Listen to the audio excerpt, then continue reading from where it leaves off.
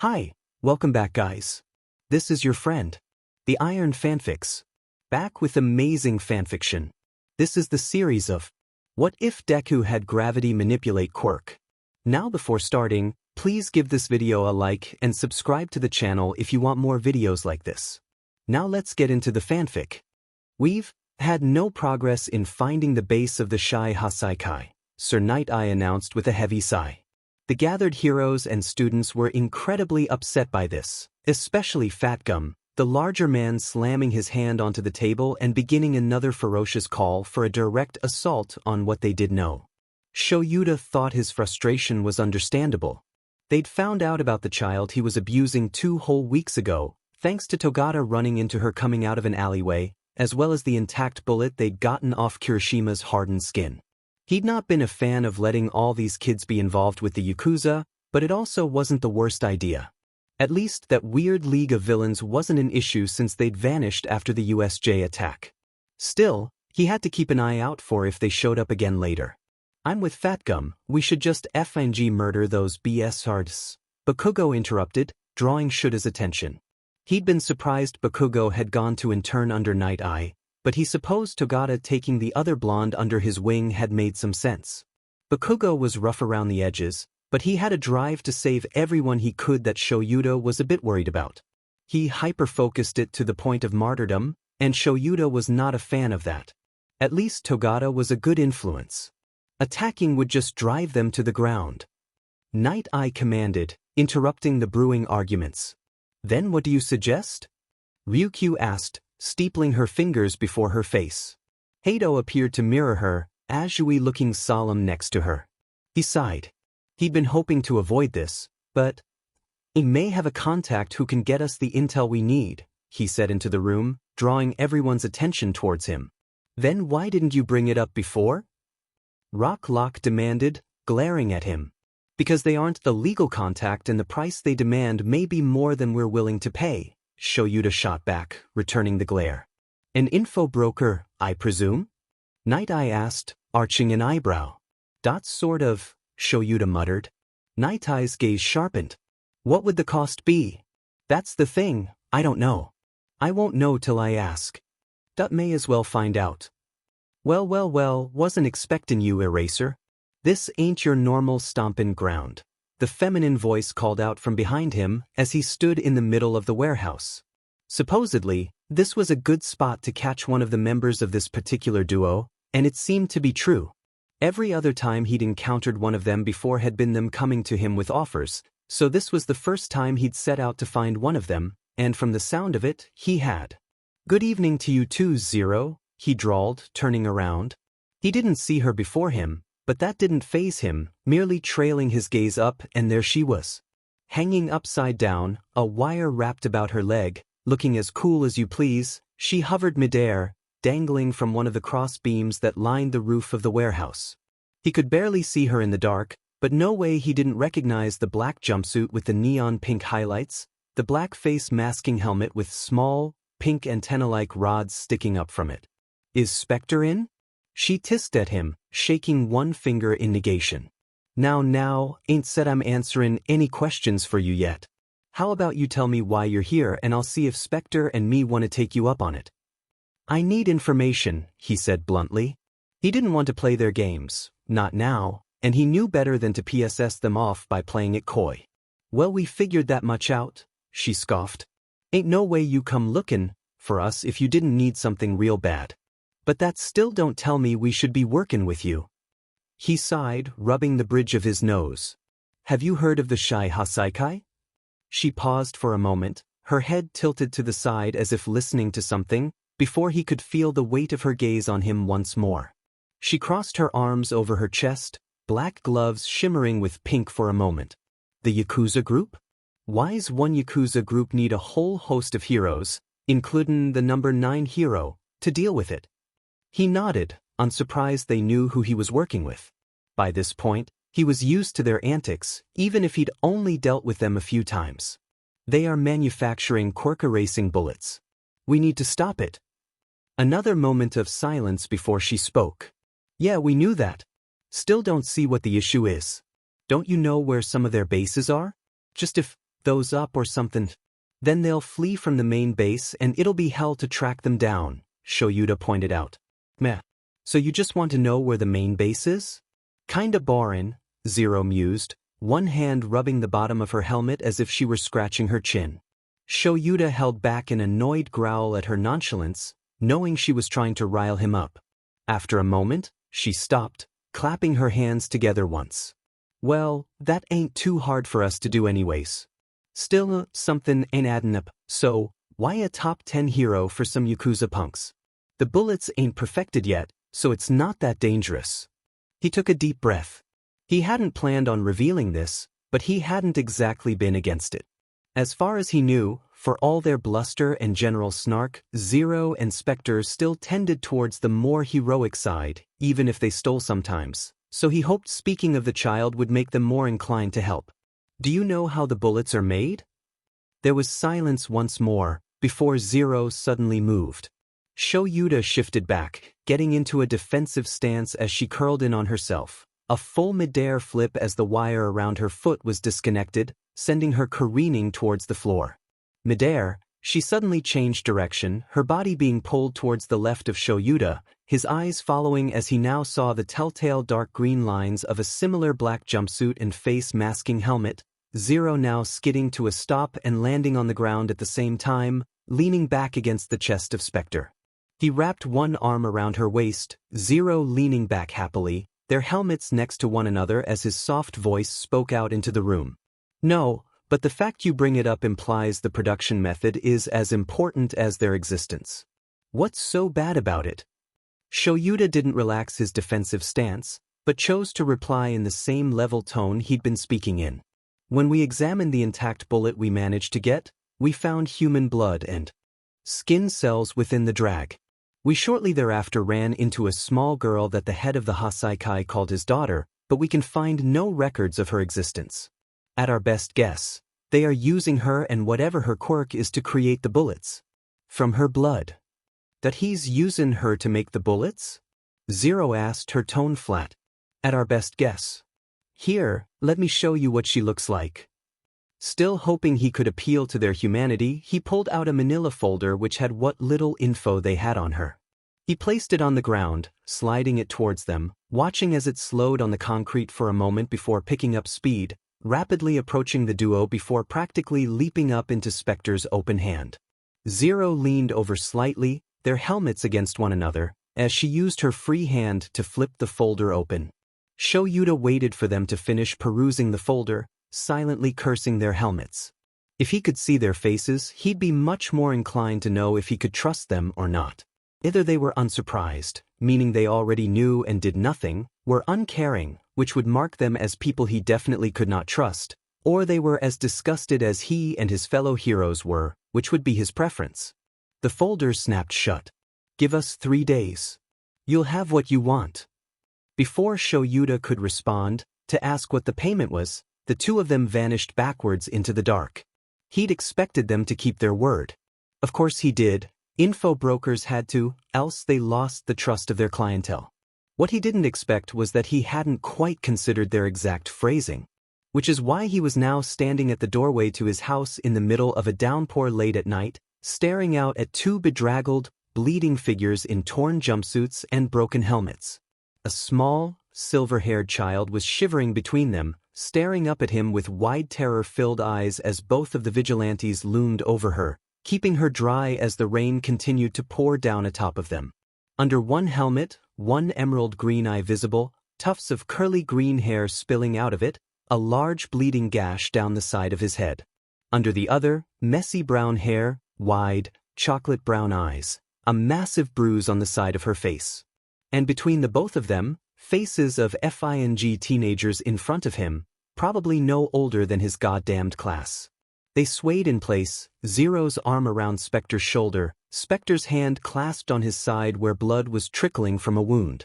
Zero's leg was wrapped in terrible, wet bandages, red visibly staining the bandage as her leg trembled.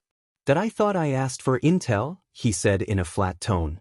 Spectre giggled. Yes, giggled, his voice much higher pitched than Shouta was used to, the helmet's distortion not active right now. with a faintly drunken quality to it that came about due to blood loss, if he was to bet. We said we'd get you what you want. So here's Eri, she's 6, and Kai's wishing he was dead right now. Don't worry, Eraser, the Shie Hassaikai's done and dusted, we called it in already. Anyways, you should take Eri and make sure she's okay and safe till we know all of them are arrested. Shouta stared at them for another moment. Why didn't you take her to a hospital? Too many questions. Plus, if her quirk's what I think it is, only you can keep it under control, Spectre said rapidly. And what is it? Zero held out a plastic bag, within it a notebook. These are our notes on it. Put it in the bag so it didn't get wet. Her voice was exhausted, breathy, and she sounded like she was half a second from passing out. Why don't you explain it to me in person? Shouta offered, gesturing behind him to his house. The two children, yes, children, looked at him in utter confusion, as if the idea of coming into his house was so strange it hadn't occurred to them. No reason for that. We should get going and you need to get Eri out of the cold, she could use some warm clothes, Zero said, still leaning over Eri to protect her from the rain. You're both wounded. I can at least help patch you up, Shouta offered. Internally, he was getting more and more worried as they stood there, diluted red starting to stain the concrete steps before his front door as more blood dripped off the duo, reminding him they both clearly had open wounds somewhere that he couldn't see. And no, we're fine, Eraser, Spectre began to argue, a smile visible on his bloody lips, but Zero wobbling in his arms changed his expression instantly. Shouta watched, almost fascinated, at how quickly Spectre's expression changed to a panicked, worried gaze, one hand reaching up to gently rub Zero's face as he whispered to her, Hey, Machi, you okay?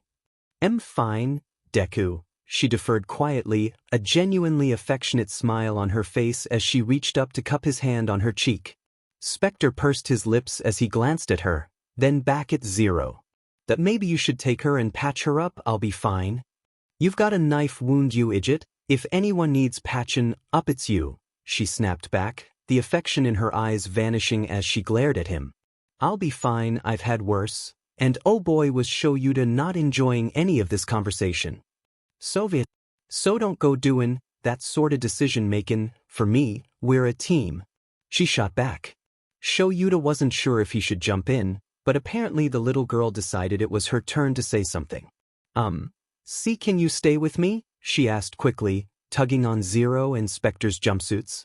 The vigilante duo turned wide eyes to look at her, staring down at her in consternation. You saved me and I don't know him, she pointed at Shouta. So, can you stay please?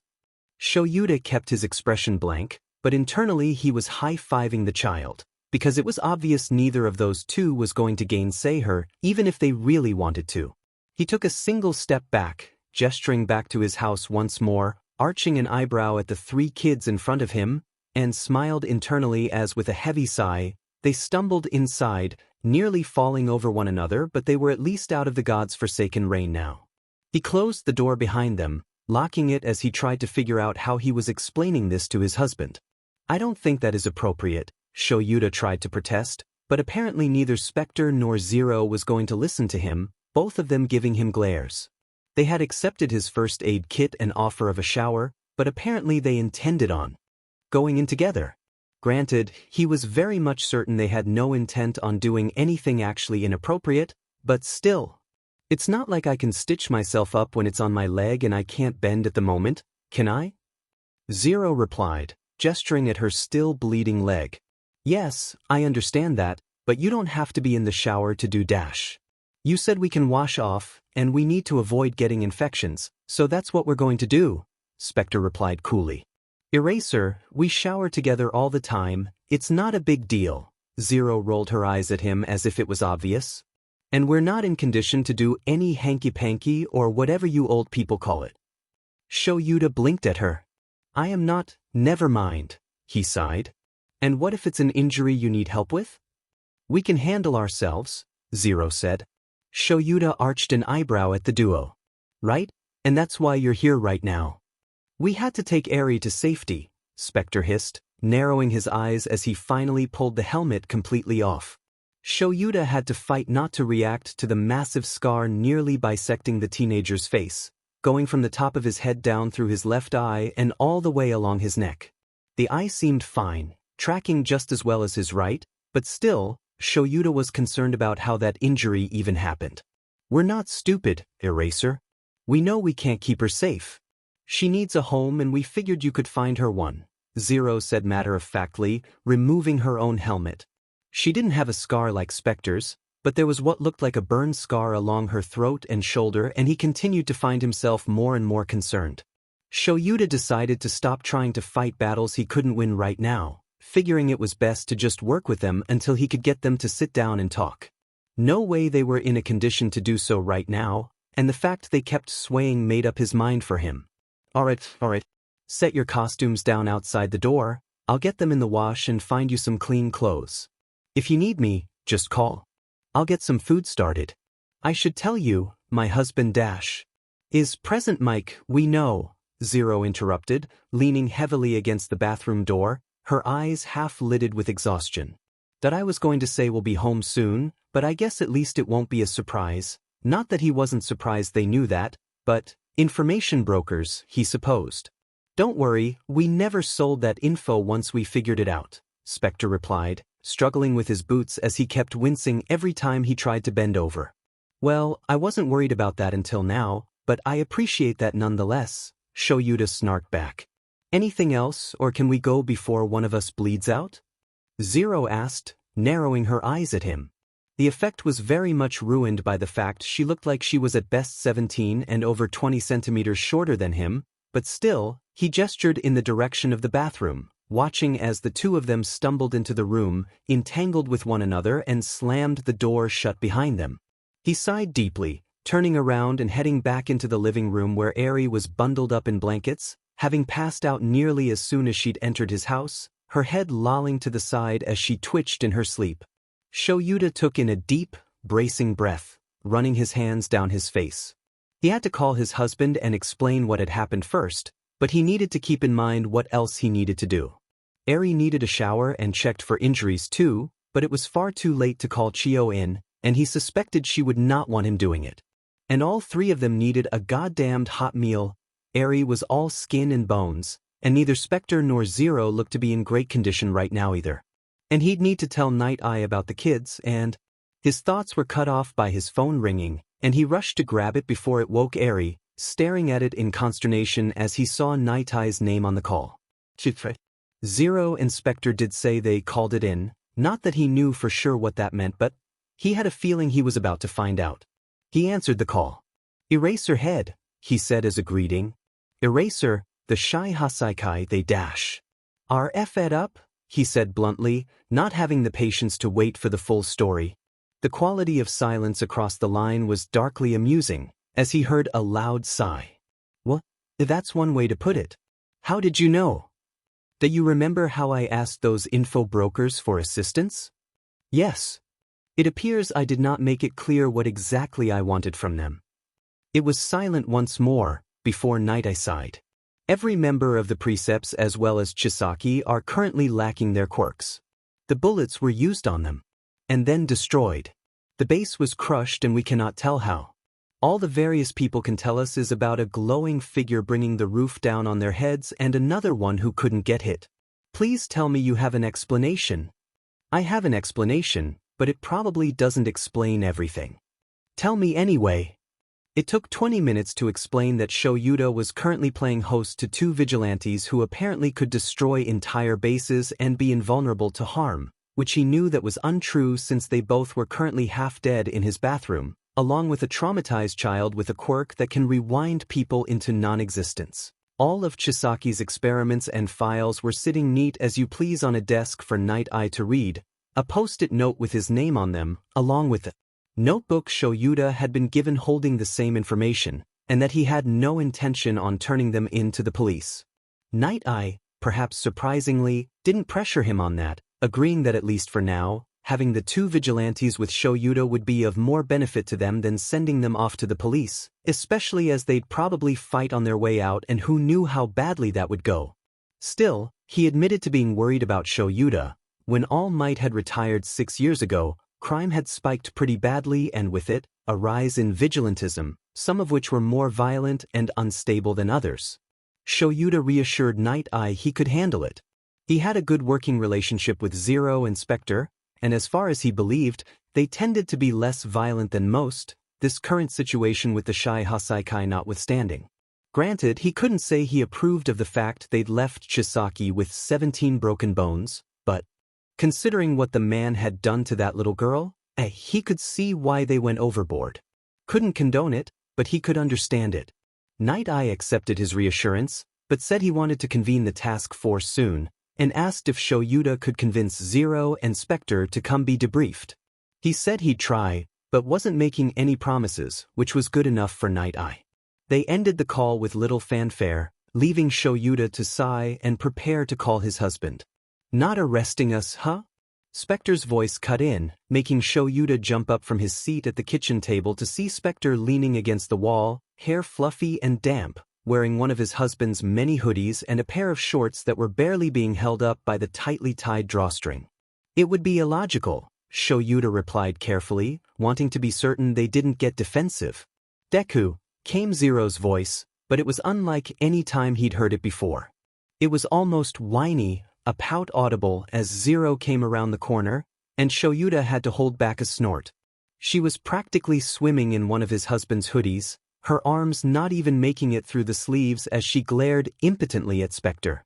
Spectre didn't fit them well either, but he had more centimeters in height and broader shoulders than Zero, so at least it managed, but on her it may as well have been a blanket, and she seemed displeased by it.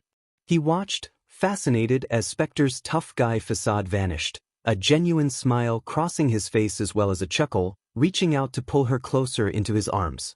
She willingly fell into them, her eyes nearly closed as she snuggled into his side. Shouta bit his lip, she looked exhausted, and Spectre didn't look much better, his arms shaking as he held Zero in his arms.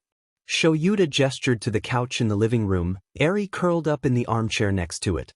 You two want to take a seat? I still need to call my husband, and then I'll get some food started. No need. We can get out of your hair, just tell me where our costumes are so we can get going. We'll bring the clothes back, Spectre replied, his mask back on as he stared at Shouta. Shouta had to navigate this carefully, because no way in hell was he letting these two children leave into the cold rain, exhausted, bruised, and suffering a lot of blood loss. I was going to put the costumes into the wash. It'll be difficult to travel without being noticed if you're carrying bloody clothes, you know.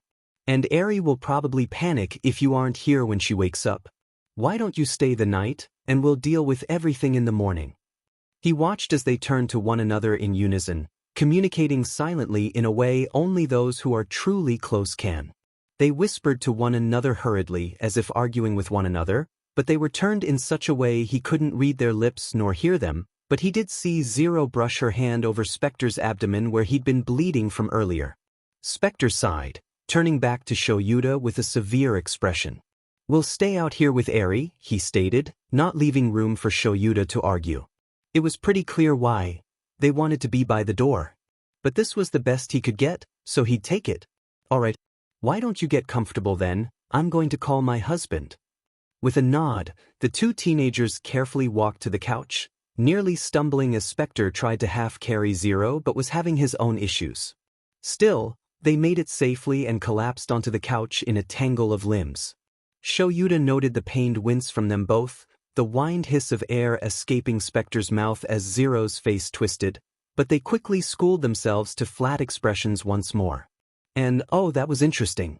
As Shouta turned slightly, keeping them in his peripheral vision, he saw Spectre wave a hand and the blanket on the other end of the couch shot towards him, stopping just before it hit his hand and then falling into his lap. He flung it up and out, Zero reaching out to wrap it around the both of them, the two teenagers now curled up beneath one blanket. It was painfully cute but also just painful to witness, because the guarded expression on their faces didn't change. He decided to leave them be for now, calling his husband. He waited for a bit for the rings to go through, knowing Hisashi was currently on air but would find time to break off for his call, and then it went through. Sho? Something wrong? Hisashi asked, his voice almost frantic. Not really. Shouta replied, realizing he wasn't entirely sure how to express this. Okay, so, it's a long story, but there are 2 injured teenagers and a small child in our house right now who are going to spend the night? The other side of the line was silent for a minute, Shouta waiting for his husband's inevitable questioning, and he got it pretty quickly. Come again? With a sigh, he situated himself at the kitchen table and began explaining, again, going through the whole explanation as best he could. In the corner of his eye, he could see Spectre watching him, narrowed green eyes paying very close attention to him. Zero was curled into Spectre's chest, but he could see she wasn't asleep either. For all her closed eyes, her breathing was too rapid. He could imagine she was listening just as intently as Spectre. What in the world had made these 2 so hypervigilant? He had to wonder, and he wondered how much he would be displeased if he ever knew. By the time he'd finished explaining, he could tell Hisashi was getting ready to leave from his show. It wasn't unusual for it to happen. Present Mike was a hero and his listeners expected it, but Shouta still felt guilty he was shoving this all on his husband out of nowhere.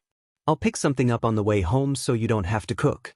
Something simple, like ramen, Hisashi said absently, the sounds of him shuffling about the studio audible to Shouta. Probably for the best. I don't think we have much that'd be suitable for them right now, Shouta murmured. That I'm guessing you can't really tell me, but how bad is it, you think? I don't know, but I don't really like that. Shouta knew Hisashi would understand what he meant, that he was very, very concerned right now. Got it? Keep an eye on them. They know I'm coming. Shouta snorted. They know who you are, even. Told me they didn't sell the information either. We didn't, I promise, Spectre called out, his voice a bit slurred. Shouta risked a glance at the green-haired teenager, finding himself mildly pleased that he looked like he was starting to fall asleep. Zero's breathing had evened out, and he hoped that meant she'd already passed out, because the best thing for any of these children right now would be rest, and if she had fallen asleep, maybe he'd follow her soon. Or so Shouta hoped. He offered an acknowledging nod back to the vigilante. Smart kids. All right, I'm about to leave the studio. See you when I get home, babe. Stay safe, Hisashi said. You too, Shouta replied, hanging up and setting his phone down. He turned to look at Spectre. Hisashi is bringing home some food for everyone. That okay? You don't have to worry about us, Eraser, Spectre tried to protest, but Shouta cut him off with a raised hand. Just let us at least offer a meal, okay? He was trying to be soft and not pushy, but the constant pushback was admittedly getting frustrating. He'd do the same for anyone on his steps, not just some teenaged vigilantes that had a worrying number of scars, and he wished they'd understand that. Spectre stared at him for a moment, before it looked like all the fight drained from him, exhaustion seeping into his gaze. Fine, he murmured, resting his head against Zero's and sighing into her hair, the brown-haired girl unconsciously snuggling closer. Shouta took a deep breath. This was the best he could do right now, and hopefully he could come up with a plan later. For now he'd just wait for his husband's return, and with any luck, one of them would have an idea.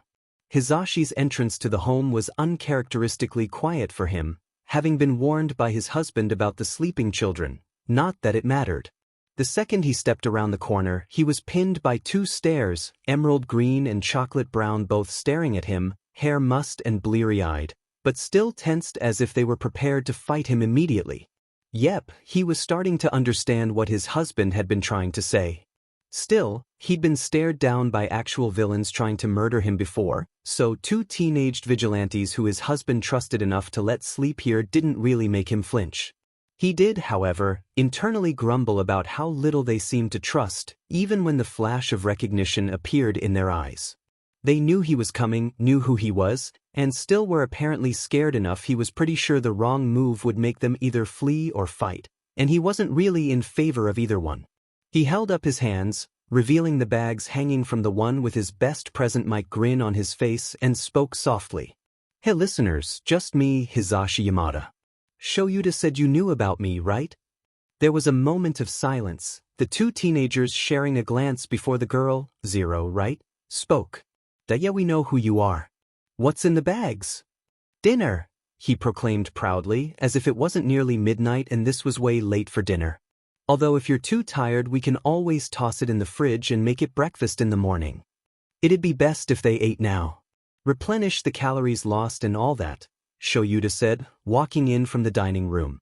Hisashi grinned at his husband, happy to see him, but out of the corner of his eye, he watched the two teenagers once more conferring with one another in soft tones, their mouths angled in such a way neither he nor Shouta could read them.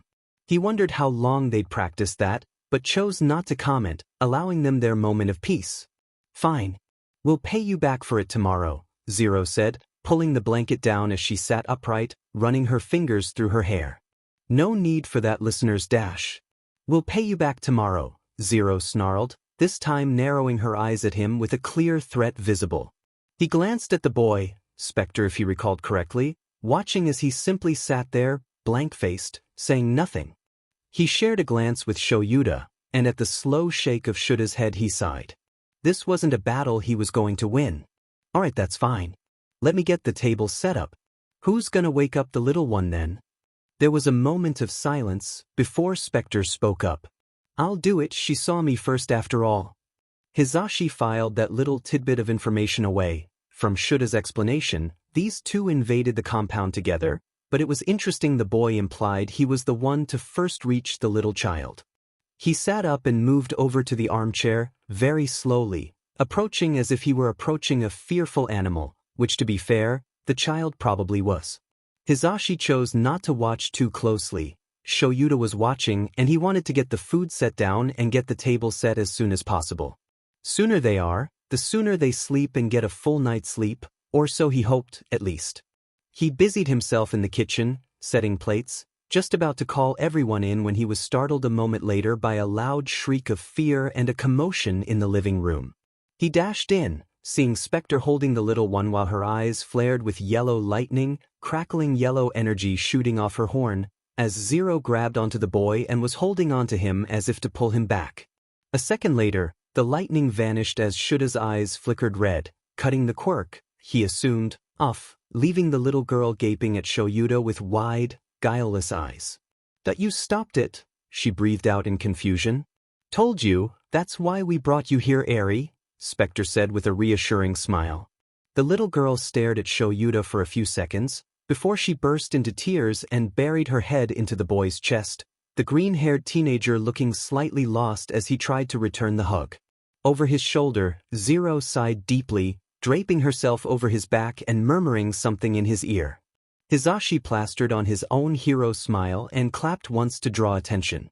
Well, dinner's ready for everyone. Come, come, he gestured to the dining room table, waiting for the kids to get to their feet. It didn't take long, both teens slowly clambering to their feet, the little girl still in Spectre's arms as they walked into the dining room. Well, walked was gracious, they half stumbled, Zero clearly limping, but Shouta's almost minuscule shake of his head stopped Hisashi from commenting or offering aid.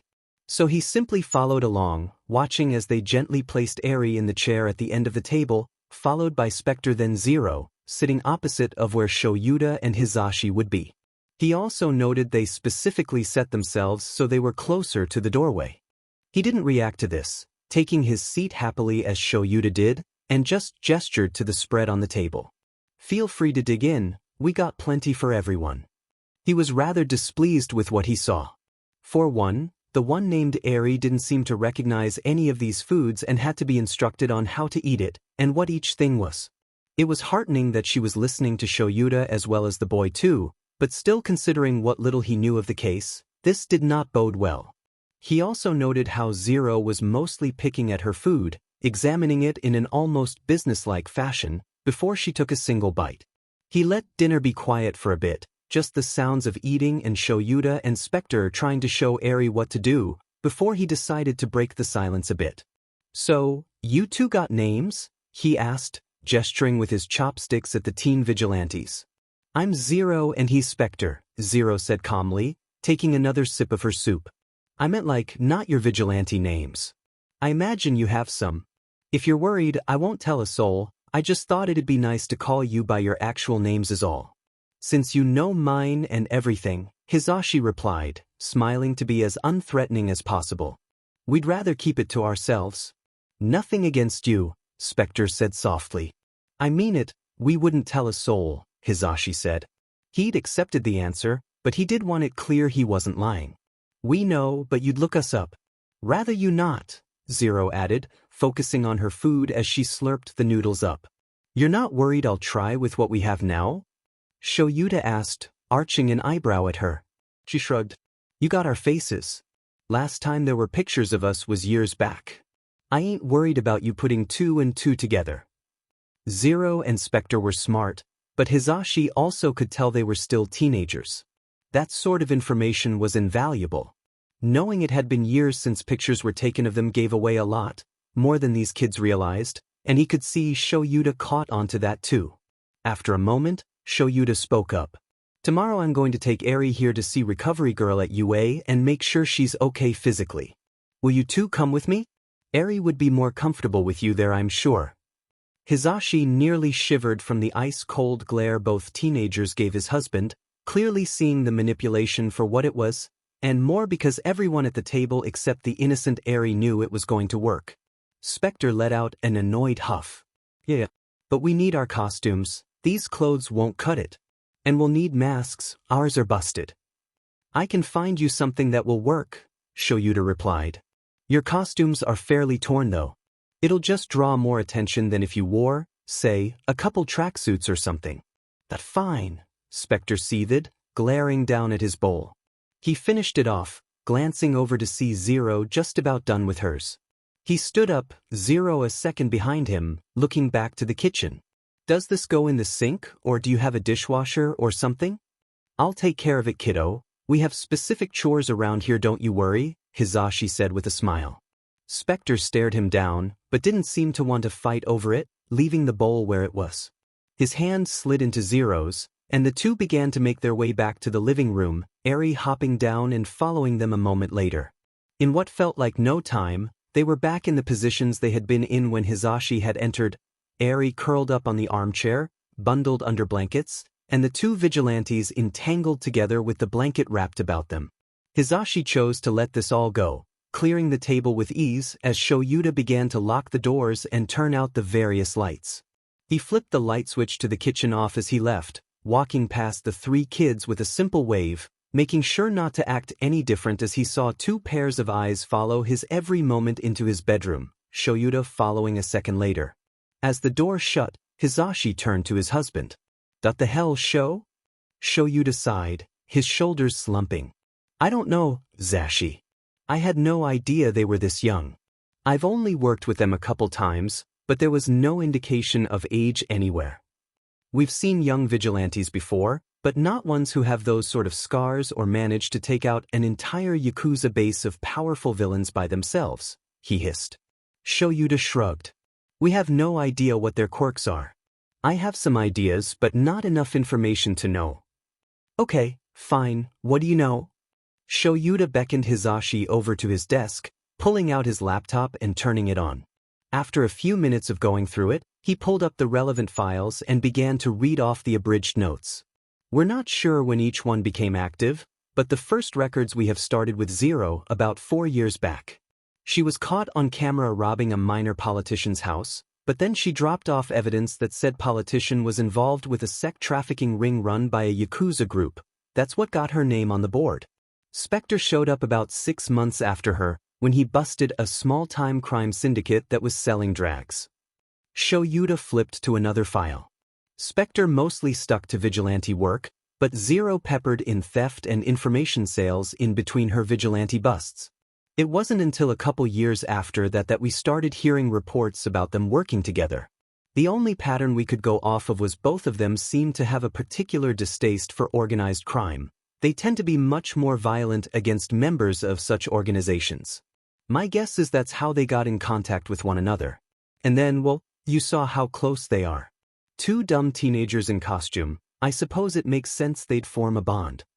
So neither of them started until after All Might's retirement, just about the same time organized crime began to rise up once more, Hisashi said slowly. And they are more aggressive towards organized crime, you say? Shouta nodded. Most of their busts seem to focus on those sorts of things. It's why I reached out to them about the Shie Hassaikai. I knew if anyone had information on them, it'd be those two. So, it stands to reason that maybe organized crime is what got them into this line of work, Hisashi mused. That cut on Spectre's face, it could be a warning of some kind, or a failed attempt at killing the kid. I thought so too, but Zero's burn wouldn't make much sense, there's no pattern or brand to it, just a large burn. Hisashi nodded absently, looking over Shouta's shoulder at the files. Maybe, but still, worth considering? Shouta sighed. Already have been. But I doubt I'll find anything. That said, Nighteye sent me an email just a bit ago that said they have some camera footage from when these two attacked the Shie Hassaikai compound. It might shed some light on them. Hisashi arched an eyebrow. Huh? They didn't destroy the cameras? Seems they tried to, but they missed a couple. I imagine escaping with Eri was the higher priority, Shouta replied. Hisashi rubbed at his face, flopping down onto the bed. But they're just kids, like our students. And they're out there fighting Yakuza. And a few B and A rank villains, Shouta replied flatly. Hisashi groaned. Do you think they have problems at home? Zashi, to be honest, I don't even know if they have a home. I can't imagine any parents would miss how often they are out and about. I've heard of them working for weeks straight. So, cards on the table, we letting them leave? Hisashi sat up, leaning forward to look his husband in the eyes. Shouta glanced at him sideways, but didn't fully meet his gaze as he spoke quietly. We can't stop them if they want to go, Zashi. I'm delaying them, but it won't work forever. Especially because they know I am. So, we make them want to stay, Hisashi offered. And how do you think we can do that? Hisashi shrugged, sitting up. They try to do good, right? Can't we, maybe, convince them to try the vigilante reform program? Hell, get them in your class, they know you already, and they'd have some possible friends their age. That's going way too far ahead, Zashi. They don't trust me. Much less anyone else at UA. They are tolerating me, Shouta replied with a groan. So we make them trust us and then try to convince them to stick around? Same question stands, how? Hisashi let out a deep sigh, leaning into his husband's shoulder. That, I'm still working on. Shouta let out a grunt, closing his laptop. Let's just get some rest. Maybe we'll have some ideas tomorrow. Getting one small child and two teenaged vigilantes who wanted to keep their faces covered onto UA campus was strangely simple. A couple hats and face masks, UA track uniforms, and Spectre just carrying Eri in made it pretty easy. It helped that it was so early, none of the students had left their dorms yet. Which was good, since Zero was still limping and Spectre was trying not to show how much he was favoring his left side where the supposed stab wound was, and wasn't that a fun thing to think about? Chio had been briefed, already prepared. With the knowledge about what Eri had gone through, she'd cleared out a different, more comfortable room for her examination of the girl, and had forfeited her lab coat and syringe cane, which seemed to help. Eri was more comfortable with her at least, her friendly, grandmotherly demeanor easily able to relax the girl. Of course, having worked with her for years, Shouta could tell exactly how angry she was at what she witnessed, but she never showed a single iota to the girl. Which made this much, much easier, as Eri was handed a small lollipop for being a good girl and Chio had shuffled over to where Shouta and Hisashi were standing. Well, I've done all the tests I can without drawing blood, but she's going to need a lot of work, she warned quietly. We figured, Shouta sighed. Felt like that's all he did lately. That said, I'm going to write up a quick diet plan and some basic recommendations on what to do with her for improving her health. I assume she's staying with you too? Chio asked, arching an eyebrow. Shouta realized he'd never quite discussed that with Hisashi, but then again he already knew Hisashi's answer. The girl needed caretakers, Hisashi had always wanted kids, and he was uniquely qualified to help her with her quirk. He nodded, able to see the smile crossing Hisashi's face in the corner of his eye. Chio nodded back, before eyeing the two teenagers in the corner quietly speaking to one another. She narrowed her eyes, and Shouta knew what she was seeing. Spectre's hand clasped to his abdomen, Zero leaning heavily on him and off her hurt leg, but he had no time to warn the teenagers before she stomped over, making them both jump. Let me see, she ordered, her tone saying no arguments. Spectre's eyes were barely visible under the hat, but even Shouta could see the stubborn set of his brow, the way Zero's shoulders tensed up. "We're fine, recovery girl. You should dash. I should do my job and examine the two of you. Let me see." Zero spoke up this time. "Deku said it, we're fine, we're just fine. Don't worry about us none, we're doing all right." Chio reached out with her cane and pointed it at Spectre and then Zero's face. "You know my name, which means you know what I do. It is my job to patch people up. Don't argue and let me see. Just let me do my job. It'll make my old heart worry less. And you don't want that little girl worrying about her heroes, now do you?" Shouta had to hold back a snort of laughter. He had barely told Chio any details, but she already had figured out these kids' weaknesses, and it was hilarious to watch both of them get so frustrated yet not say anything because they didn't want to disturb the happy child on the other side of the office. Spectre sighed, lifting the top of the track uniform up, revealing the spot he'd supposedly been stabbed, and damn it, Shouta should have checked further. It was stitched, for the worst definition of stitching he'd ever seen, then plastered with a falling-apart bandage that was nearly soaked with blood. But more than that, what little of the kid's abdomen he could see looked more pockmarked than his body did, and he'd been a pro for over a decade.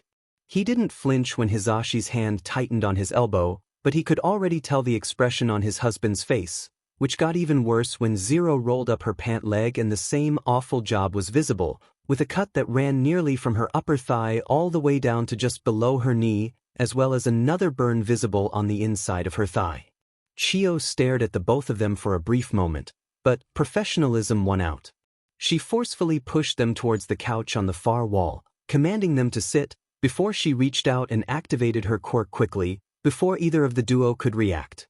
Shouta saw Spectre's eyes open wide and look like he wanted to move, but he slumped back a second later, leaving the confused Zero unsure, which was long enough for Chio to hit her with the quirk, exhausting the other teen. Neither one passed out, surprisingly, but both now looked nearly boneless as they gave what little glare they could. "Stop that. I needed to do that so I can remove this shoddy stitching. Now sit still and let me cut it out," Chio commanded them, bustling around for the equipment she needed. Spectre's eyes turned to glare at Shouta. "Word eraser," he tried to snarl, but it came out as a breathy, exhausted whisper. "A word." Hisashi couldn't help himself. Shouta shrugged, pointing at his husband as if to say, "Wasn't me." "Just stay still and eat some of these gummies," Chio ordered as she began to pick the stitches out. Spectre kept quiet as ordered, angrily munching on the gummies, Zero doing the same next to him. It took little time for the stitches to be removed, but that was apparently enough that both teenagers were ready to get up. Zero looked at Shouta. "So, our costumes?" Shouta blinked at her. "I have a class to teach. Any chance you two can wait till lunch for me to go get them? Then what the hell are we supposed to do all day?" Spectre growled. "Take the day off? You can just stay here for a few hours." He trailed off at the glare both of them were giving him, before groaning. "Fine, want to sit in on my class then?" "Not particularly," Zero muttered. "Well, those are your options. Or we just leave and get replacements," Spectre shot back. "Of course, I'm sure you have a bunch of replacements, right?" Shouta already knew the answer to that. They wouldn't be so gung-ho if they did, and he knew quality costumes when he felt them. Not sure how they got a hold of them, but however they did, it likely was expensive as hell. Not something that is easy to replace. Fine. Whatever. Let's see how your students do, Spectre said. Under one condition though. That is, gimme a notebook and some pencils. I want to get some actual work done if we're going to be stuck here. Shouta shrugged. Seems reasonable. He gestured for the two of them to get up. Will you be okay watching Eri as well? Of course, Zero scoffed. She strode over to the girl, holding out her arms as Eri looked up at her approach. With ease, she jumped up into Zero's grasp, the now no longer limping vigilante holding her happily. So situated, the hero, two vigilantes, and small child all headed to his class, where he imagined he was about to get bombarded with questions. I'm going over this once. Due to extenuating circumstances, Those three will be sitting in on this class until lunch. Pretend they are not here, Shouta began, as Zero and Spectre took seats in the far back corner, as far away from the students as possible. Zero had Eri in her lap, allowing her to color in a coloring book that for some reason Nemuri had lying around, the vigilantes choosing to ignore his students as much as possible. His warning seemed to function well enough, the students clearly wanting to ask questions, but a single glare from him stopped them as he quickly began class. That said, something he'd failed to take into account was warning the two vigilantes about some of his students' abilities, specifically Jiro. Looking back, he wondered how he hadn't caught on. It wasn't like he'd never heard the word Deku before from Bakugo. He didn't speak about it much, but he knew Bakugo had mentioned a Deku before to his friends. And he had heard Zero call Spectre Deku, which considering he called her Machi, he'd assumed was a nickname. But for whatever reason, it never connected in his mind. So when he let the class loose to work on a small group project, a paper on hero cost-benefit analysis for rescue operations, he wasn't really paying attention to Jiro plopping down next to Bakugo and leaning in to ask, "Hey, didn't you have a childhood friend named Deku?" He heard her say that and dismissed it, not thinking about it. Not even thinking about it when Bakugo replied, "Yeah, so what?" And missed how she jerked her thumb to the back of the room and said, "She called that guy back there, the." What he didn't miss was Bakugo going ramrod straight for a brief moment, before turning around in his chair to stare at the back corner, his sudden, silent movement somehow quieting the entire class. It was like they all just knew to be silent, which made it all the more loud when Bakugo whispered, "Deku?" to the back corner, and Shouta watched as Spectre paused, looking up, really looking at the class for the very first time and locked emerald eyes with Ruby. In a confused, querulous, almost frightened voice, Spectre spoke. "Kaken." Internally, all Shouta could think was, "That well, sheet." It was like clockwork. Spectre turned to Zero and spoke quietly, but his voice was clearly audible. "Just hold on and let me deal with this," he said, to which Zero's eyes narrowed. Aizawa couldn't see the expression she gave, but after a brief second Zero nodded severely, wrapping her arms around Eri and giving her a quick hug. Bakugo had just stared at the figure as Spectre stood up, turning to look at Bakugo, face still hidden. Shouta wished he saw this coming. He really, truly did. But it felt like it happened in slow motion. Bakugo's expression began to twist, to curl, going from shock, to the happiest he'd ever seen on the blonde boy's face, and then started to fall, to turn into a snarl, red eyes glaring as he took one single step forward, and all hell broke loose. Spectre bolted for the window and without even an "as you please," launched himself through the glass. Shouta shouted in fear, worried that the glass would shred the teenager, but his keen eyes noticed that Spectre had somehow made the glass hover around him for a brief moment before falling away from his body, the vigilante twisting in midair as he hit the ground, rolling to bleed off some of the impact. He landed well, but it was still a two-story drop, and Shouta could see him stumble for a brief moment as he started to run.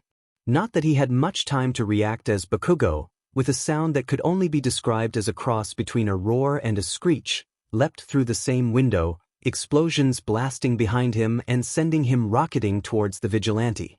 Half the class leapt to their feet, but Shouta slammed his hand down on his desk, pulling everyone's attention to him. "Silence," he hissed. "Get back in your seats and stay there." "But sir, why would that boy dive through the window like that? And why is Bakugo chasing him?" Ida asked, his hand chopping the air as he turned towards Shouta. "I'll explain later." "Zero!" Shouta shouted, making the girl turn her head up enough to look at him. Idly, Shouta noticed how many of his students reacted to the name. Ida, Todoroki, Yaoyorozu, and Shinso all perked up, staring between him and the teenager in the back corner. The hell's going on? She had the audacity to shrug. "You want an answer?" you asked Deku. Him and Kaken got history. Never expected to see him here. Probably shoulda by Deku's stories about him though. Shouta slammed his hand over his face. "Forget it. Stay here. I need to find your boyfriend before Bakugo kills him. The rest of you, stay in your seats and don't pester her." With that, he bolted out the window, his capture cloth grabbing the ledge and letting him drop quickly, falling into his own role as he launched himself down the path where he still heard the explosions, heading straight towards one of the larger training grounds. Shouta had been chasing the two teenagers for a good 5 minutes before the sounds of explosions seemed to finally peter out. He bolted over another rooftop, using his capture scarf to fling himself to the last location he'd heard a sound, and falling into a roll he came up on the edge of one of the buildings in ground beta. Peering down, he saw Spectre standing there in the middle of the street, Bakugo a few meters away from him. Bakugo's fists were clenched, but pops of his quirk were audible as he glared at Spectre, teeth visibly grinding even from Shouta's perspective. He decided to stay quiet and see what happened, not wanting to just jump in and trigger anything violent since both teenagers seemed to have at least calmed down slightly. Is that really you, Deku? Bakugo asked, his voice a growl but an almost beseeching tone in it. Yeah. It's me, Spectre replied, his customary sarcasm missing as he spoke softly. Bakugo stared at him for a good 10 seconds, before he bit out, "Take off the effing mask." To Shouta's immense surprise, the normally recalcitrant Spectre did as he was asked, pulling the hat off his head and removing the face mask, revealing his scarred, green-eyed visage to the other teenager. Shouta blinked rapidly, seeing Bakugo's expression shift through a dozen emotions so rapidly he had no idea what he'd settled on, the explosive teenager's shoulders shaking. Bakugo swallowed audibly, taking a step forward, his fists still clenched at his side. 7 years. 7 years. We've been looking for you for 7 years. Spectre's expression twisted, looking almost remorseful. His voice was still soft, quiet, almost comforting as he replied to Bakugo. I know. I'm sorry, Kaken. I couldn't dash. Couldn't what? What the hell couldn't you do? You couldn't tell us, couldn't tell me you were still FNG alive? Bakugo roared, flinging one hand to the side, taking another step forward, stomping on the cracked concrete as he moved. Spectre sighed, shoulders slumped. I couldn't risk you or auntie or uncle. It wasn't safe, Kaken. It's still not safe. I shouldn't even be here. I shouldn't be talking to you right now, it's Dash. Shut the F up. Bakugo screamed, no longer slowly moving forward. In 3 quick strides he was in Spectre's face, one hand gripping onto the top of his tracksuit and yanking him closer, nearly nose to nose with the blonde. Shouta almost leapt off the building at that, but Spectre didn't resist, hanging limply in Bakugo's grip as he kept his eyes locked onto Bakugo's. Bakugo shook Spectre angrily, snarling at him. Who are you to decide what's safe for us? You were effing 9. We had to bury you. Don't you get that? We had to bury you and we didn't have a body and all we had was auntie and I took flowers to your grave every effing year. How could you just effing leave us? You can't, you should have trusted Mom and Dad. Why didn't you trust them? Why didn't you trust me? Shouta never thought he'd witness the sight of Katsuki Bakugo, the most surly and snappish of his students, crying angrily, and yet, he was forced to bear witness to that, the blonde's hands now shaking so much Spectre was nearly being rattled just by the grip on his tracksuit alone. He never thought he'd see such a stricken expression on Spectre's face, a mix of pain, sadness, and guilt all wrapped up in one, but he was watching that now too. And he hadn't ignored the age, 9. Whatever happened that made Spectre into, well, Spectre had apparently happened when the boy was 9. Which meant he was right when he assumed the vigilante was the same age as his class, either 15 or 16. I do trust you, Kaken. I always trusted you, I swear. Spectre's tone was almost pleading, like he was begging the blonde to believe him. But I still, Kaken, I couldn't take the chance. I couldn't. Spectre cut himself off, choking on his words, his own eyes welling up with tears, and Shouta was really not sure how to react. There was something so painful beneath the surface of these two boys, and while he wasn't sure what yet, he was able to start putting pieces together, and the puzzle that was forming before him was not one he enjoyed. It was broken and brittle, and the specter of death was looming over it, and he was very worried about both of them right now. You effing moron. Bakugo roared, his left hand reared back for a punch as his right held tight to Spectre's tracksuit. Shouta, Honestly, he never expected the punch to land. He'd seen Spectre dodge so many punches, he knew Spectre's reputation for avoiding blows, and yet he became surprised once more as Bakugo's fist smashed into Spectre's face, the vigilante's head snapping back from the pressure, a loud crack sounding that made Shouta wince. Enough was enough. He wrapped his capture weapon around a pipe and quickly made his way down to the ground, silently so as to not trigger either boy more, but needing to get close enough to stop any further violence.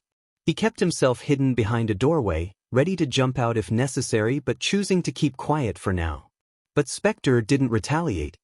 He just stood there for a moment, breathing heavily, before he pulled his head back to look at Bakugo plainly, the blonde still panting in confused, teary-eyed rage. His fists unclenched, his left falling to his side, the right letting go of Spectre's shirt, and he slumped forward. Shouta paused, feeling something heavier in the air, as Bakugo's form slumped forward, all the energy seeming to have drained from him as Spectre caught him in a tight hug, the blonde gripping the other boy tightly. "I'm so sorry, Kakin," Spectre whispered. "You'd better be, Bakugo said back, no bite in his tone. After a few moments, Spectre broke the hug, his hands on Bakugo's shoulders as he stared the other teenager in the eyes. "Kakin, you have to promise me something." Bakugo growled, angrily wiping at his eyes. "What's that?" "You can't tell Auntie and Uncle I'm alive," he whispered, making Bakugo stand up straight, the anger flooding back into his face as he growled at the other teenager. "But we buried you, you jackass. Mom and Dad deserve to know you're okay. Everyone does. I'm not even lying to them because you're being weird dash. I'm not being weird, I'm keeping you guys safe." Spectre snarled back, shaking Bakugo. "If they know I'm connected to you, they might come after you. I can handle myself. You have no idea who I'm even talking about. You've got no effing clue what you'd be getting yourself into." Bakugo spread one hand wide, as if gesturing to the training ground they stood in. "I'm a Fangahiro student, you idiot. I'm training to fight FANG villains and save the day. Are you kidding me about this sheet? It doesn't matter who it is, hell, tell me who killed Auntie and I'll go and take them out my dead self." Spectre groaned, tugging at his hair with an annoyed grunt.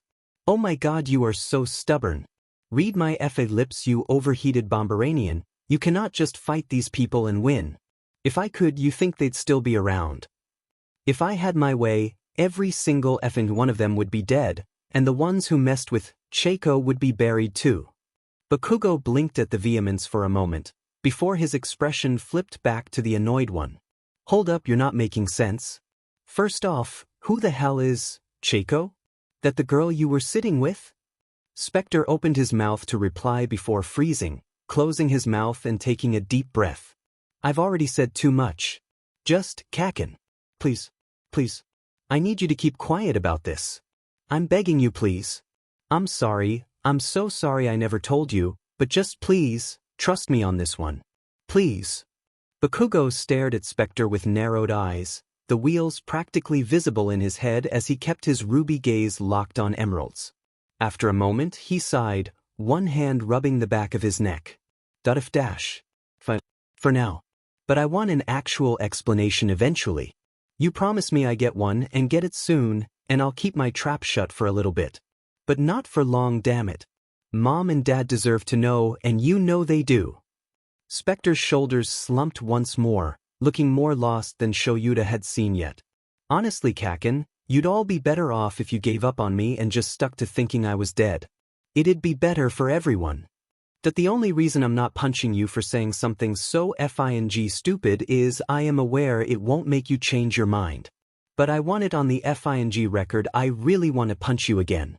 And you didn't promise me back. Promise me I get an explanation, and I'll keep your little secret for now." Spectre sighed. "Fine. I promise. But keep it from everyone. Including Eraser. He's going to ask you for details about us." Shouta realized he was in a bit of a bind now.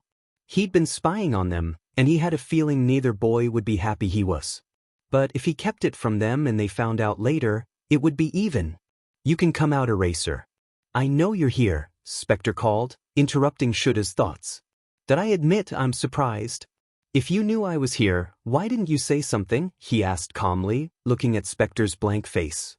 Out of the corner of his eye, he saw Bakugo looking away, as if he didn't want to meet his gaze. Spectre's face twisted in a glare, looking more like the Spectre he knew as he grabbed his face mask and began to reattach it. Because Kaken was right, he deserved answers, and I figured I wasn't going to get privacy either fang way. He slammed the hat on his head, annoyance clear in his posture as he continued. Now are you done spying on our private conversation, or what?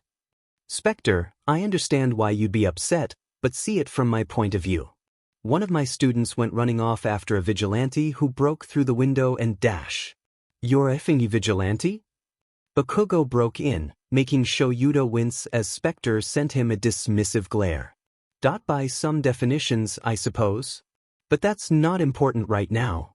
I swear to every god Izuku you had best have a goddamned good explanation, Bakugo growled as Shouta tucked away that name in his mind. Izuka? I said you'd get one and you'll get one. Later. Eraser? Yeah, I'm not unreasonable, I get why you followed. Still shoulda come out before, instead of being a effing spying snake.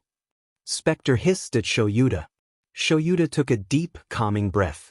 He was well used to temperamental teenagers snapping at him, and this one just so happened to be more prickly than most. And to be fair to the boy, he had caught their clearly very private conversation. He did owe him an apology. He held up his hands placatingly. You're right. I should have identified myself immediately.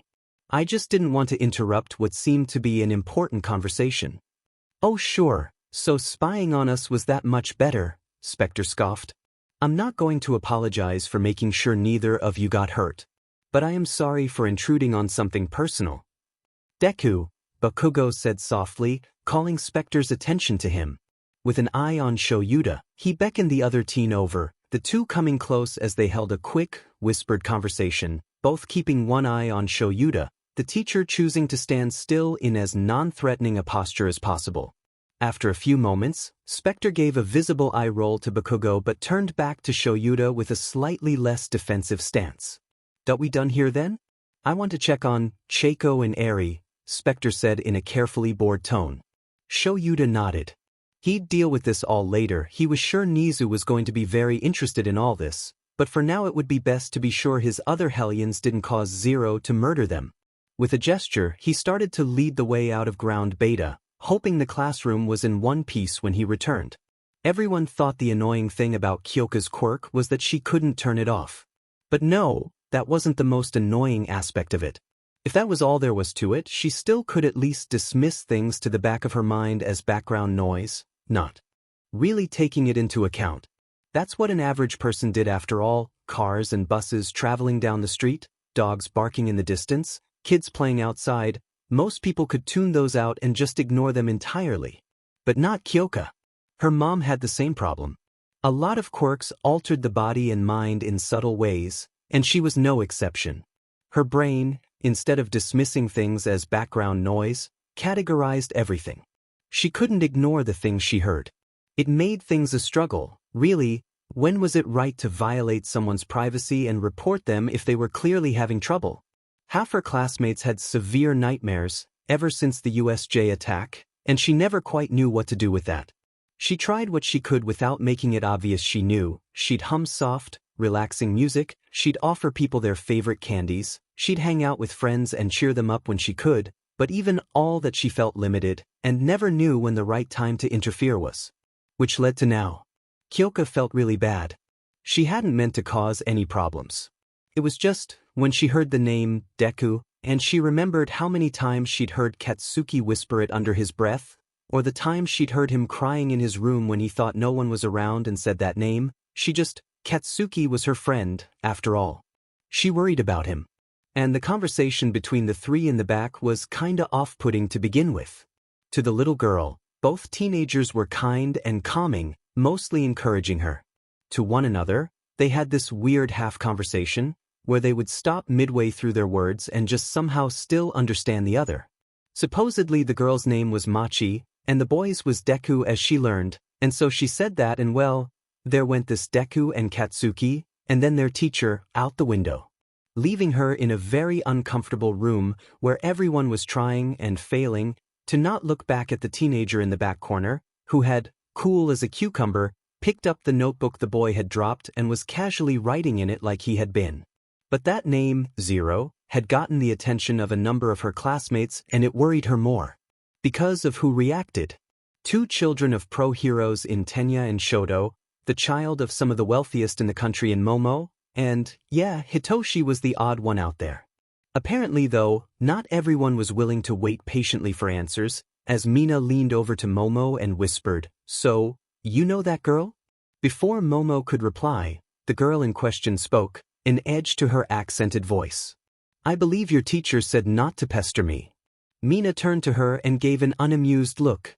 "Well, I'm not asking you, am I?" "You're a skin about me, that's the same thing, princess," Zero retorted, still not looking up from her notebook. "The point is moot regardless because the answer is no, Mina." "I don't know her," Momo replied calmly. "Then why did you flinch at the name?" Denki asked, apparently not able to see a clear intent to stop the conversation. "It's nothing, don't worry, Momo began, but Shoto cut her off. "Zero is the name of a thief and information broker," he said in a quiet, calm voice. There was a flicker of pink from the back of the room, just a flash as the girl in question's hands stopped moving. "I prefer vigilante, if you gotta label it," she said quietly. "Then you are Zero, the vigilante who works with Spectre?" Tenya asked, standing up from his seat and turning around to look at her. Her hand, previously frozen, started writing again, still steadfastly refusing to look up from her notebook. "Don, see how it's any of your business, but fine. I am. What about it?" Tenya strode through the room, ignoring all the hissed whispers to sit down and wide eyes worried about him breaking the rules, until he stood in front of her seat. After a moment's silence where everyone worried what would happen, he leaned forward in a deep bow, making Kyoka's jaw drop, and from what she could see in her peripheral vision, half the class as well. "I wish to offer my heartfelt gratitude for the assistance you provided my brother against the hero killer," Tenya exclaimed, still in a perfect 90-degree bow. "He was most clear that without your and Spectre's help, he would have been injured or worse. So, please, allow me to express my thanks." Kyoka finally got to see Zero's eyes beneath the hat, a chocolate-brown gaze lifted up to stare at Ida in confusion for a moment. "Oh, Ingenium is your brother, huh? Welcome," Zero replied, sounding the most unsure she had since she'd entered the room. She cleared her throat. "But, we weren't there to save him, you know? It was more a happy accident or whatever. Stain was a JRK and glad we put him down, but Don wanna take credit for what was more a chance meetin' or whatever." Tenya stood upright, shaking his head. "That merely makes me more pleased to know that you saw a moment of danger and rushed in to help my brother. Once again, I offer my deepest thanks." Kyoka, for all her confusion and worry about how this day had gone, could barely hold in a snort at the clearly flustered vigilante in the corner as she tried to wave off Tenya's earnestness. Ida continued, looking over at the window. "Oh, was that young man Spectre? I hope he returns soon so I may offer him my thanks as well." I can, pass it on if he doesn't," Zero offered, her shoulders scrunched up like she was embarrassed. "That would be most appreciated, but I do hope he returns soon." Katsuki seemed somewhat upset. Zero's shoulders lost some of their tension and she shrugged, looking down at her notebook once more. "Deku and Kaken got some history together, that's all. I'm sure they'll figure it out." "Kaken? Oh my god, that's adorable, I'm so calling him that," Denki said with a wide grin on his face. "It's your funeral bro," Hanta added, snorting at Denki. Zero shrugged again. "It's what Deku always called him when he told me stories about him." "So, Spectre's real name is Deku then?" Momo asked, tilting her head to the side. "It's a nickname," Zero muttered, her body language closed off as she seemed to start feeling exposed, if Kyoka had to guess. It seemed to be bothering the quiet little girl in Zero's lap, turning around slightly and tugging on Zero's sleeve. Zero bent down so she could whisper in her ear, and even though Kyoka wanted to give them privacy, she really could not turn her ears off. I call him Deku too? The little girl asked. Zero's eyes crinkled in such a way Kyoka was pretty sure she was smiling as she whispered back. Sure you can, he'd be happy if a cutie like you did. Kyoka hadn't expected such sweet words from the vigilante, and yet here she was, comforting that little girl. Honestly, she couldn't blame her classmates for their curiosity at this point. Zero was interesting. Hey if you're Zero, who's that? Aijiro asked, pointing at the girl in Zero's lap. Said little girl squeaked as attention came towards her, turning her face inward to hide in Zero's shirt, making the vigilante turn to glare at Aijiro for a moment, before letting out a sigh. Her name's Eri. We needed Eraser's help with her so dash. Wait, Eri as in the child the Shie Hassaikai had ribbit? Tsu asked, one finger on her lips as the room seemed to skid to a stop at her words. It wasn't like they'd missed out on what had happened. The work-study students had tried to keep everything under wraps, but when the news reported on the sudden destruction of a Yakuza base overnight, it ended up getting spilled out about the mission they had planned on going on and it being squashed. Zero's piercing gaze stared Tsuyu down, Tsuyu merely keeping her placid expression locked on the other girls. Zero huffed. Yeah, that's her.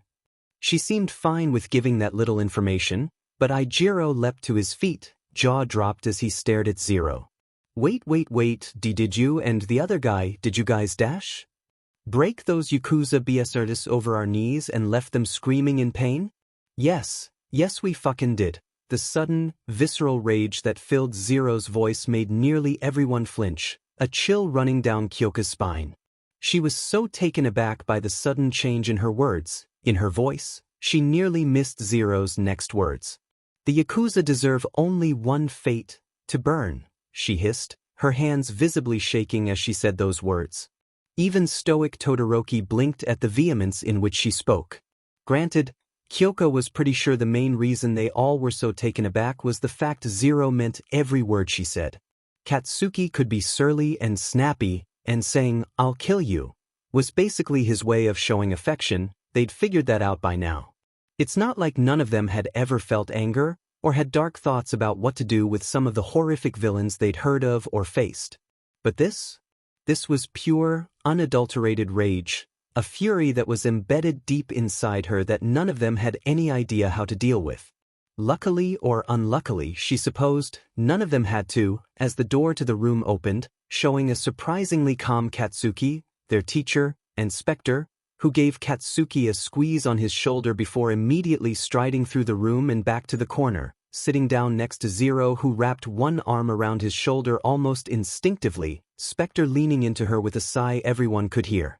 Aizawa took one look around the room, seeing Tenya and Aijiro standing, everyone half-turned in their seats to look at Zero, and narrowed his eyes. Before he said anything, Zero spoke up, her voice soft and in control now. It's fine, Eraser. They just asked a couple questions, nothing bad. And Ingenium Jr. here was just being nice. She gestured up at Tenya, making the taller teenager sputter for a moment. Tenya shook his head quickly. I apologize for not following your instructions perfectly, Sensei. I merely wanted to express my thanks to these two for their efforts in helping my brother. I have already done so to Miss Zero here, so if I may, Mr. Spectre, I would offer you my sincere gratitude as well. Tenya bowed once more, treating the entire class to a second vigilante now sputtering in confusion. Kyoka could hear the barely audible chuckle from Zero, the girl whispering into Spectre's ear that Tenya did this to her too and was Ingenium's brother, calming Spectre down. Spectre swallowed. Right, thanks. It's fine. All in a day's work. His voice lifted up in question at the end, and Kyoka swore she heard Aizawa let out a snort at that, but when she glanced back at him his face was still locked in a stoic, expressionless grimace. She let herself look over at Katsuki, the blonde looking lost, was the best term she could think of, his eyes continuously flicking back to the seated vigilantes. All right, that's enough excitement for one day. Back in your seats. We still have classes to get through, Aizawa said, pulling everyone's attention back to him. Tenya nodded, offering one more bow to more sputters from Spectre, before he strode back to his seat and sat in it primly, Aijiro slowly lowering himself back into his seat as he stared wide-eyed at the two vigilantes and child in the back. As if nothing had happened, Aizawa started writing on the board, proceeding with the original lesson, but Kyoka was pretty sure everyone had a lot of questions left. To be honest, Ochako's temper was wearing thin, no matter how hard she tried to keep it under wraps. Eraser was clearly stalling. Once they hit lunch, the time he promised they'd get their costumes, he came up to them with an offer. Of course he did, another FNG stalling tactic, and she was sick of it. Unfortunately, she agreed with Deku. It was working because Eraser was right and she hated it. His offer was simple: stick around one more day and he'd have their costumes repaired by the support department at UA. How he convinced them to do that was anyone's guess, but he had it in writing from the headmaster himself, Nizu, so, fine. After a quick coded talk with Izuku, the two of them agreed. Only because she didn't have any more favors to call in for getting the costume repaired, especially not the helmets. She'd burned her last favors 3 months ago when they finally busted that one black market weapons ring in Fukuoka. Granted, that bust nearly got them caught by Hawks, but they'd managed to evade the scraggly Birdman by throwing a couple cars at him and disappearing into the sewers. Squeaky clean BSRD wouldn't follow them down there, she'd been sure of it. But they couldn't keep doing this. The longer they were here, the more likely their hideout got taken, and she didn't want to fight anyone who wasn't a criminal off for such prime real estate. She felt terrible if she did any Nowadays, the two of them had the means to live slightly better than most on the street, so of course she'd rather let them have what they need. But they couldn't afford to risk getting a real apartment. Too many questions asked, so they stuck to their warehouse. It made her laugh how people didn't realize they literally lived in the meeting warehouse they used. Deku had said it was so obvious no one would think of it, and he was right. Still, there was always the risk someone else came in while it lay vacant, so they needed to get back. Plus, Eri was getting too attached. They'd already agreed. Eri needed a home, a good home. Stability. A chance to recover from what she went through, and most of all, a chance to have a childhood. That wasn't something Deku or her could provide. Just because they were street kids and got all their education from libraries doesn't mean they weren't aware of what they were. At this point, Ochako knew the two of them were damaged goods, and Eri needed something better. Enter Eraserhead. Deku and her were, admittedly, pretty snarky to him, and yeah, he was ticking her off, but she respected him. He was a good hero. She knew he was. He was a good man. A bit of a to his students it seemed, but they all seemed to like him anyway, so she'd take that as a good sign. And his quirk was uniquely suited for dealing with Aries. Plus present Mike, being high profile as he was, meant that they'd be way too hard for any possible remnant from the Hassaikai to go after. Not that they expected they'd get out, or even know where Eri went. Deku and her were great at hiding their tracks. Only way to survive as long as they had, with the stuff they did. Either way, Eri needed to bond with Eraser and Mike, not two teenage disasters like her and Deku. Staying another night would exacerbate it, and she feared making Eri cry. One look in Deku's eyes and she knew he felt the same. But they needed their costumes and they couldn't afford to get them repaired right now, so they took the deal. But they abso-fucking-lutely said no to eating lunch in that med cafeteria. Hell no. They'd stay in this classroom and just skip lunch, wasn't the first time. Or well, that had been the plan, but unfortunately, Kaken apparently said F that and went to the lunchroom, got food for both Deku and her and even a plate for Eri, as well as his own, dragged his desk back to where they were sitting and said he was eating with them. Which meant the entire FNG class followed him like lost little ducklings. This was not what she wanted and she was getting really frustrated. Too many people, too many questions, not enough room to breathe, not to mention she couldn't eat anyways because she was wearing a mask for a reason. Deku tried to explain this to Kaken quietly, but the blonde replied that they had nothing to fear from the class, no one would say a word. He emphasized it with a solid glare at the entire group, every member agreeing to keep their mouths shut, and damn it, Eri was being cute and asking if she'd eat with her and hell why, Finini. Ochako refused to take the hat off, but she removed the mask at the same time Deku did. It took every fiber of her not inconsiderable willpower to not flinch when she heard the choked-off gasps and saw other members of the class flinch, whether it was at Deku's scars or hers, she didn't know and didn't care. Deku was as uncomfortable as she was, his shoulders hunched as she pressed hers into his, drawing comfort from his strength as he drew from hers. And that's when she saw it. That split-haired teenager, sitting across the room, staring at her with a blank gaze. The one who called her a thief. Which, yeah, she had been, but vigilante was better anyways, and he said it so accusingly, so F him, and F his staring. She set her chopsticks down and met his gaze, narrowing her eyes. "You got a problem?" she demanded, making it clear who she was directing her comment at. Deku followed her gaze, his hands flexing as he shifted into a defensive posture, just in case the boy got pissy at her for calling him out. "No," the teenager said softly, but didn't elaborate further, which said Ochako off more. "Then why you staring at me, huh?" He had the audacity to shrug. "I was merely considering how odd it was that we had something in common, that's all." "The F you talking about?" With one hand, he gestured to the scar on his face, and then pointed towards her shoulder. She let her gaze follow his finger, looking down to see the slightly oversized tracksuit had slipped enough that her neck and shoulder were visible, the burned scar now clear to anyone who looked. She flushed, anger and embarrassment in equal measure, as she tugged the tracksuit back up to cover the mark. She felt Deku's hand reach over and take her free one in his, squeezing her hand tightly to try and calm her now racing heart. She looked down at her food, picking her chopsticks back up and muttering, "It's rude to stare." "My apologies," the other teen said, his tone as flat as it had been. God, he was just making it worse, her temper fraying further and further. She didn't want any of this. She just wanted to go back to their cubby and hide from the world. She was FING done. Deku tapped on the back of her hand, 2 taps, 3 taps, 2 taps, 1. Asking if she wanted to escape. She shook her head no. It was partly a lie, she did want to escape, but she knew they couldn't. She'd put up with this for now. But Eraser was not keeping them any further than tomorrow. Soon as they had their costumes back, they were FNG gone, and never dealing with this stupid school again. Shouta left the vigilantes alone in the classroom, trusting in Bakugo to keep them in line, at least a little, making his way to Nizu's office. The door, as always, slid open before he could reach the door handle, to his eternal annoyance. He didn't bother reacting, looking at Nizu with a firm gaze. "Ah, Aizawa, what can I do for you?" the rat asked, smiling calmly at him. "You already know what I'm here for. Do you have anything?" Shouta asked, not wanting to beat around the bush. "If you mean the identities of Spectre and Zero, well, Spectre was rather easy considering the revealed name of Izuku and connection to Katsuki Bakugo."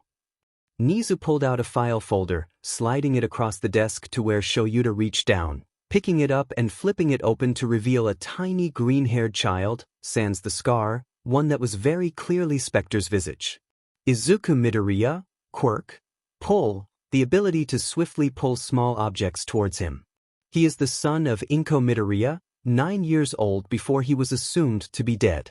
Inko Midoriya was found, beaten and bloody, in the living room of her small house. There were clear signs of a struggle. Broken glass, blood spatter, etc., but no sign of the son. One of his backpacks and some clothing was missing, but nothing else was ever found. Nizu gestured vaguely in the direction of Shouta's classroom. The Bakugos spared no expense in trying to find the child. Mr. and Mrs. Bakugo were known friends of Inko Midoriya. As for his father, Hisashi Midoriya, he worked in the United States as an executive vice president for one of many of the Yaoyorozu Corporation's satellite companies. He was also killed, and though it is not entirely clear why, prior to his death he reported an attempt by a mafia group to shake him down, demanding he cut them into a deal which he refused. The police, however, decided it was low priority and let it slide. 2 days later, Mrs. Midoriya was slain, her son went missing, and Mr. Midoriya never returned to the office. Shouta took in a deep, bracing breath. "That?" He shook his head. "Never mind. What about Zero?" "Well, you gave very little information, but I had a thought. As their records indicate, Spectre and Zero both have an extreme distaste for organized crime. This childhood incident explains Spectre's hatred, so I operated under the same assumption that she had some incident prior to her debut as Zero involving organized crime. Luckily, searching for children going missing or being listed as dead due to accidents isn't that terribly high, and I found a possible match, especially once adding on the Cheiko nickname. Nizu pushed another file across the table, the picture showing a small girl with chubby cheeks, short brown hair in a bob cut, and a gap-toothed smile that he could possibly see as matching Zero. Ochako Uraraka, Quirk. Zero gravity, allowing her to affect the gravity of an object. Her parents, Mio and Katashi Uraraka, had a construction company in Nye Prefecture. Shortly after All Might's retirement, a Yakuza gang started performing protection rackets in that area. Now, we can't be sure the Urarakas were chosen for such shakedowns, but a mysterious house fire took hold one night, burning both adults to death. Ochako's body was never found, but the wall near her bedroom collapsed entirely. There were signs of foul play. The front door was barred from the outside, all the windows appear to have been barred, etc. Nizu shrugged as Shoyuta looked at him. I am 95% certain these are the correct identities. The age matches, the photos are similar, the burns on Zero could have been caused by said house fire, the quirks even would make sense for how they do what they do. And with both of them having ties to organized crime causing the deaths of their families, well, the motive is right there after all. Shoyuta let out a deep breath he hadn't realized he'd been holding. He took one more glance at the files, brows furrowed. So, they were 9 when this happened to them. Nizu nodded solemnly. It appears so. 9 years old and forced to flee to the streets to survive. If Midoriya assumed the Yakuza were after him, it explains why he didn't go to the Bakugos. Nizu nodded again, steepling his pause. Yes, I saw the conversation he had with young Bakugo. He repeatedly expressed fear about putting them in danger, which if he thinks he's being hunted, then that must be the danger he fears for them. Shoyuta rubbed at his face. 9 years old, he murmured to himself, hoping that by repeating it it'd be less awful. Nizu let silence fill the room for a few moments before speaking softly.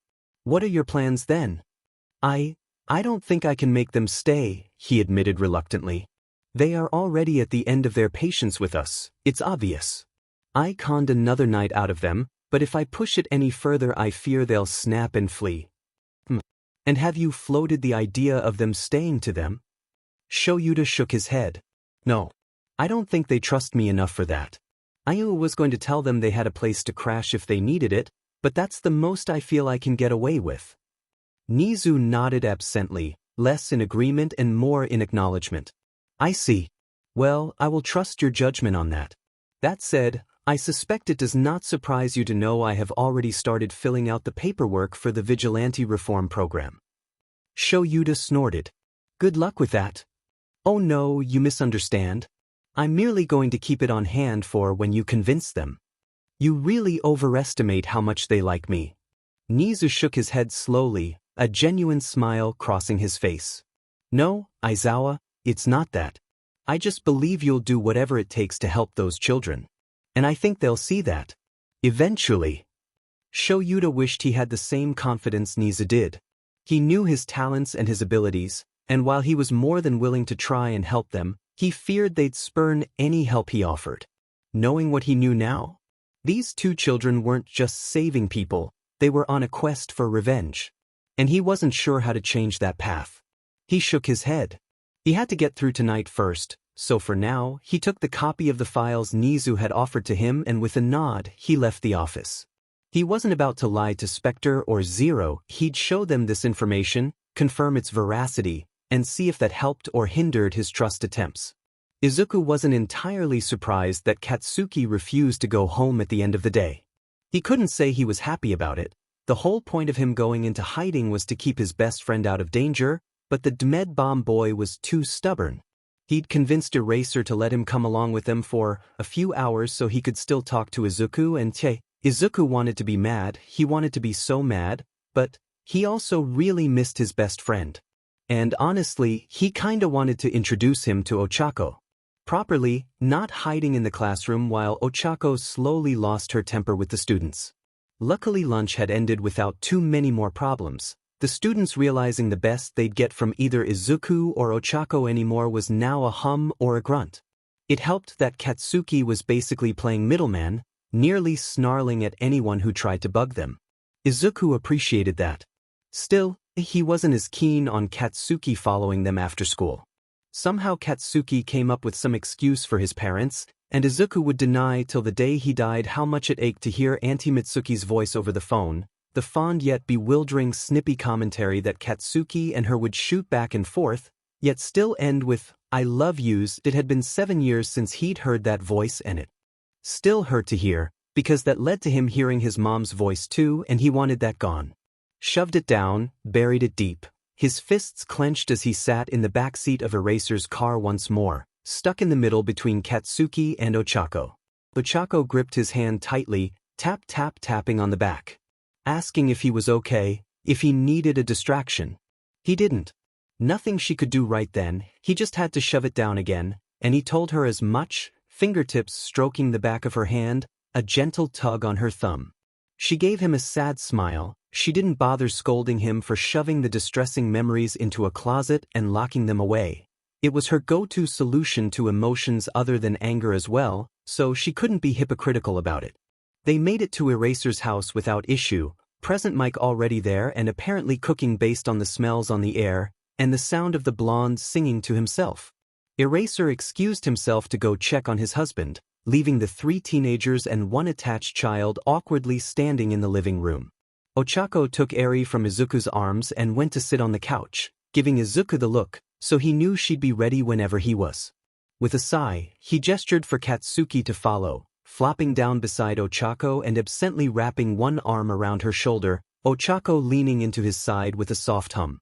Katsuki stared at them for a moment, before stomping over to the armchair next to the couch and dropping into it, leaning forward and resting his elbows on his knees as he looked expectantly at Izuku. Izuku carefully looked towards the dining room, not seeing Eraser or Mike visible, but already knowing Eraser was probably listening. Still, didn't do him any good to know their names or whatever, so fine. He'd be honest with Katsuki, at least enough to introduce Ochako. So, Kaken, Ochako. Ochako Kaken, he began, only to get withering stares from both sides. He rolled his eyes. You already know about Kaken, Machi, don't give me that. Kaken, this is Ochako, and as you already know, Zero. And your girlfriend? Katsuki asked, arching an eyebrow at him. He flushed slightly. He didn't think it'd be as embarrassing to admit it to Katsuki. He hadn't hid it from Mike or Eraser, but for some reason, Katsuki being his best friend growing up, Izuku wanted Katsuki's approval. Well, yeah, but that's not all she is. Obviously, Katsuki drawled, waving one hand dismissively. His gaze turned to meet the firm stare of Ochako. So, you good to the nerd? Of course I am. Not that it's any of your business, she replied. It is my business because he's my best friend. And he's my boyfriend and my current best friend, so deal with it. Oh God, Izuku groaned, face-palming as the two began to snip at each other. Katsuki snorted. Chill out, Deku. We're just setting expectations. Yeah. It's fine.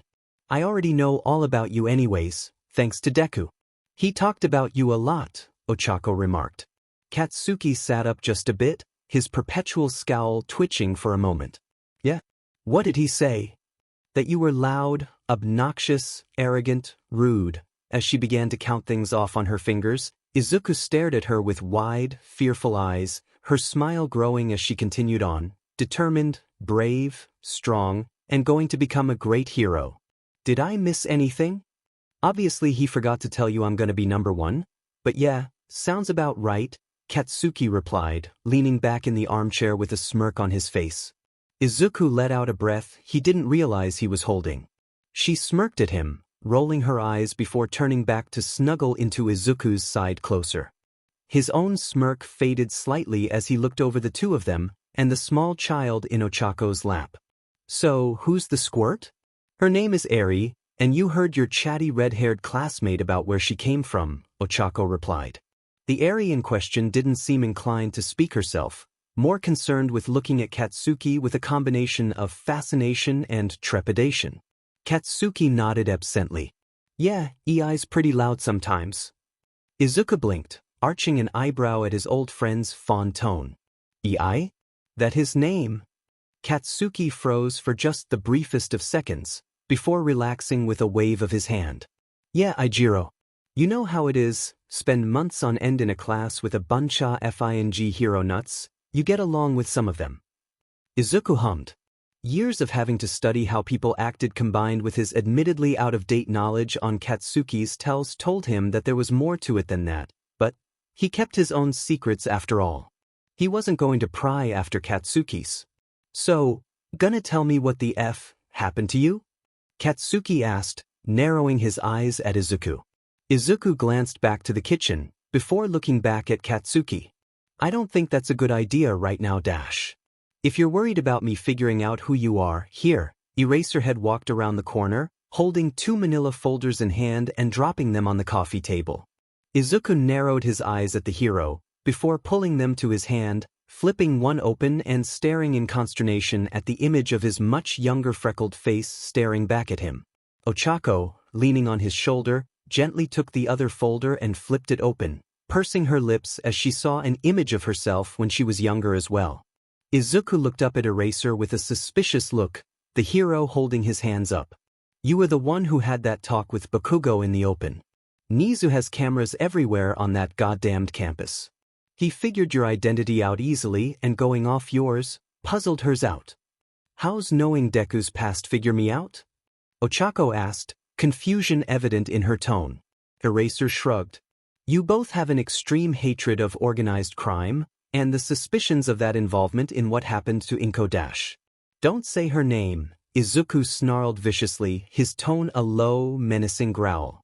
Eraser, to his credit, didn't flinch, but the odd look he gave Izuku made him uncomfortable.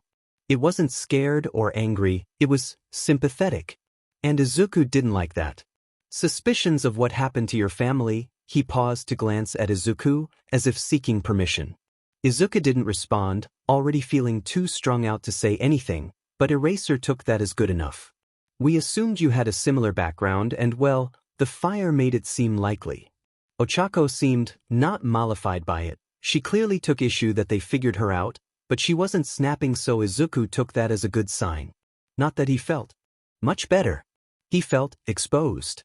He'd spent 7 years hiding everything about himself, and now suddenly multiple people had seen his face and knew he was Spectre, and now they knew who he had been in a prior life?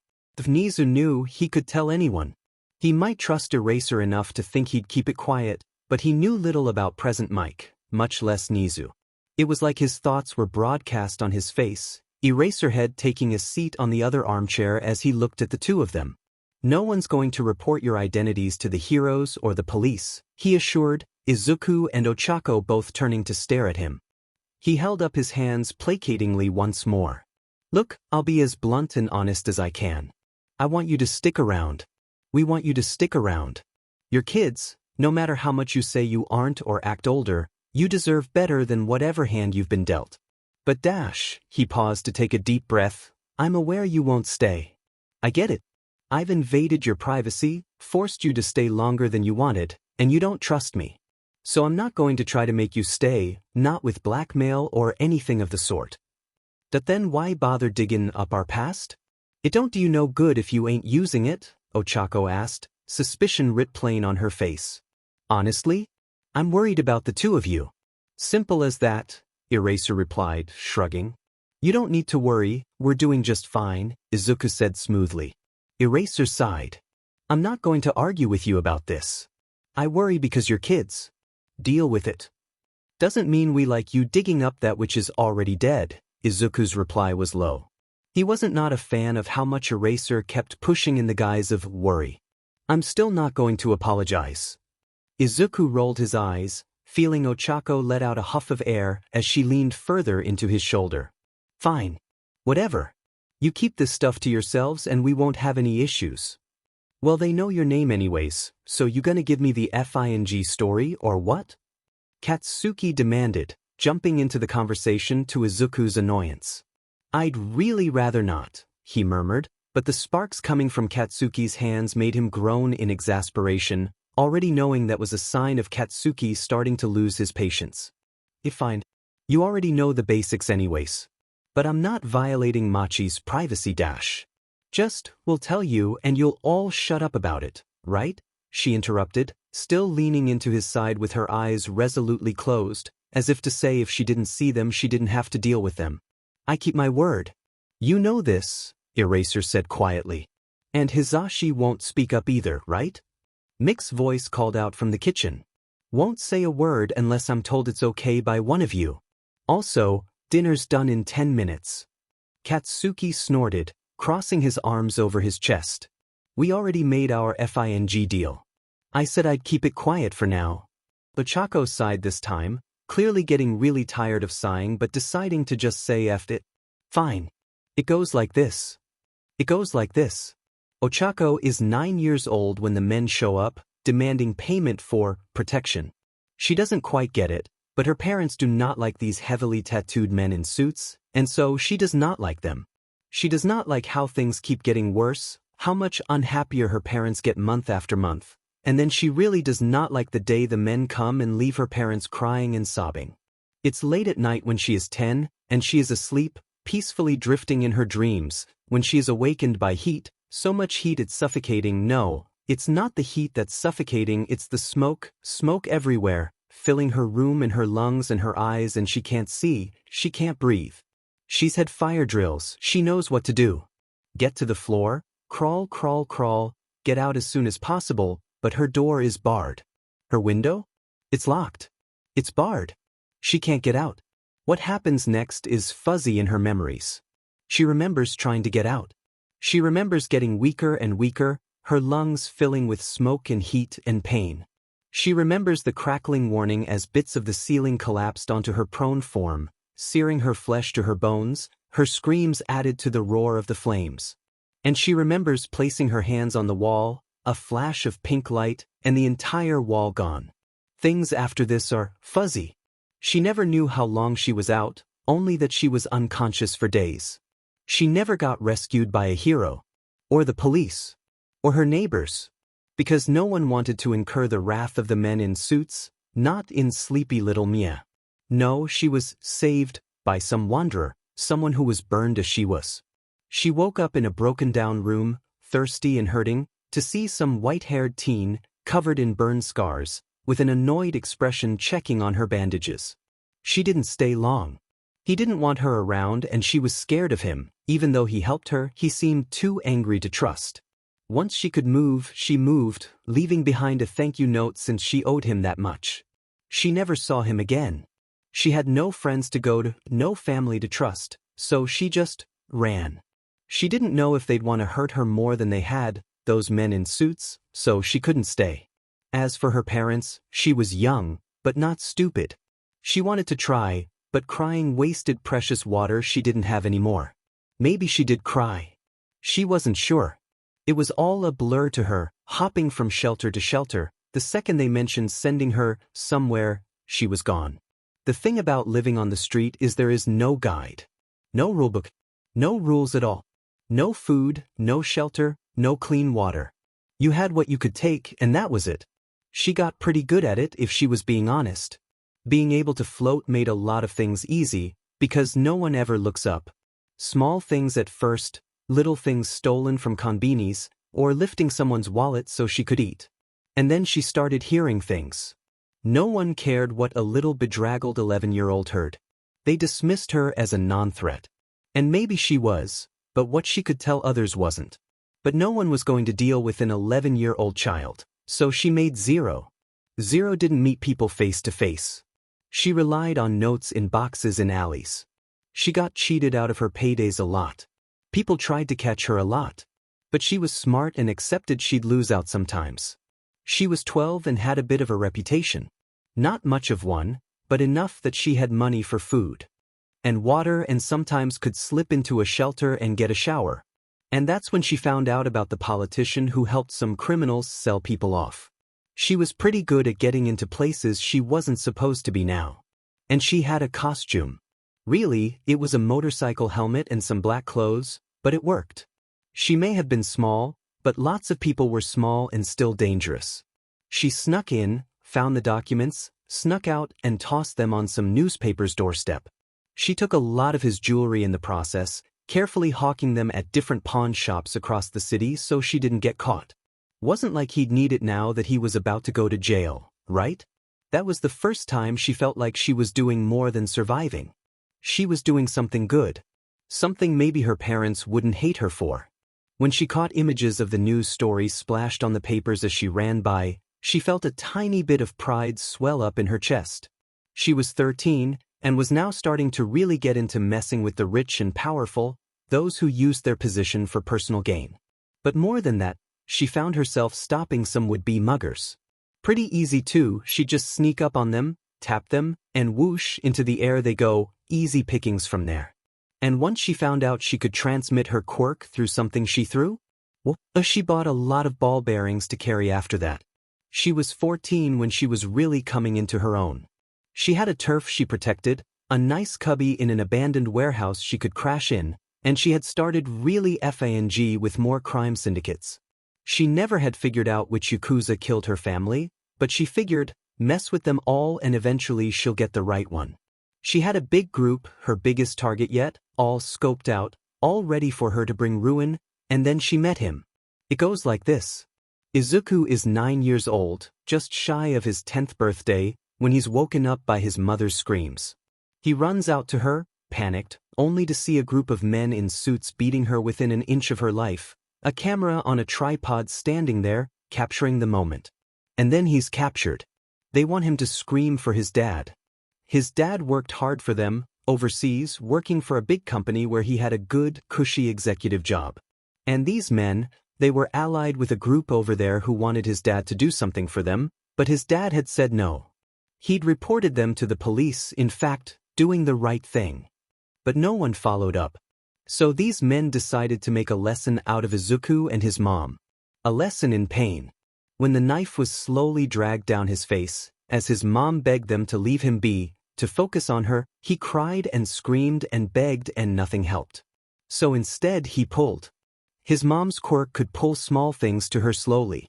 He could pull small things too, but he could pull them fast. He could pull them to any part of him.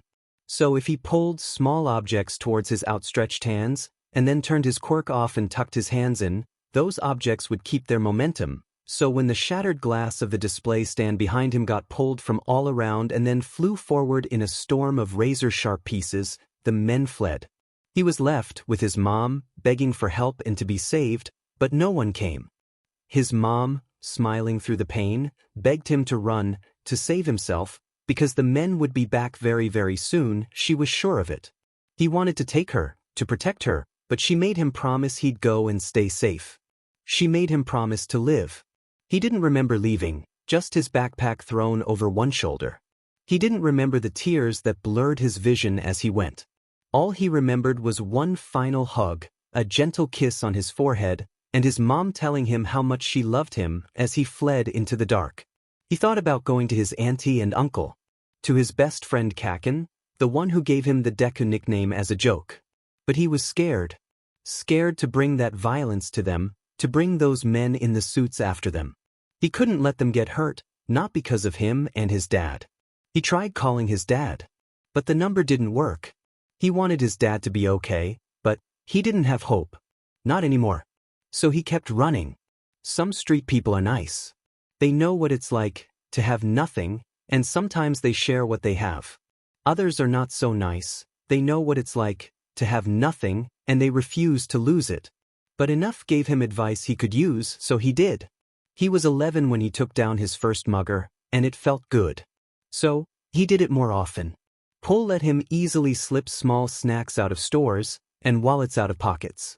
Pull let him protect himself by deflecting small objects coming towards him, like knives, pulling them to the side of him and then dodging just a tiny bit as he let his quirk go.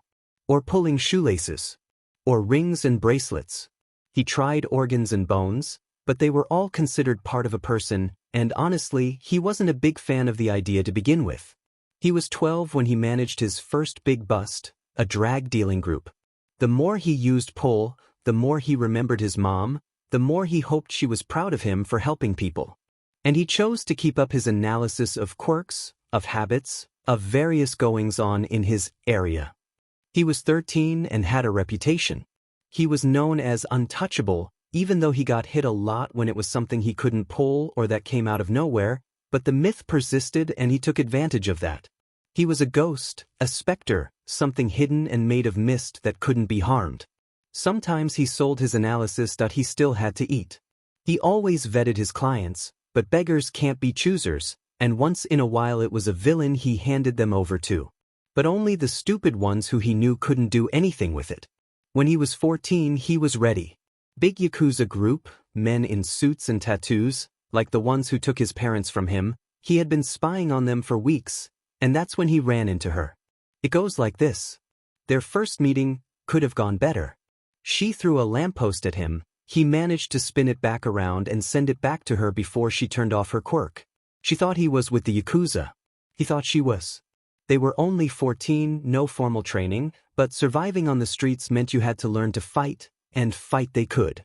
It wasn't till both of their helmets lay broken and busted, and they saw the other as another kid, it occurred to them that someone so young wouldn't be allowed in such an organization. And for the first time, they tried to talk. It still did not go well. Neither trusted the other, and both lay claim on this group. Spectre needed this. Zero needed this. Neither would budge an inch. But Spectre remembered the lamppost, how her quirk let him use his power to an extent he never could before, because by removing its gravity, she removed its weight, and thus his own limits. While she was limited in how much force she could throw something with, but with his ability to orbit objects around himself to increase their velocity, he could make things she floated go much faster. So he made an offer. They worked together to crush all of them, in one fell swoop, leaving the Yakuza broken and beaten and bleeding because they deserved it. Maybe it was a moment of madness for her that led to her saying yes, but she said yes, and a bargain was struck. They broke into the news the next day. Largest Yakuza bust in recent memory, over 100 members detained, mostly because the entire house was collapsed by a half-dozen of the Yakuza's cars smashed through the front door, taking out the support pillars and collapsing the building. A few may have died. Perhaps Zero or Spectre should have cared, but neither one did. They both had to acknowledge that they worked well together. Maybe future partnerships could be a thing. They didn't fall in love, not in the conventional sense of falling. It wasn't really slow. They were two hurting, desperate for affection teenagers who had no ties to anything but what they bit and clawed to have. Perhaps it was an inevitability for them, as they did not fall so much as leapt off the cliff at the same time and on the way down, managed to find one another's hand. But it worked for them.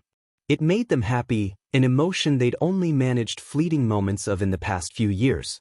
By the time they were 15, Zero and Spectre were now spoken of in tandem as one unit. People didn't know if they were together or just partners, but the duo knew the truth, the times they'd huddle together in the dark, holding one another for love and comfort and whatever they could get. They didn't have the same sense of intimacy as one would expect. Getting a hotel room, even a crappy one, to get a shower was a luxury, and they didn't like to waste time, so they often took them together. Sometimes they slept together without clothes between them, to be as close as they could to one another. They never took it further than hugs and gentle kisses to places above the shoulders. It wasn't about SEC, for them. Maybe that was something in the far future, but for now it was about just being there.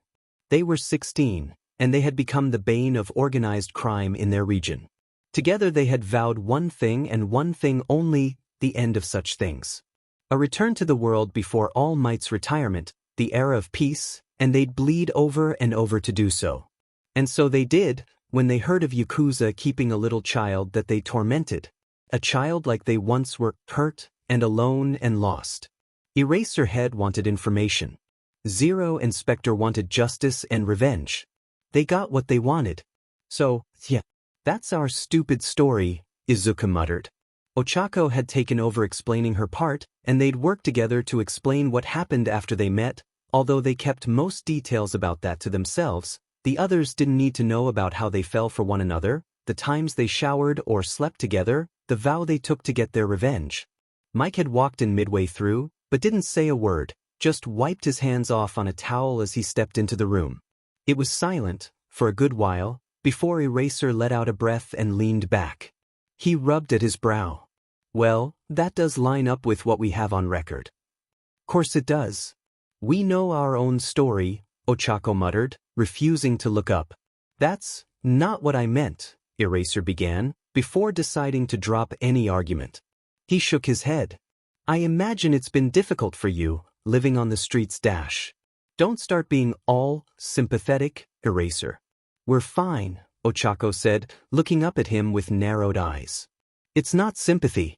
I just wanted to ask if you'd be willing. No, Izuku cut him off without waiting for him to finish. Eraser opened his mouth to speak again, but Izuku cut him off once more. I know what you're going to say, and the answer is no. We're fine on our own. We've been over this. We had a deal. We stay the night and we get our repaired costumes in the morning.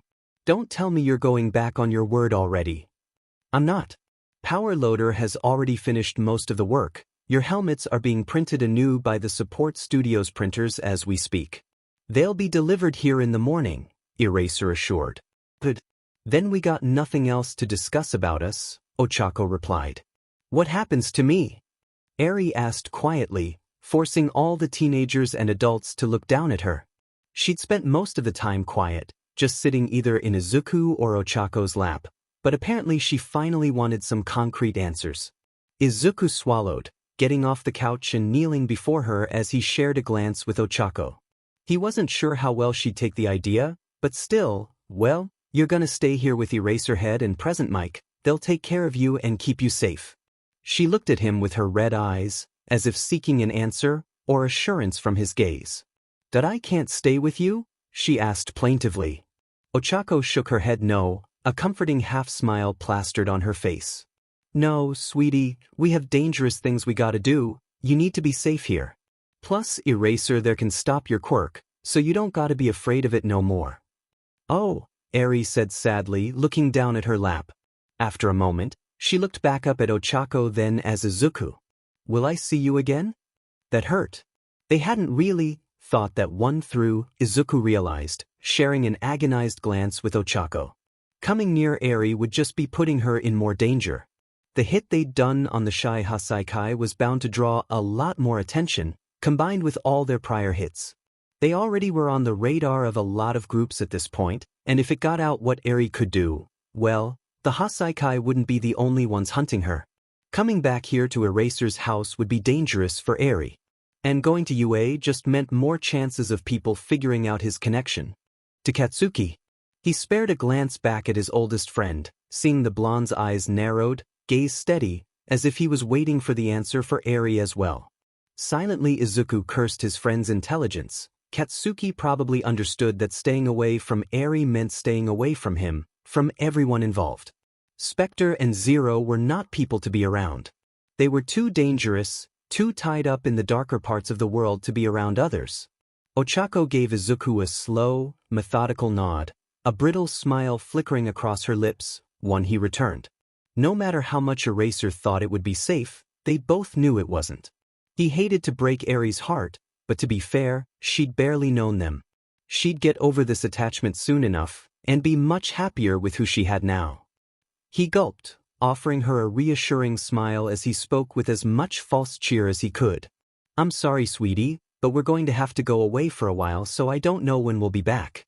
But rest assured, if we finish our business, we'll come back and check in on you, okay? He didn't need to look back to know that Eraser, Mike, and Katsuki all knew he was full of shit. Their business would never really be finished, not until they messed up and got killed. But still, this was the best he could do for her. She nodded absently, tucking herself into Ochako's side. Okay, she whispered.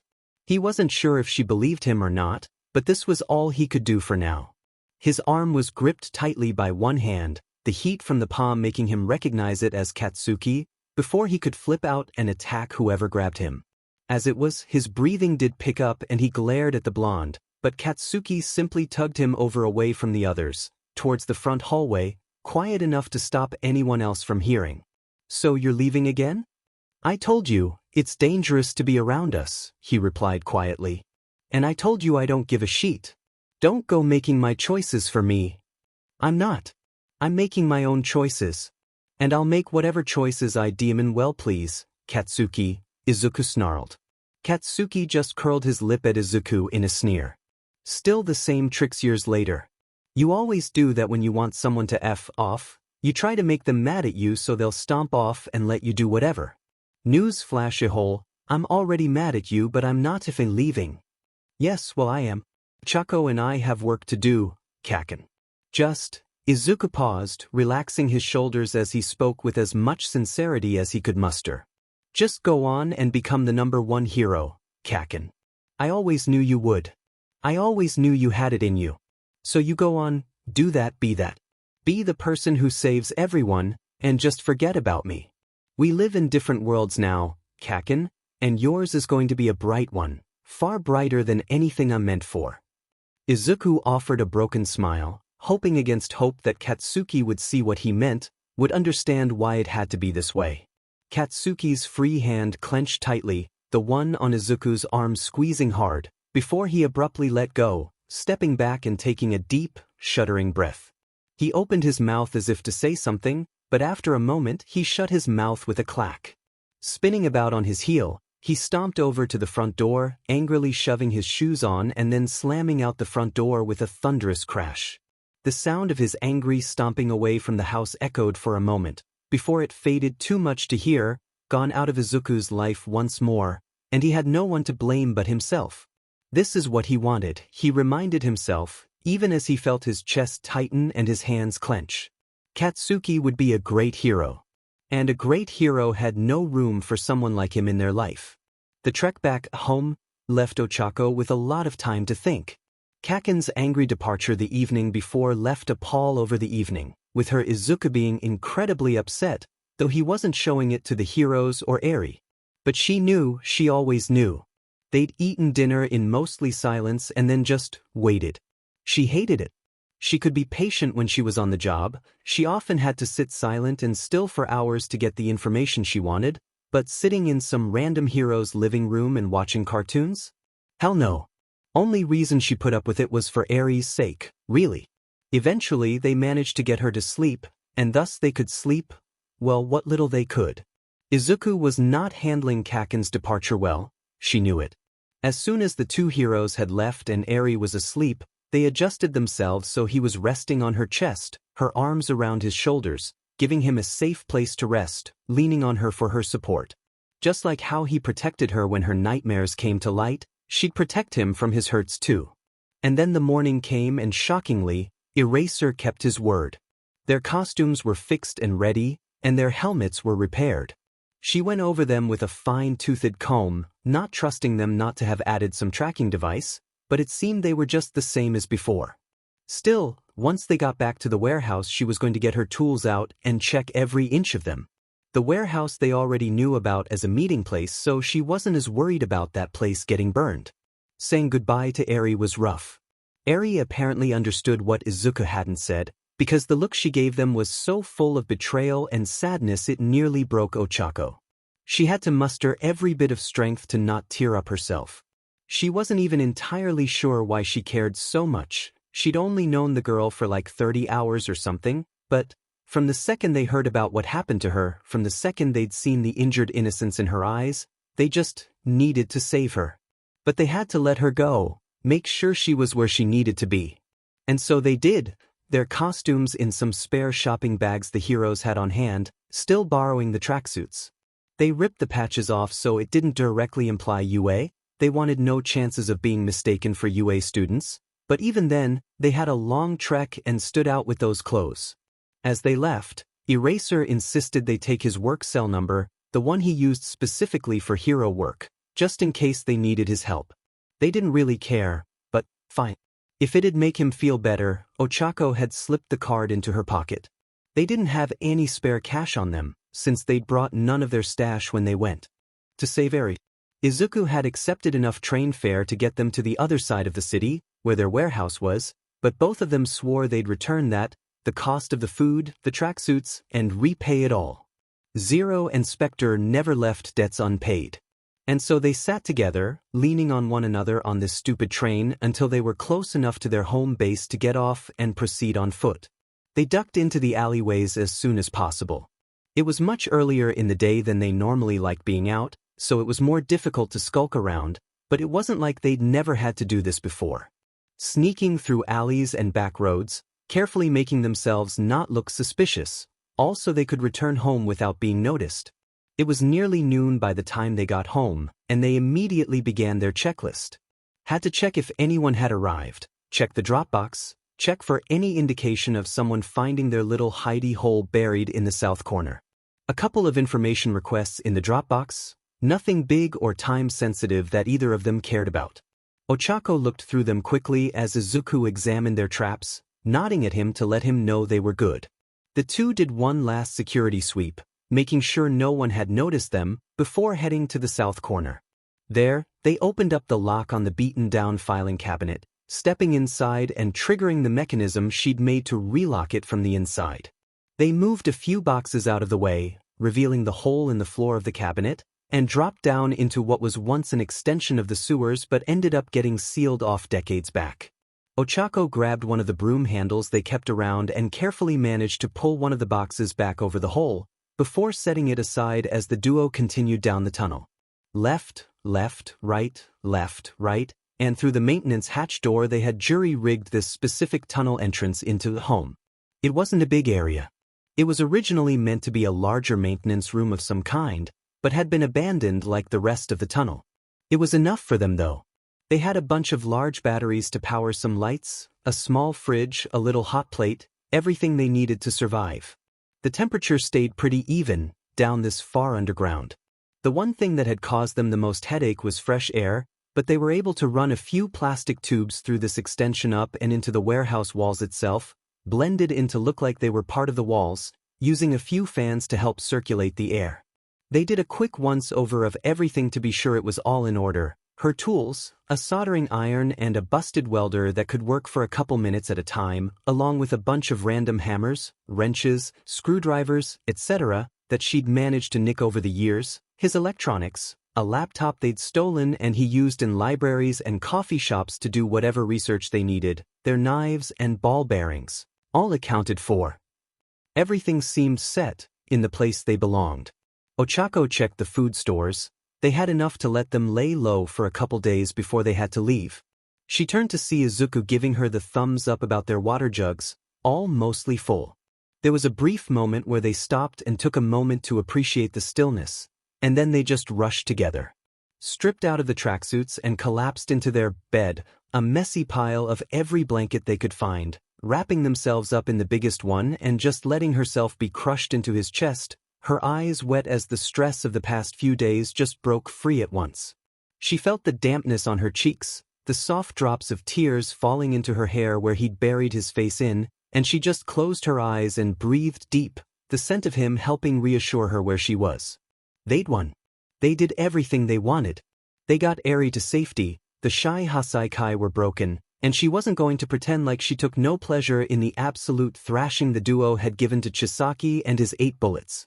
It wasn't that hard. When they were dumb enough to try and shoot Izuku with their Quirk erasing bullets, all he'd had to do was do his little orbit trick and launch them back, faster than they could react. And without quirks? They were less than no match for her or Izuku. Only Rappa had any combat training, and she still was easily able to trip him up, tap him with her hand, and send him floating helplessly to the ceiling. Then they obliterated their compound, all the research, all the awful things that man had done. Izuku went through their computers and destroyed all records of the data and then the hard drives themselves, burned all the paper copies and left no more records. She was the one to literally bring the walls down and collapse it all, something she really enjoyed doing to the Yakuza. And then taking Eri to erase her. To safety. To a real life she could actually have.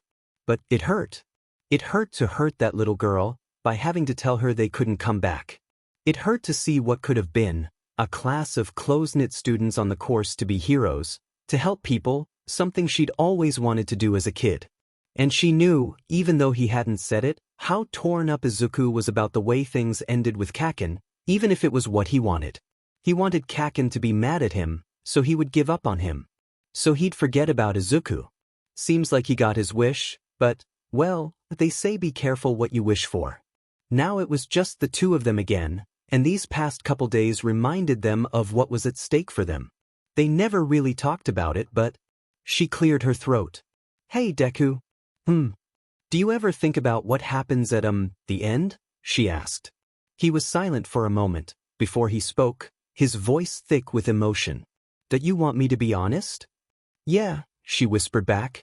"I don't think we get out of this alive. There's too many syndicates and just the two of us. One of these days we're going to slip up." She nodded, tucking her head under his chin and squeezing him tighter. "Yeah, me too. That's what I think too." "Do you want to stop?" he asked hesitantly. "That I don't think I can," she whispered back. "Do you?" "Me neither," came his own whispered reply. But what do we do if it's only one of us who gets lost?" "Want me to answer honestly?" she said this time, a slight smile on her face turning it back on him. "Yeah," he replied, a sad chuckle escaping him as his left hand stroked her hair gently. "I want to do everything together, regardless of what it is." "Me too." She let out her own sad chuckle at that, gently kissing his neck and enjoying the shiver he gave in response. "Probably not something we're supposed to say, is it?" He shrugged, kissing the top of her head. "Probably not. But when do we ever do what we're supposed to?" She nodded, closing her eyes and pressing her ear against his chest, letting out a breath she didn't know she'd been holding. She listened, the sound of his heartbeat gently thumping in her ear, a relaxing rhythm that reminded her he was here and alive and all hers. They let the silence stand for a while, her one hand gently rubbing his side, his hand in her hair stroking it as they lay there. His voice interrupted her reverie. Do you ever think about it? What it'd be like? What if we took Eraser up on his offer?" She felt his nod. Or just, even if things had been different. If we'd not ended up like this. Being in a hero class or something. She stayed silent for a moment to collect her thoughts, before shrugging. Sometimes. If Ma and Pa didn't get taken, I think I'd have tried to be a hero. I know I wanted to back when I was little. I wanted to become a hero, make it big and be able to let them retire. Go on vacation, to like Hawaii or something. I wanted to pay them back for every time they took care of me. She found herself being cut off by her own tears, curling her fingers on his chest and pressing closer to him, trying to find comfort in his touch. It's so silly, ain't it? Such a childish dream." "I don't think it is," he whispered, his arm around her shoulder pulling tightly. "I don't think it's silly or childish at all." She sighed deeply, touched by his reassurance. "That I love you," she whispered. "I love you too," he replied softly. She let the conversation go at that, and he didn't seem keen to continue it either. Both of them knew it was futile to wonder what if, to think about what could have been in another life, because they didn't have that. They had what they had, and they were stuck in this world, never to escape its clutches. Maybe Eraser was being genuine in his offer, in his attempt. She thought he probably was. But she didn't think she could give up her quest. And Izuku couldn't either. They were too locked in, too focused. They needed to do whatever they could, even if it ended with them reuniting with their parents sooner rather than later. They stayed together in the bed, silently taking comfort in one another for hours, but as the afternoon wore on, it was time to get up and get to work. Izuku turned to get some food started for them, plain rice and canned vegetables, while she double-checked their equipment. Once he finished, he set her bowl down next to her little half-desk she worked on, as he turned to the laptop and began checking their known information versus the requests they got. Once he confirmed they could handle the requests, he pulled up their targets list, scanning to see what their next best target was. The two of them were a well-oiled machine at this point, able to set aside feelings to prepare for what was next. All things in order, every preparation made, it was time to get started. Getting money was the first priority. They had to pay Eraser back, as well as get something stored away for when they didn't have the cash. Their cost of living wasn't really that high, but they had cut back heavily on theft and information trading and mostly focused on stopping crime. However, this meant they had to pay for information and get new equipment when their equipment wore out, etc. Still, these minor information requests could make them some quick money. They already knew most of it, and thankfully it wasn't something that pushed at their morals, what were left of them anyways. Various minor gangs getting into spats with each other and wanting knowledge of each other's movements and quirks, that was easy. Hell, sometimes they sold to both sides, Smart people made sure to pay them extra to only sell to them, but these dumb gang members didn't think of it, so, time to get some stuff organized. They suited up, Izuku absently filling out the papers they planned to leave in the drop locations around the city for the information requests. Small, hand notebooks were what he specialized in, writing the information down as quickly as possible as Ochako made sure to check her fit and then his while he wrote. Once they had these dropped off, they would go on patrol, heading to the next target they planned on staking out, to plot out their next takedown. Taking out the Shie Hassaikai was a big deal for them. Overhaul was perhaps one of the most powerful Yakuza they'd ever seen, with his 8 bullets at his side, and they'd won. So now they felt like they could step it up and hit a much bigger target. So they'd begun their search for the bigger Yakuza syndicates, and so far had 3 possible targets they could go for. The Kyakudokai, Sakuraisoke, or the Shimizuika.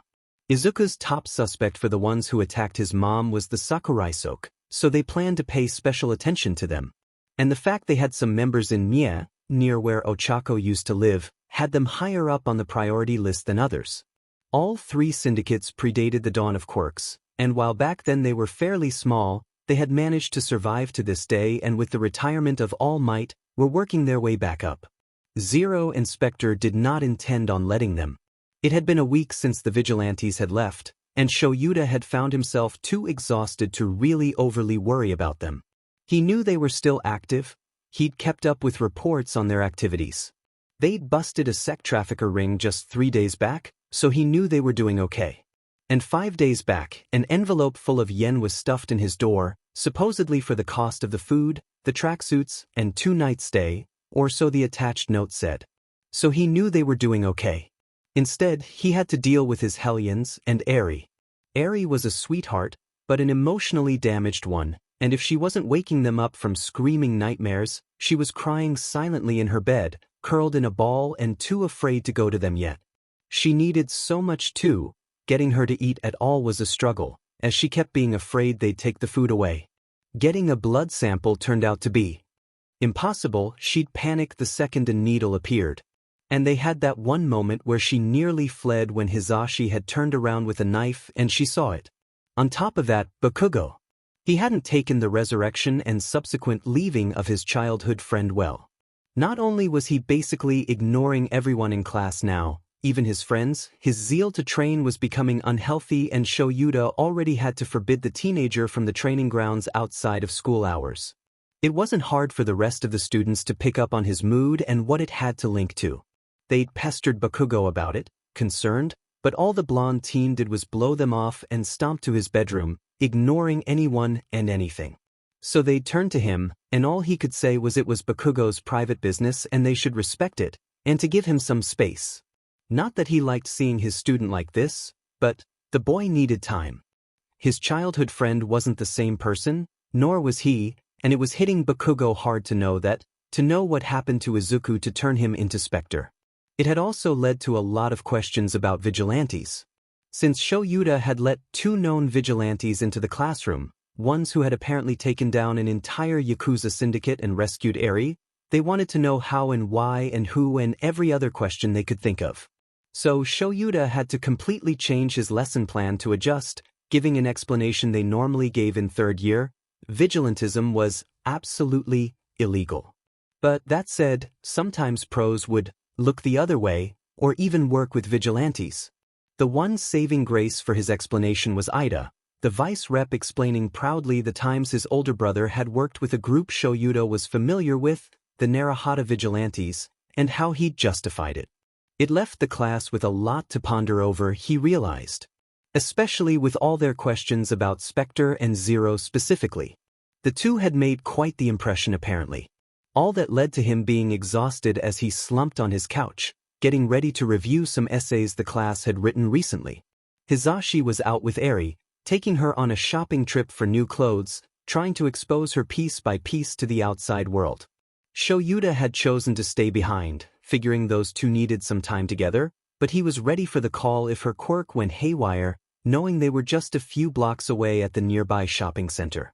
He rolled his eyes, picking up Kaminari's essay, knowing it'd be riddled with errors, when his work phone rang.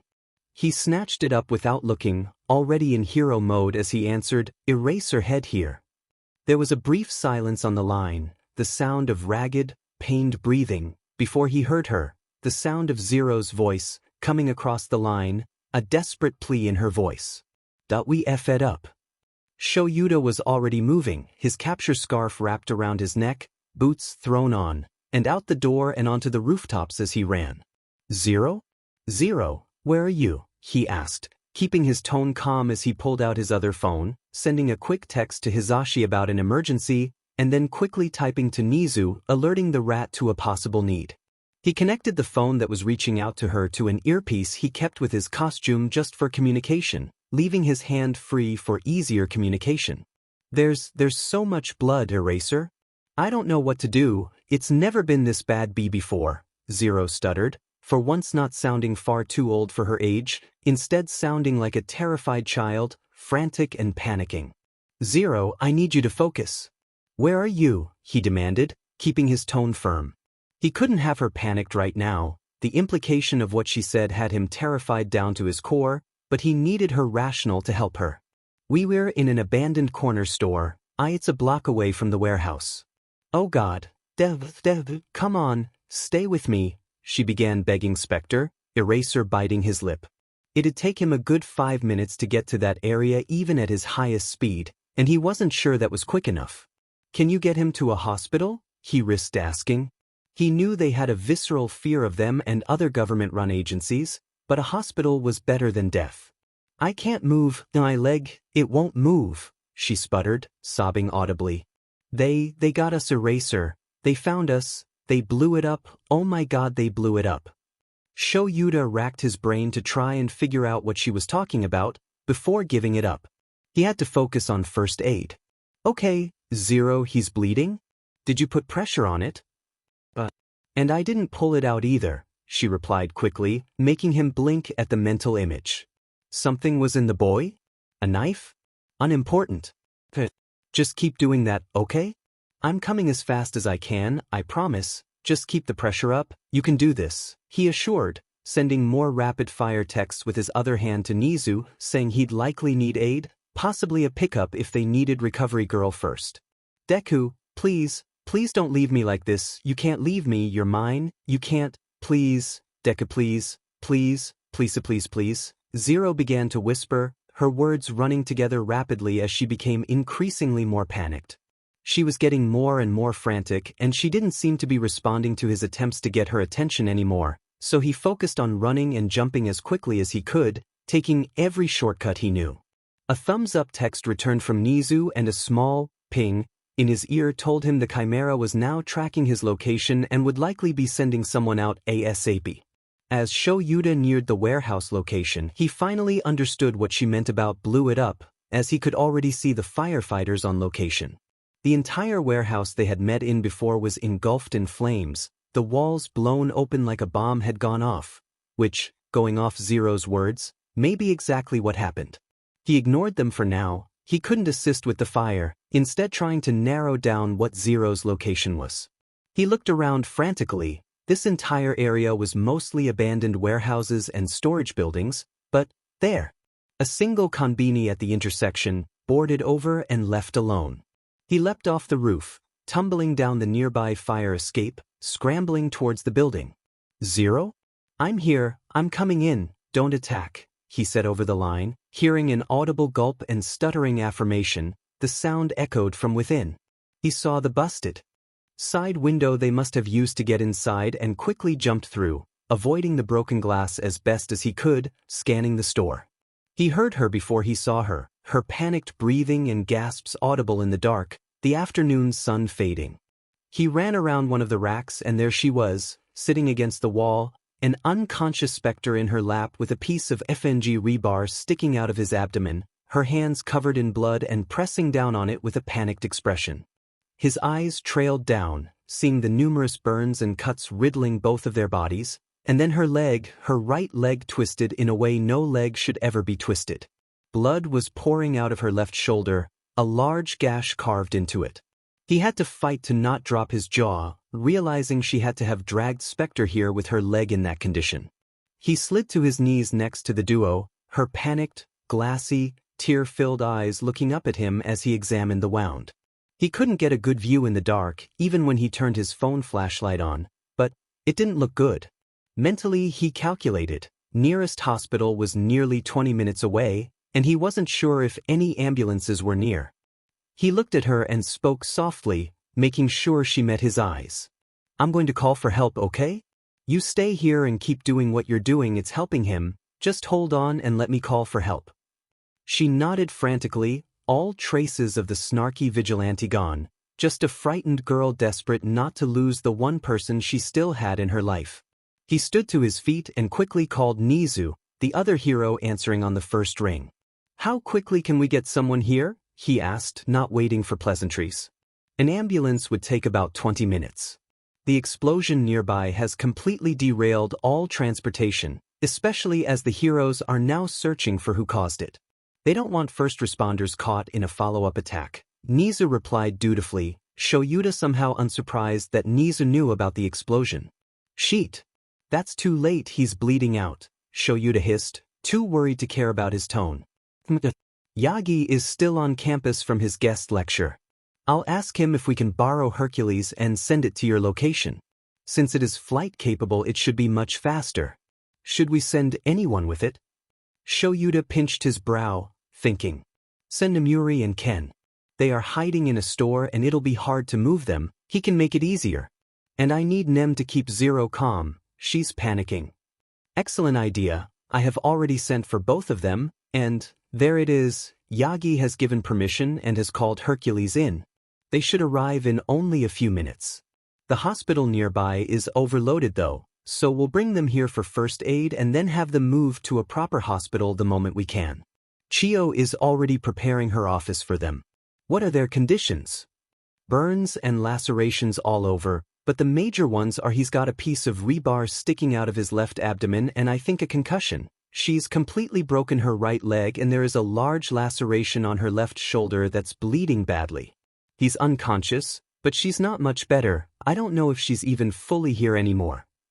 He winced, listening to her repeated blurred entreaties, a litany of desperate prayers, begging not to leave her, to wake up, feeling every word spoken like a dagger in his chest. Kids shouldn't sound like that. He dropped the call for now, trusting Nizu to get the ball rolling as he went back to Zero's side.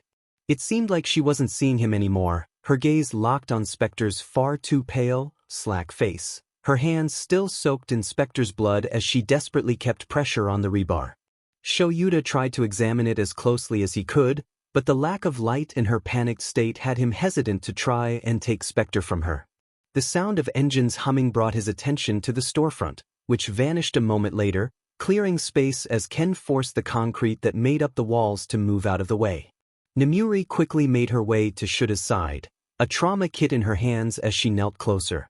Cementos followed a second later, the three heroes now all focused on trying to keep the two kids stable until they could get them to safety. Unfortunately, it had been too long for Zero, the blood loss and panic sending her straight into a dissociative state where she nearly snarled the second Namuri tried to see the wound, curling her body protectively around Spectre, sobbing into his shoulder as she held on. Namuri sent Shouta a single, agonized glance that he returned with a nod. It was dangerous, but they had little time.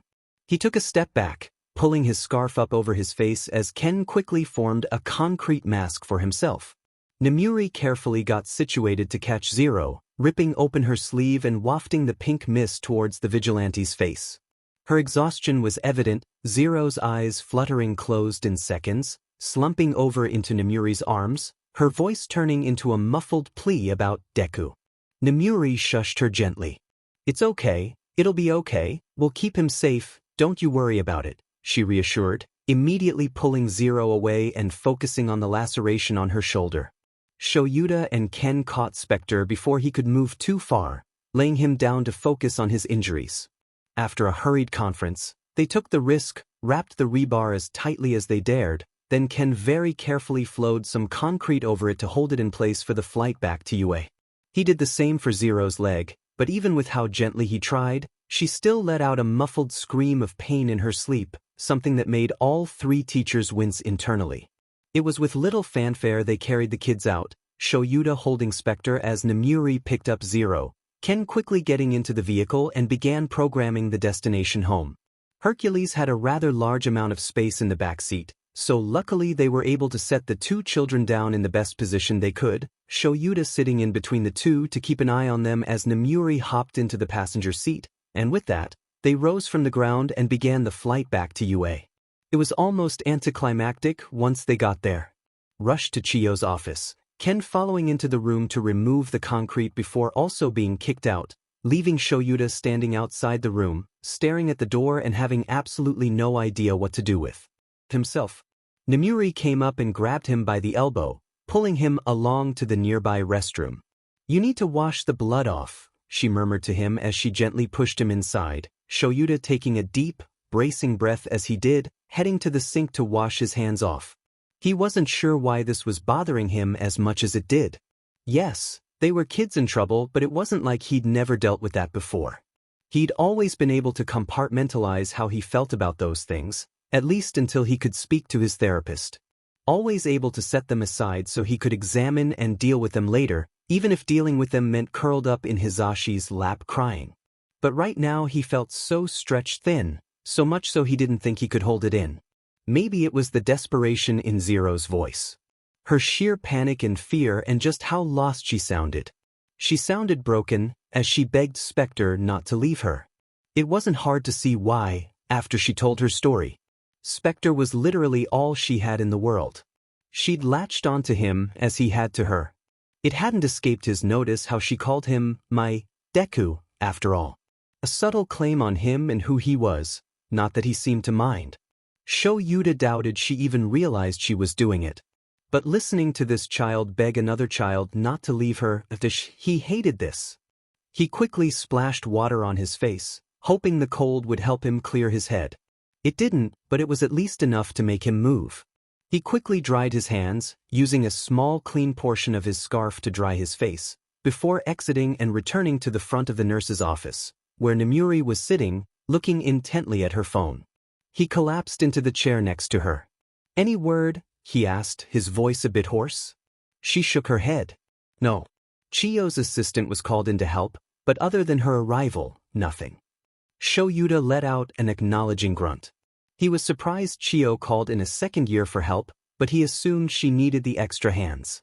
He was distracted from his ruminations by the click-clack of small feet on the linoleum floor, looking up to see Nizu approaching. The chimeric hero offered a wave as he approached, hopping up to the chair on Shuta's other side.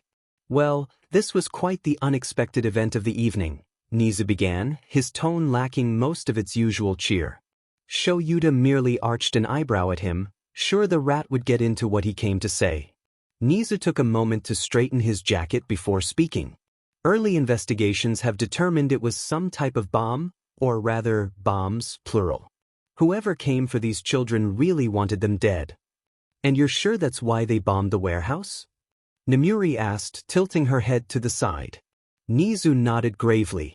"It seems very likely. It appears those two are much more inclined to practical jokes than we may have thought. That warehouse was not just their meeting place, it was in fact their home.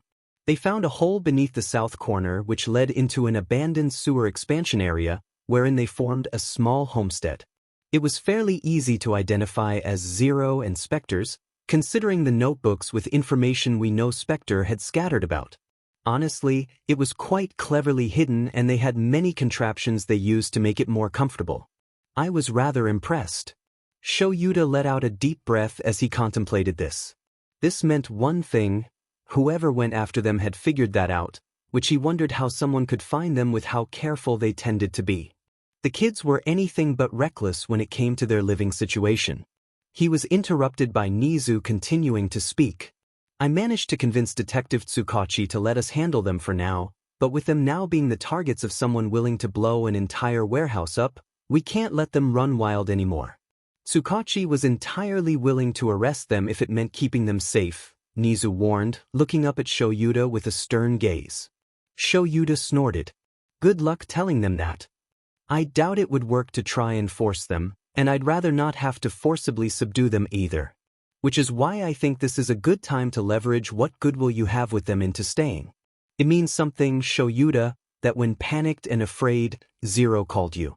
She clearly trusted you enough to see her and Spectre at their weakest. You need to use that. That or I was her only option, Shouta shot back. Nizu shrugged. Maybe so, but that also means we're still their only option. They are in danger, and whoever is after them is apparently entirely willing to take out bystanders in the process. We are lucky that no one else was nearby, but that luck won't last. Nizu has a point, Nemuri said, putting a hand on his shoulder. I'll be honest, I don't understand why you're so hesitant to try. It's not like you. Shouta rubbed at his face, looking up at the ceiling with a deep sigh. Because I genuinely don't think it will work. I wasn't going to give up on them. I figured if we did a few more contacts, I hired them for a few more jobs, I could convince them to do some team-ups or something. Get them seeing the value of hero connections for their mission or whatever. And maybe bring them across that way. Appealing to their sensibilities seems like a wasted effort. You didn't see their faces when they spoke of the Yakuza, Nemuri. These kids want revenge, not justice, and I don't know how to get them to stop wanting it. Perhaps we don't have to? At least, not at the start. As you said, we have connections, we have data, we have access to things they do not. We can offer them some help, Nizu replied. Yeah, until they get what they want and then run into bureaucratic red tape or even just into the law itself. You know how it goes when you try to get a warrant against the syndicates nowadays. It never does well. And I don't think they'll be in the mood to put up with that sort of block. Let's not go too far into the future yet. Assuming they get out of this without permanent injury, and that is a big assumption, they'll still be convalescing for days, Nizu pointed out. Let's just try to show them the advantages of not living on the streets. Shouta glanced askance at Nizu. You know, I trust you, Nizu. I do think you have people's best interest at heart. But you seem oddly pushy about these kids. Nizu shrugged. Their track record is most impressive. From a practical perspective, they would be an asset as heroes. From a moral perspective, are children who need guidance and a chance to have a childhood. From every perspective I see, having them with us is better for us and them. Okay. Makes sense. Shouta slumped in his chair. Nemuri rubbed his shoulder once more.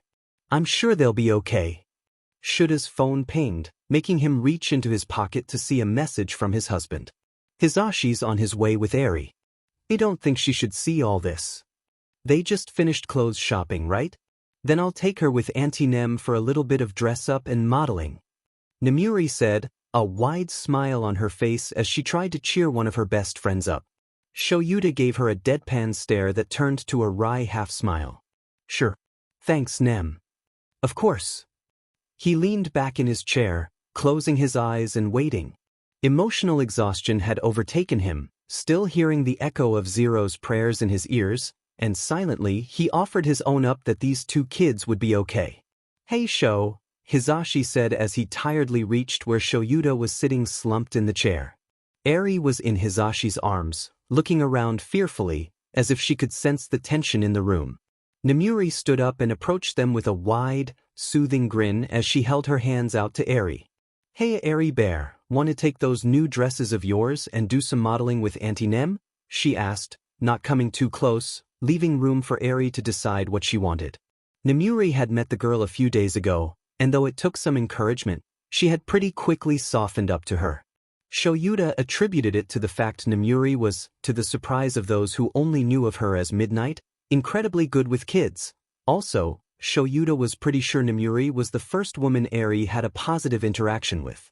Eri looked at Nemuri for a moment, studying her, before nodding and holding her arms out. Hisashi willingly passed her on to his friend, Nemuri quickly pulling Eri into a comfortable position. Hisashi held out a couple of bags to Nemuri that she quickly grabbed with her offhand and nodded to the two, talking softly to Eri as she began to head down the hallway to her on-campus dorm, figuring that it'd be easier for her friends to find her once they were done. Hisashi carefully took a seat next to Shouta, placing a hand on his knee. You okay, Sho? Shouta sighed, placing his head in his hands. He replied, no. After a moment, he leaned back in his chair, looking up at the ceiling with a blank stare. I don't even know why this bothers me so much. I barely know these two, and most of my interactions with them were headache-inducing. That's what you say about every one of your students? Hisashi replied pointedly. Shouta rolled his eyes. Yeah, but I've known them for months now. Zero and Spectre I've known of for months, but only interacted with a few times. Hisashi shrugged. You get attached to strays easily. No, I don't. Say that to every stray cat you've brought home and made me be the bad guy, and say we can't keep literally every single one of them, Hisashi deadpanned. Shouta let out a snort. Cats and kids are two very different things. Maybe so. But you also know I'm right. Shouta rolled his eyes, but didn't disagree. Hisashi knew him far too well. He rubbed his face. I just don't know what to do. If they make it out, I somehow have to convince them to stick around, or else Tsukachi will be after them. And if I tell them that, they'll just be more determined to escape. And I really do not want to have to capture them. A safe house will be as good as prison for those two, and I'm afraid of how they'll take it. Not to mention, I doubt the police would let them stay together. It's more dangerous, but they'd never accept it. Hisashi wrapped his arm around Shouta's shoulder, pulling him in close and pressing a kiss to the top of his head. Quietly he murmured, You'll figure this out. You always do. I hope so, Shouta sighed. It was an agonizing 40 minutes later that the door to Recovery Girl's office opened, Shouta nearly leaping to his feet in concern. It wasn't Chio coming through though, it was her assistant, the blonde second year, rolling her shoulders with a wince as she looked up at Shouta with bleary eyes. Oh, Mr. Aizawa? She chirped. Didn't know you were still here. How are they, Himiko? Shouta asked, trying to keep his tone level. Himiko rubbed her temples. I dunno what all I'm allowed to say, patient confidentiality and stuff dash. A voice mumbled something from behind her, Himiko turning about to look in the room. After a few moments, she nodded, closing the door behind her as she turned around. Okay, Chio says I can tell you. Mind if we walk to the cafeteria though? She sent me out here to rejuvenate myself. Himiko shrugged dismissively. Shouta nodded, following behind the blonde student as she walked towards the cafeteria. He glanced back at his husband, Hisashi giving him a smile as he relaxed in his chair, letting Shouta know he'd stick around just in case. Shouta offered him a grateful smile as he followed the second year down the hall, her hands already in motion as she began talking. So, basically, they are pretty effed up, she began. At Shouta's glare, she sighed. Look, I don't know how else to say it. The laceration on the girl's shoulder just needed stitches luckily, but she still bled a lot from it. Compounded with the leg, which was totally messed up. Like, it was not a clean break, she broke it in multiple places, and then she walked on it. The last part was asked as a question, confirming with Shouta, who nodded silently, watching as Himiko sighed. Yeah, it's totally screwed. Chio said we'd need a specialist in bone regrowth to come in, just to be safe. It's 50-50 odds she recovers fully, if not, she's gonna have a limp or worse, not be able to really use that leg.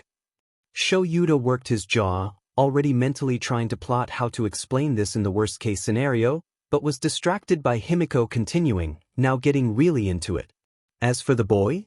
The concussion wasn't too bad, no extra swelling or signs of damage to the cranium, so he should recover fine from that, but the rebar? It went into his intestine.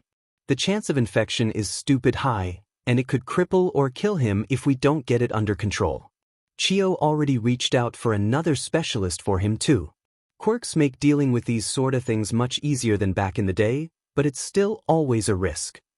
Shouta finally broke in as she took a breath, the older man noticing how pale she was. And you? Are you all right? She waved him off. It's no worse than my normal donations. You know me, I regen my blood super quick. He did indeed know that, due to how her quirk worked, her blood regenerated dozens of times faster than the average person, and as a universal donor, she was every blood drive's favorite person as she could easily donate full liters worth of blood every time. It was why she chose to become Chio's apprentice. After she was rescued from her parents, she wanted to help people. It also let her more easily identify ongoing issues with people, By taking a fresh sample of their blood and changing into them, she could use her own knowledge to get more details. Maybe so, but you have your limits too, Shouta gently admonished as the two made their way into the cafeteria. That's why I'm out here, Mr. Aizawa, don't you worry, she said with a bright smile. Just gonna get some food and be right as rain in no time.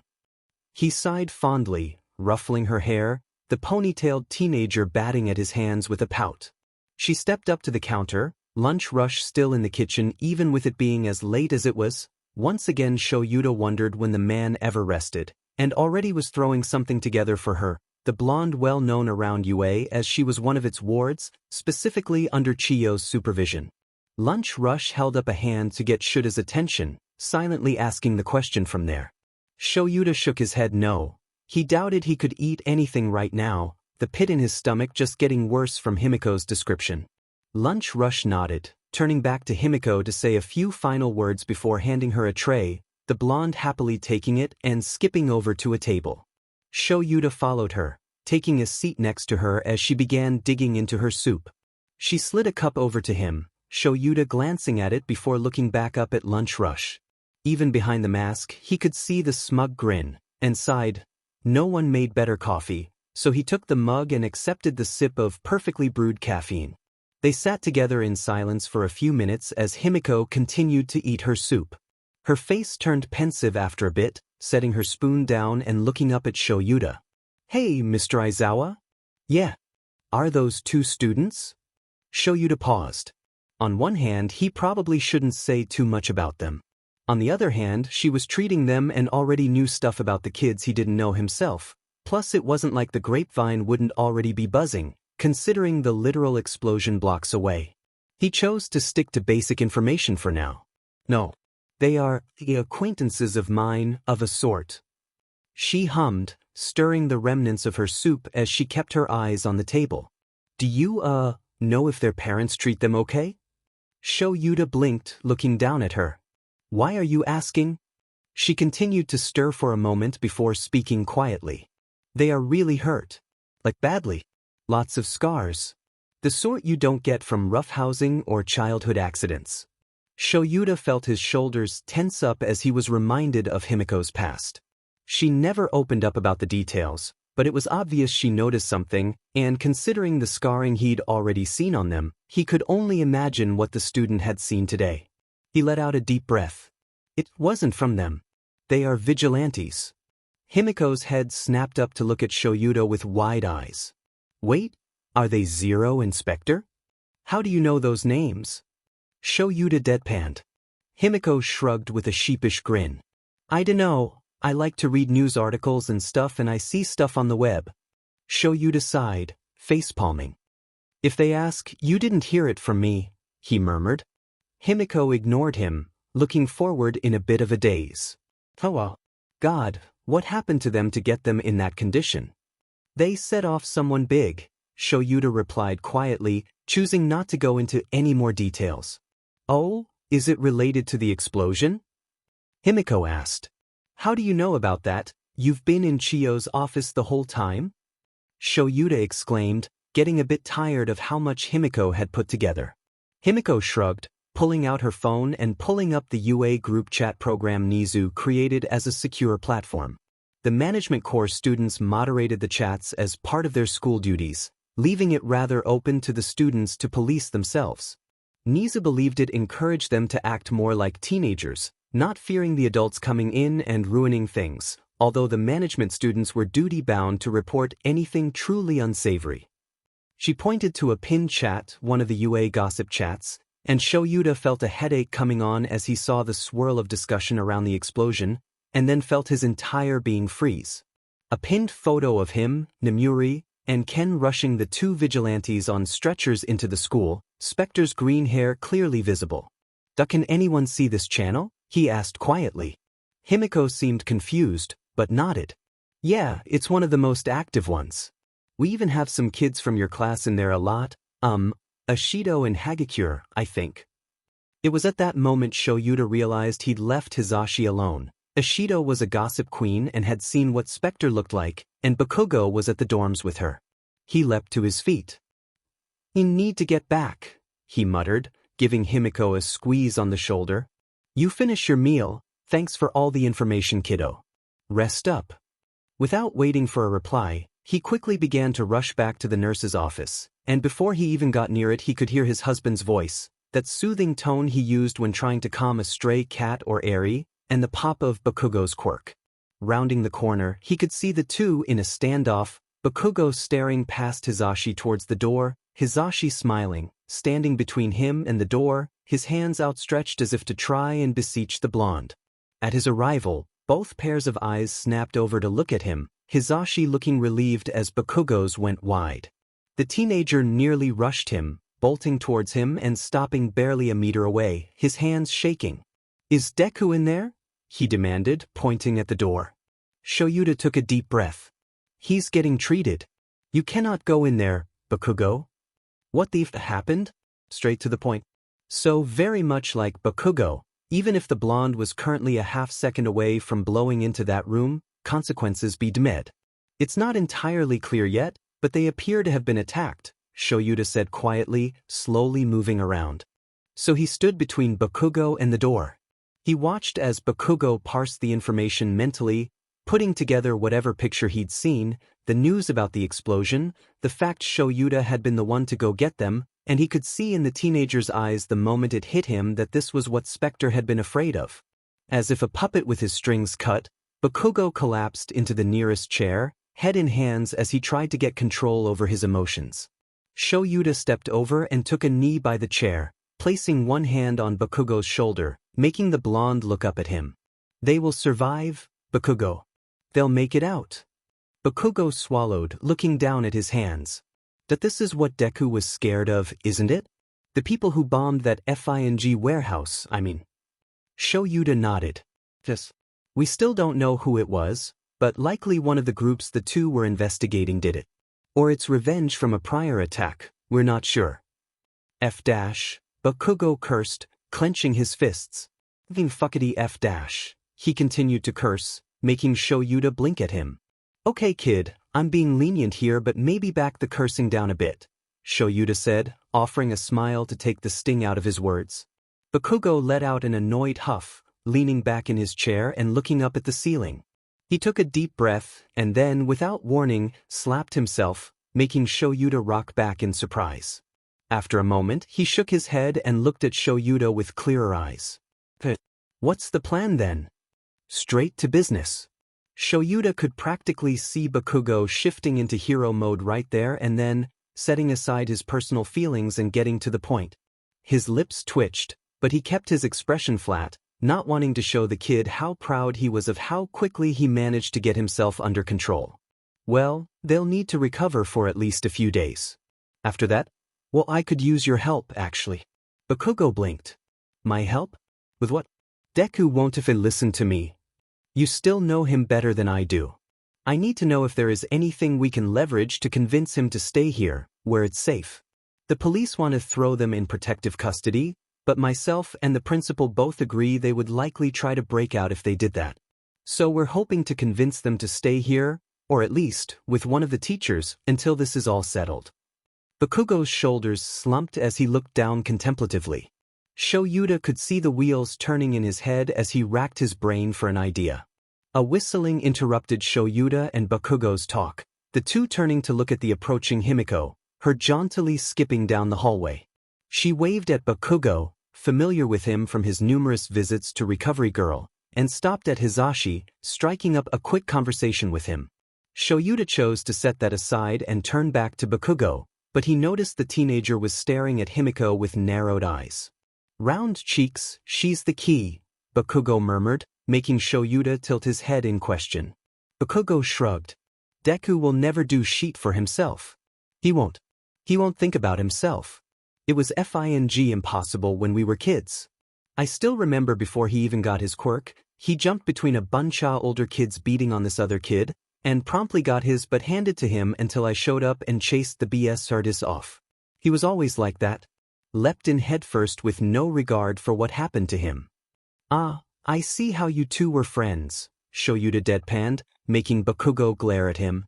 Deku was way worse than me, teach. Bakugo shot back, And boy was that thought headache-inducing to the pro. But yeah, you can't appeal to his own safety, it won't work. But if you make it about hers. Shouta nodded absently, considering it. He remembered that moment where Spectre tried to have them take Zero in by herself, how concerned he was for her but ignoring his own injuries. Bakugo might be onto something, but then, how do they convince Zero to stay? They needed both of them. Why not do the same in reverse? Himiko asked, making Shouta jump. Belatedly, he realized he'd been musing aloud, and turned to look at the nursing student. She shrugged. If it works on him, and the two of them are these super close vigilantes, I bet it'd work on her too. Make it about his health and she'll cave. Not a bad idea, listener, Hisashi said, ruffling Himiko's hair much like Shouta had earlier. She swatted at his hands rapidly, hissing at the taller blonde, Hisashi just chuckling as she started trying to pat her hair back into place. We'll need to workshop how we deliver it, but I bet you're right. If we make them realize it's better for each other, that'll be the key. Himiko jerked her thumb at the door. Well, you guys do your thing. I best get back in there, Chio probably has more stuff for me to do. Bakugo lurched to his feet, his eyes wide and pleading, but he was halted in his step by Himiko's hardened expression and an upheld hand.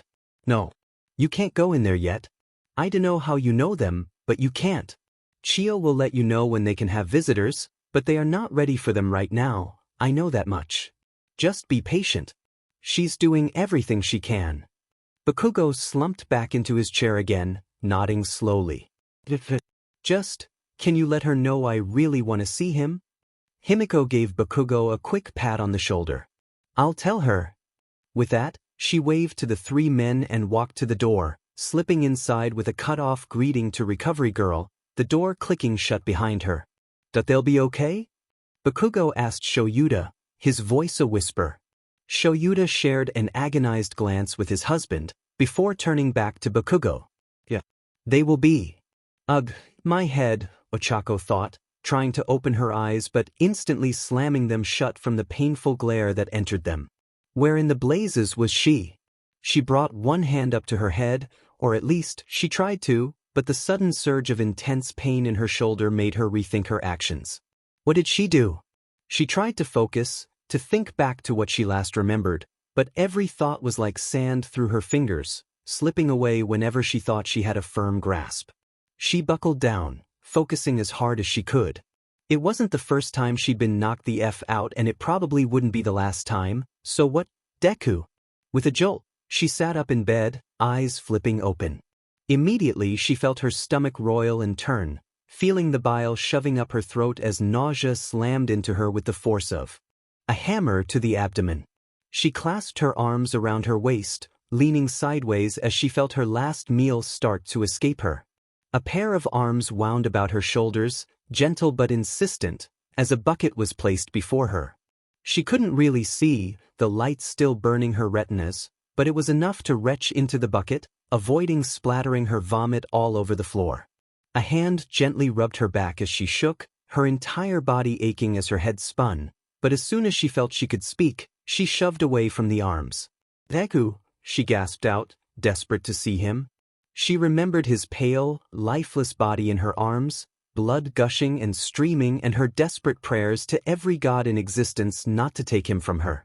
She needed her Deku, needed him so badly, she couldn't be without him. She tried to move her legs but one of them was heavy, uncooperative, refusing to obey her as the hands that had been around her shoulders returned, pressing her down towards the bed. She fought back as best she could, but it was weak and uncoordinated. Between the pain, the dizziness, and how weirdly heavy her body felt, she could barely struggle, but she didn't care. Deku, she cried out, still pushing against her arms. Finally, sounds began to trickle in, a voice audible, soft and feminine. It's okay, he's okay, just lay back for a bit, okay? I'll explain everything, just relax, please relax, he'll be all right. The voice soothed, insistent and calm. Ochako swallowed thickly, the taste of sick nearly making her ill once more, but managed to blink her blurry eyes rapidly enough a shape was visible next to her.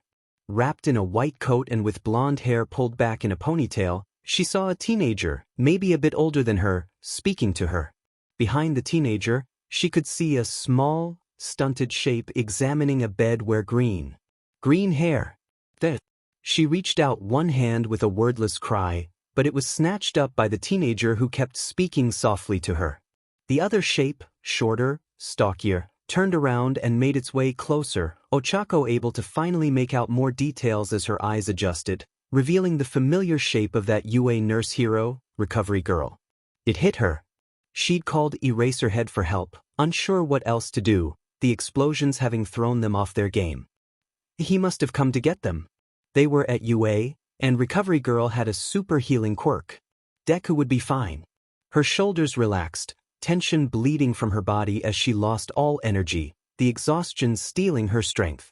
She collapsed into the arms of the teenager, the blonde letting out a quiet oof at the sudden dead weight before adjusting herself as recovery girl came closer. Zero? Zero, can you hear me? The nurse asked, peering up at her. Ochako swallowed again. Why? Where's Deku? She was pretty sure she knew, but she needed to verify. Spectre is currently resting. He's too weak for my healing yet, but he's doing all right, she reassured Ochako. Ochako relaxed fully at that, now that she had her confirmation, and allowed the blonde teen to lay her back down. She tried to slow her breathing, now that she knew what was going on, realizing she had nearly been hyperventilating. She took a moment to refocus herself, before turning to look at Recovery Girl. So what's the damage? Recovery Girl pursed her lips, sharing a glance with the blonde teenager before nodding. If it's all right with you, dearie, I'll have my assistant Himiko explain. Spectre is not in life-threatening danger right now, but he still needs more work, as do you. Is that okay?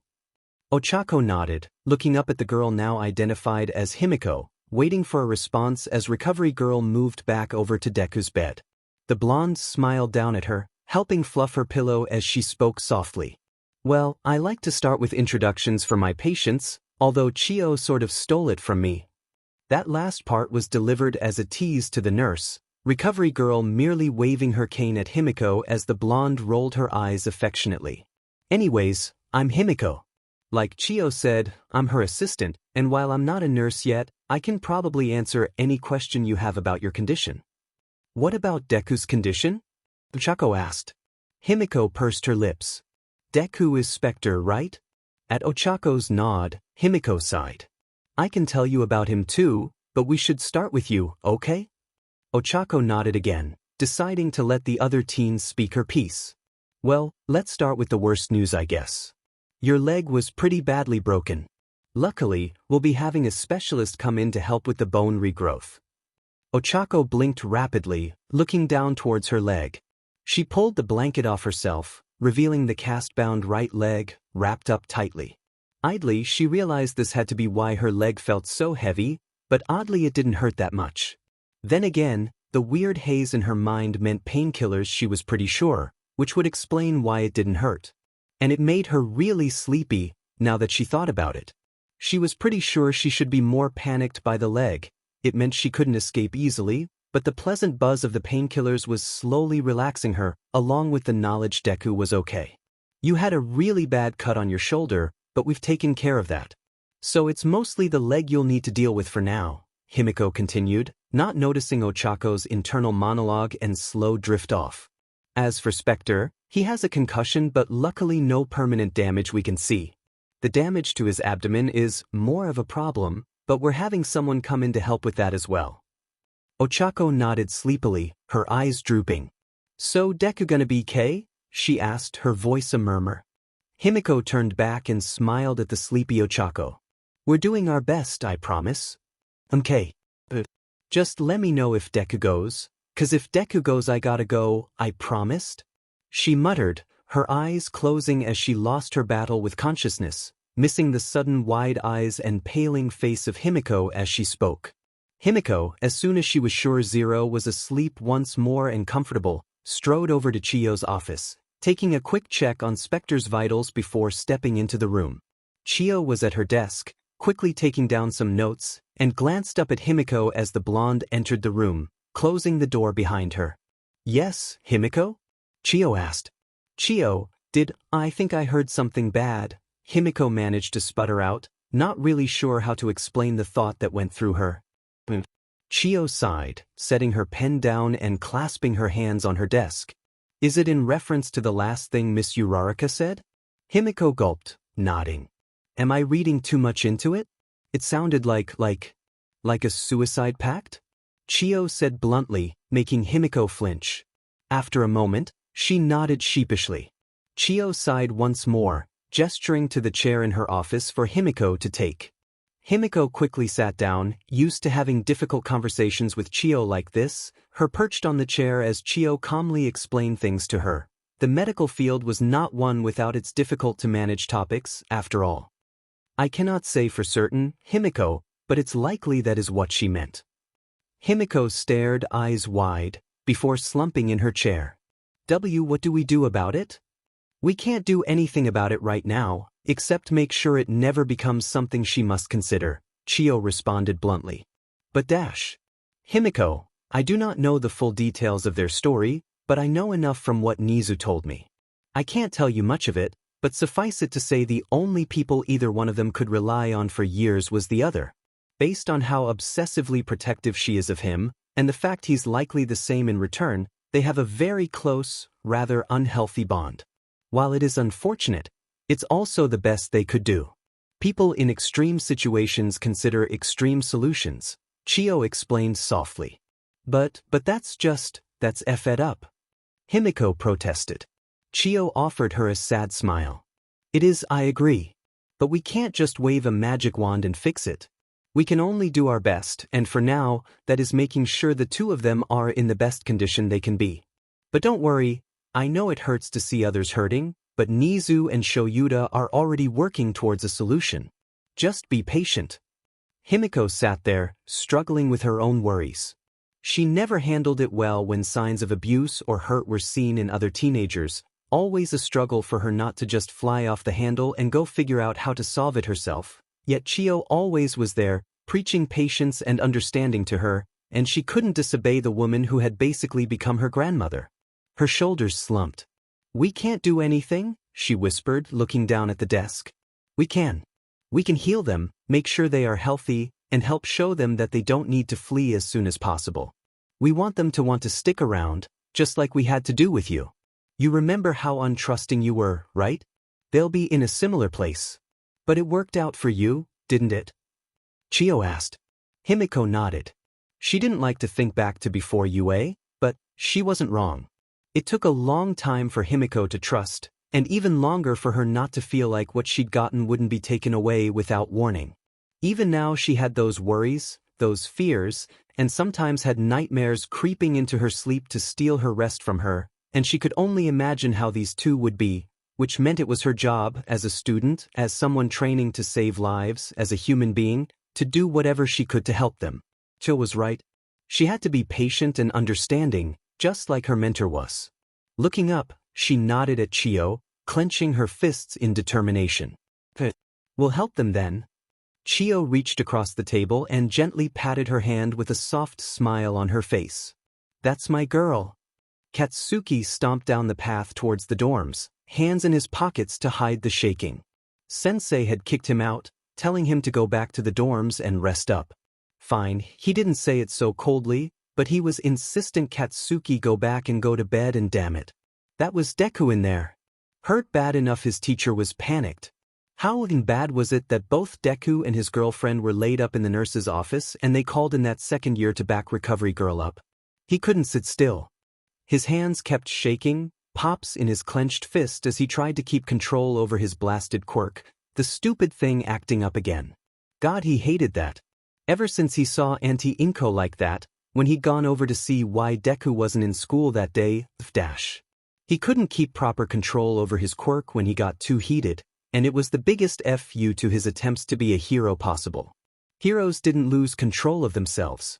Heroes didn't have flare-ups and nightmares and wake up sweating in the middle of the night having to see their best friend coldly condemn them for failing to keep him and his mom safe. He couldn't stop cursing about it in his mind. He'd been doing better, much better, ever since he took that work study with Tintin under Sir Nighteye. Yeah, the man was a hard ass, but he knew his stuff, and Katsuki had actually been FNG learning how to control himself better. It made him feel a bit better, knowing that Togata had had quirk issues for the longest time.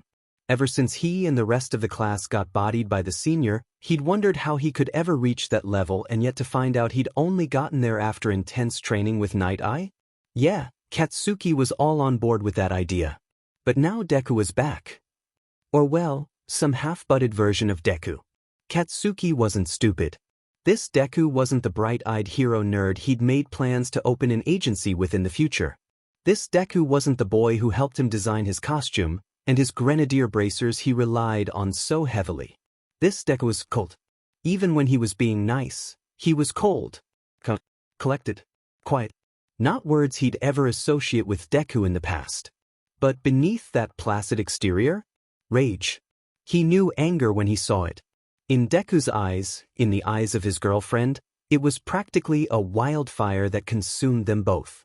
And that worried him even more. Deku and that girl, Ochako, were clearly dependent on each other, connected and tied together. It was love, but a darkly obsessive kind from what Katsuki could see. And he wouldn't normally judge. Hey, if Deku was happy he'd be all for it, but he was afraid. Afraid of what it would mean if one of them lost it, or was lost. Those two didn't want justice, no matter what they preached. They wanted vengeance. Katsuki could see it. Hell, he'd be on their side in most cases. What he saw that day with Auntie Inko, Deku had to witness that. Ochako saw something similar with her parents? Yeah, that he'd hold the fuckers down so those two could get their pound of flesh, but the problem was they weren't thinking clearly. It was so obvious they were just going to get themselves killed, and he had perfect evidence of that with them laying in that goddamned nurse's office. God, he just wanted to scream. He couldn't lose Deku, not again. He couldn't handle it if he did. And if he had to protect Ochako to keep Deku going, fine. He'd save them both. He didn't care what he had to do, so long as they were safe. So long as Deku finally came home. He was so wrapped up in his thoughts, his fears, his anxiety, he hadn't even noticed he'd entered the dorm, not until the swell of sound and approaching footsteps broke his self-imposed trance, making him glance up to see Eijiro rushing towards him, Mina, Kyoka, and half the class a few steps behind. In any normal circumstance he'd just blow them off and go to his room.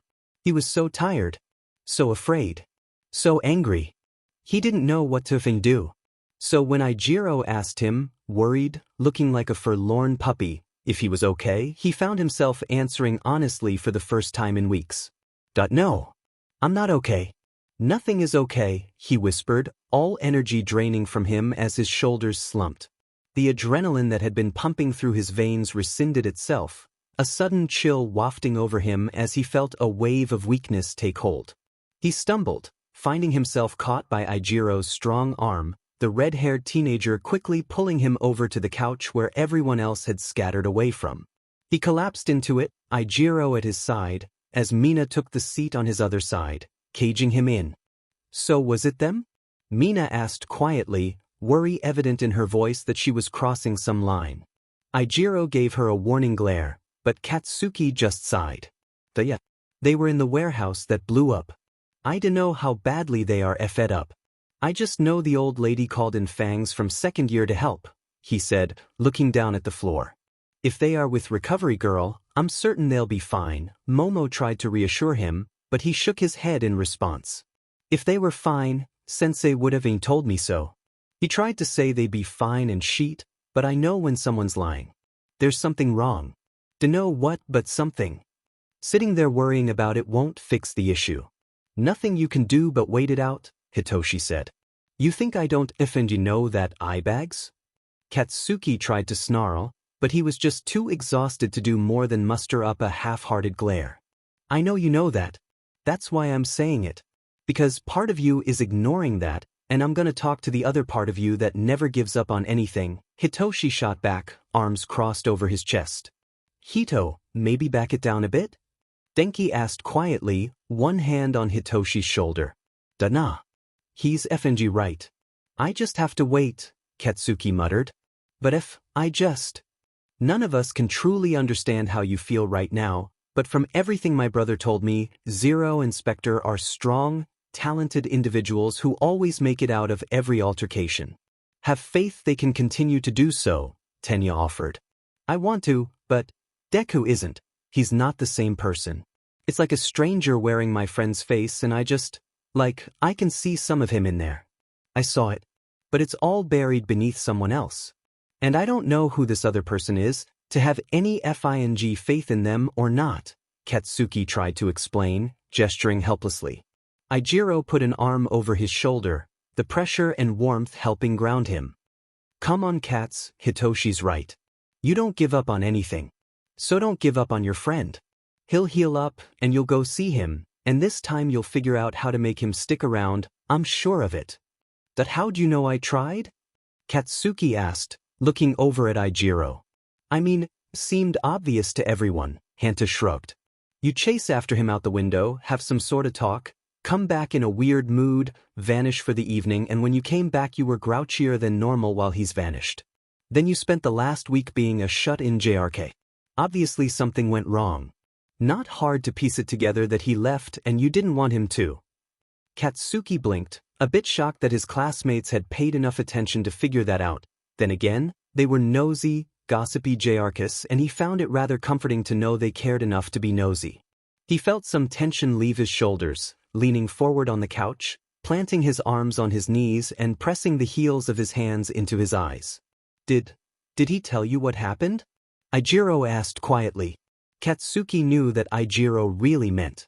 He was the only one he'd told about what he saw that day, about what Deku really meant to him. Trusting someone else, giving someone else a piece of himself, he'd avoided doing it for years, refusing to take that chance. But when Aijiro came along with his bright smiles and can-do attitude, with his steady security, Katsuki hated how much he realized he needed that, and hated himself more for taking the risk, but he had, and so Aijiro knew. He knew more than any of the others, even Kyoka who had a better idea about it than most. That he did. But it's not my place to say, Katsuki replied in a whisper. He could tell the rest of the class wanted to ask, but were choosing to respect his privacy and not pry. He swallowed, sitting up and leaning back against the couch. That's sorry for making everything effing weird, he muttered, looking up at the ceiling. A chorus of negations came from the class, making him wince at the sudden increase in volume. How Kyoka or Mizo dealt with the noise these fuckers made was beyond him. Aijiro rubbed his back. It'll be alright, Cats. It'll be alright. Whatever you need, we got your back. That even if it's helping me convince two dumbass vigilantes to stop getting into fights with Yakuza? Even if that. We're heroes 'cause it's what we do. Katsuki snorted, an unwilling smile crossing his lips. Yeah, it's what we effing do. Waking up in pain wasn't unusual for Izuku. But the fact he was lying on a bed was an immediate cause for concern. His head felt fuzzy. Drugged? Or just concussed? Still unsure. Was he captured? If so, Ochako could be in danger. He had to think this through. He forced himself to remain still and calm, keeping his eyes resolutely closed just in case his kidnappers were waiting for him to wake up. He'd need to wait for the right opportunity, else he might not be able to get to Ochako in time. He needed to figure out where he was and quickly. First, he focused on his arms and legs. Could he move them? Very carefully. Checked for restraints and could find no indication of any such things, although with the minuscule moves he wasn't sure it was a good test. Still, he didn't seem to be restrained, which was probably bad. It meant they didn't need to restrain him. He was on a bed, or at least something similar to it. Not the most comfortable, and there was a weird papery feeling on his back. His clothing was very light, almost breezy. Seems like they took his suit.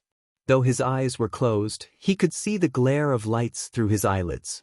The smell made him curl his nose up, rather astringent, cleaning chemicals, maybe?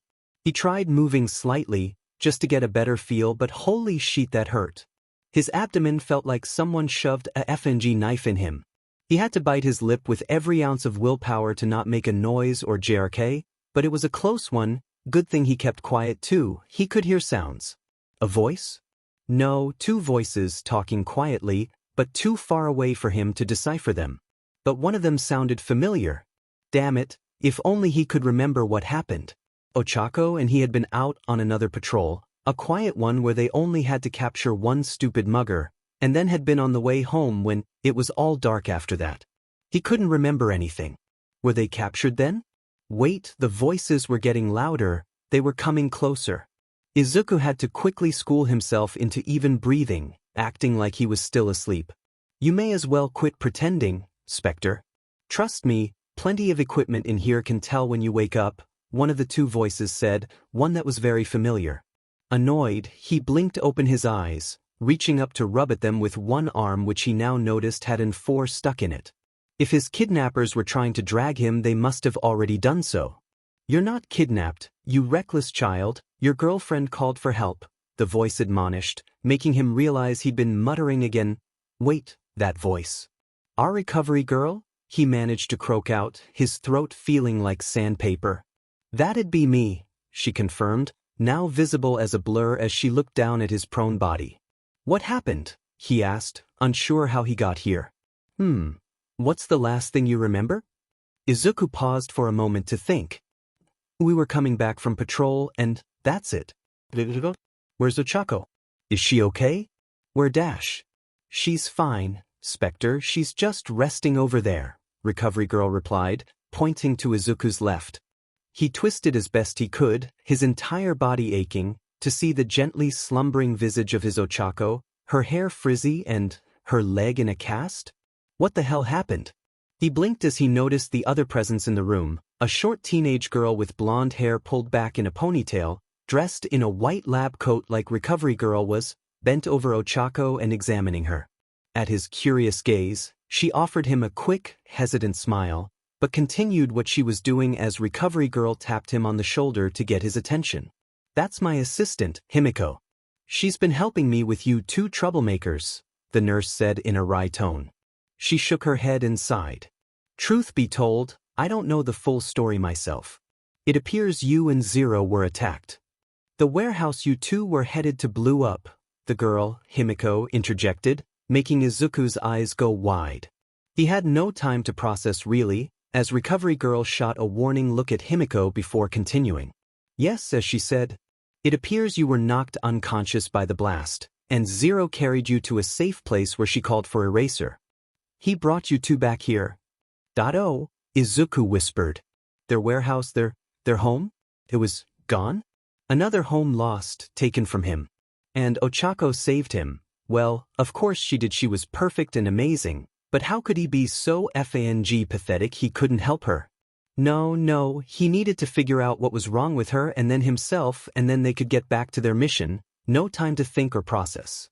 Home base was gone, that was fine, he could work around it, they had stuff they could use. Calm, collected, logical. He took a deep, bracing breath, turning to look Recovery Girl straight in the eyes. How badly is Ochako hurt? Laceration to the shoulder and a very broken leg, Recovery Girl replied matter-of-factly. You have a concussion and were impaled by a piece of rebar through your abdomen. We're having an expert in bone growth come here for Zero, and we'll have a specialist to make sure you didn't get any infections from the injury through your intestines. I'll be fine, no need for that, just make sure Izuku wanted to try and wave off anyone coming for him, he'd be fine, but was treated to the most terrifyingly blank expression he'd ever seen on Recovery Girl's face, and every one of his finely tuned danger instincts told him to shut the F up for now, so he did. Now, you'll be here for a while because you don't have the stamina for me to use my quirk on you, Recovery Girl mentioned, turning around to busy herself at a table in the corner. Why not? He dared to ask, wondering what would happen if she used it. Did it just fail? My quirk uses the patient's stamina to heal them. It's more like it forcibly speeds up your natural healing process. So if your stamina is too low compared to your injury, it could kill you.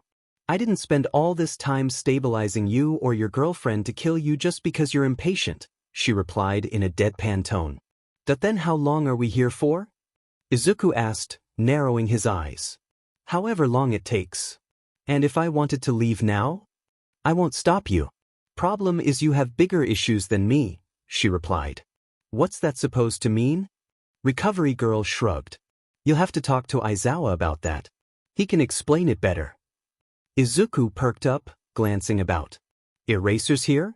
He's been waiting in the hall since you came in, the blonde girl, Himiko, Izuku's mind supplied, chimed in. And how long's that? Recovery girl waggled her hand in the air. 7 hours, give or take. Izuku's eyes went wide. What? But what? Why would he? Recovery girl glanced at Izuku with an arched eyebrow. Is it so hard to believe he was worried about the two of you? Izuku paused, taken aback slightly. Eraser had said he was worried before, and, well, Izuku guessed he hadn't been lying, but he had a husband. Students to look out for. An area, of course. It wasn't like him sitting outside Recovery Girl's office would have accomplished anything. She'd probably call him for whatever he had to explain when they were up to talking. So why? There was no reason for that, he barely knew them? A sound from Ochako's bed interrupted his thoughts, him looking over to see her blinking bleary eyes open, mouth wide in a jaw-cracking yawn. Her head rolled over to look in his direction, and he couldn't help the surge of affection and love that filled his chest, a smile unwillingly crossing his face at the sight of her beautiful eyes looking at him. She gave him a tired smile back, the bleariness clearing a moment later as her eyes went wide.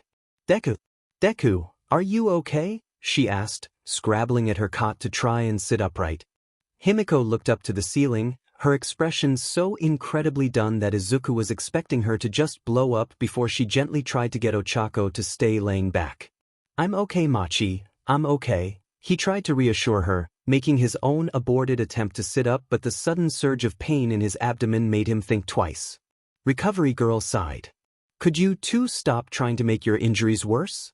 You're both fine, you'll live, now stay in your beds already. Ochako began to sputter, her eyes tearing up. Izuku knew what was going on because he felt it too. They couldn't not want to hold each other, not after what happened. He could see her, hear her, but he needed to smell her, to touch her, to bask in her presence to be sure this wasn't some awful nightmare that was tricking him into believing she was okay when she wasn't. He had to get to her. Chio, maybe we just push their beds together?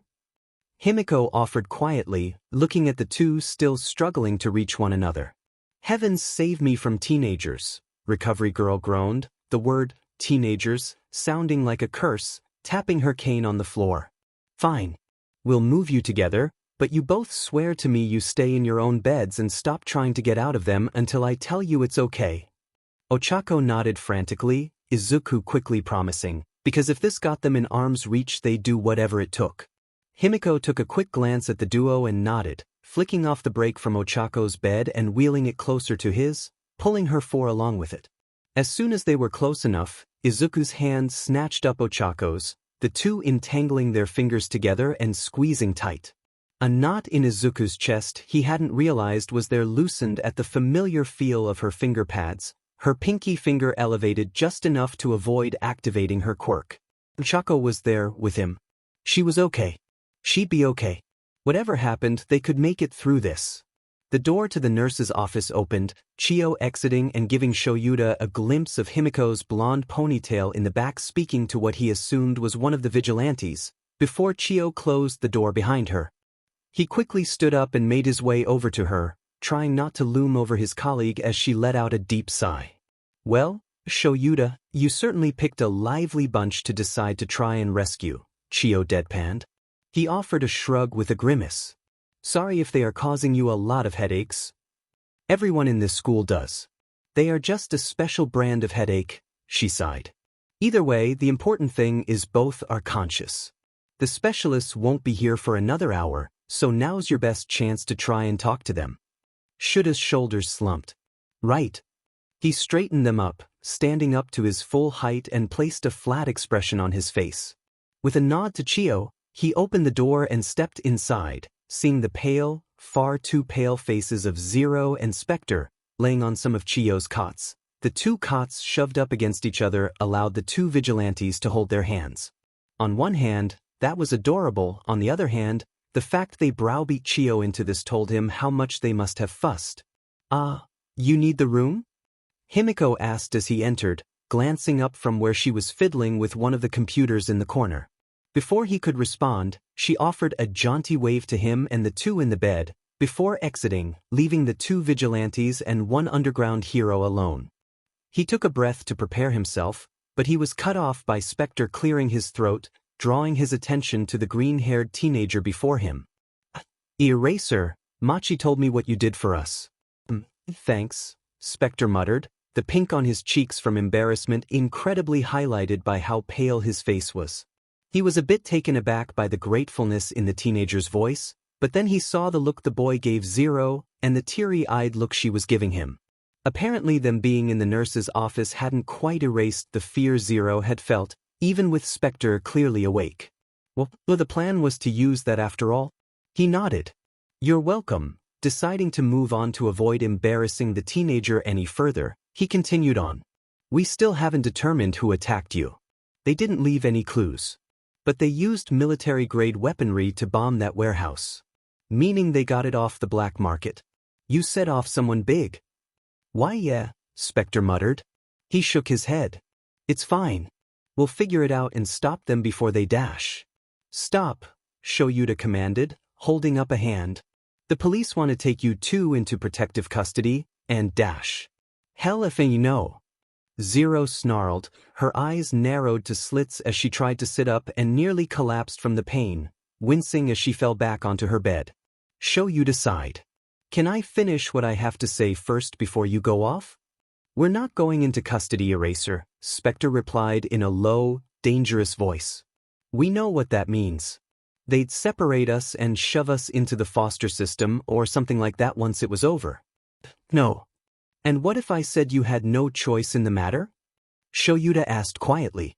The room was silent for a moment, before Spectre replied just as quietly, steel in his voice. "We get out. So unless they are gonna throw us in Tartarus, we'd get out." "And if they tried to imprison you?" Spectre met his eyes with a steady gaze, Zero's eyes a mirrored look. A dark, dangerous one that Shouta knew meant they'd rather die than be separated, which he had already assumed but wanted to confirm. He sighed. "Well then, it's a good thing we have alternatives." "Like what?" Zero growled, still clearly on edge. Shouta gestured to them both. "Look, you 2 are going to need a while to recover. Chio is estimating you'll be in these beds for at least a few more days, and it'll be longer before she can fix your leg, Zero. At least a couple weeks before you're on your feet. So you'll need somewhere to stay, where you're safe and can get the care you need. So Dash, you want us to stay at UA? With all these hero kids?" Spectre's voice was dripping with derision at the idea. "That or, you could stay with one of the teachers here. We're all heroes. You could stay with me and Hisashi, which would also let you see Eri. She's been asking about you, you know," he offered, watching the 2 of them. It was almost funny to him.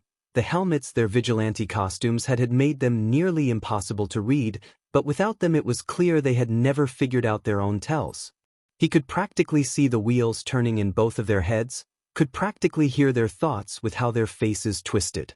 He chose to capitalize on the fact they hadn't immediately shot him down and kept going. Cards on the table. Nobody here wants to fight you or try to capture you, but there was a literal bombing near a residential area. It's a massive deal. The media's all over it already. You don't want your identities broadcast, obviously, and we don't want that either.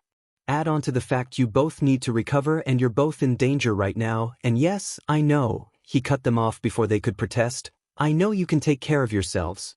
I know. But still, there is nothing wrong with accepting a helping hand from an ally. I've not done anything to make you consider me an enemy, have I?" "Well, no you didn't. Course not. I wouldn't have called ye if I didn't trust ye," Zero muttered, her accent coming across thick. "You called me for help. You trusted me to help you.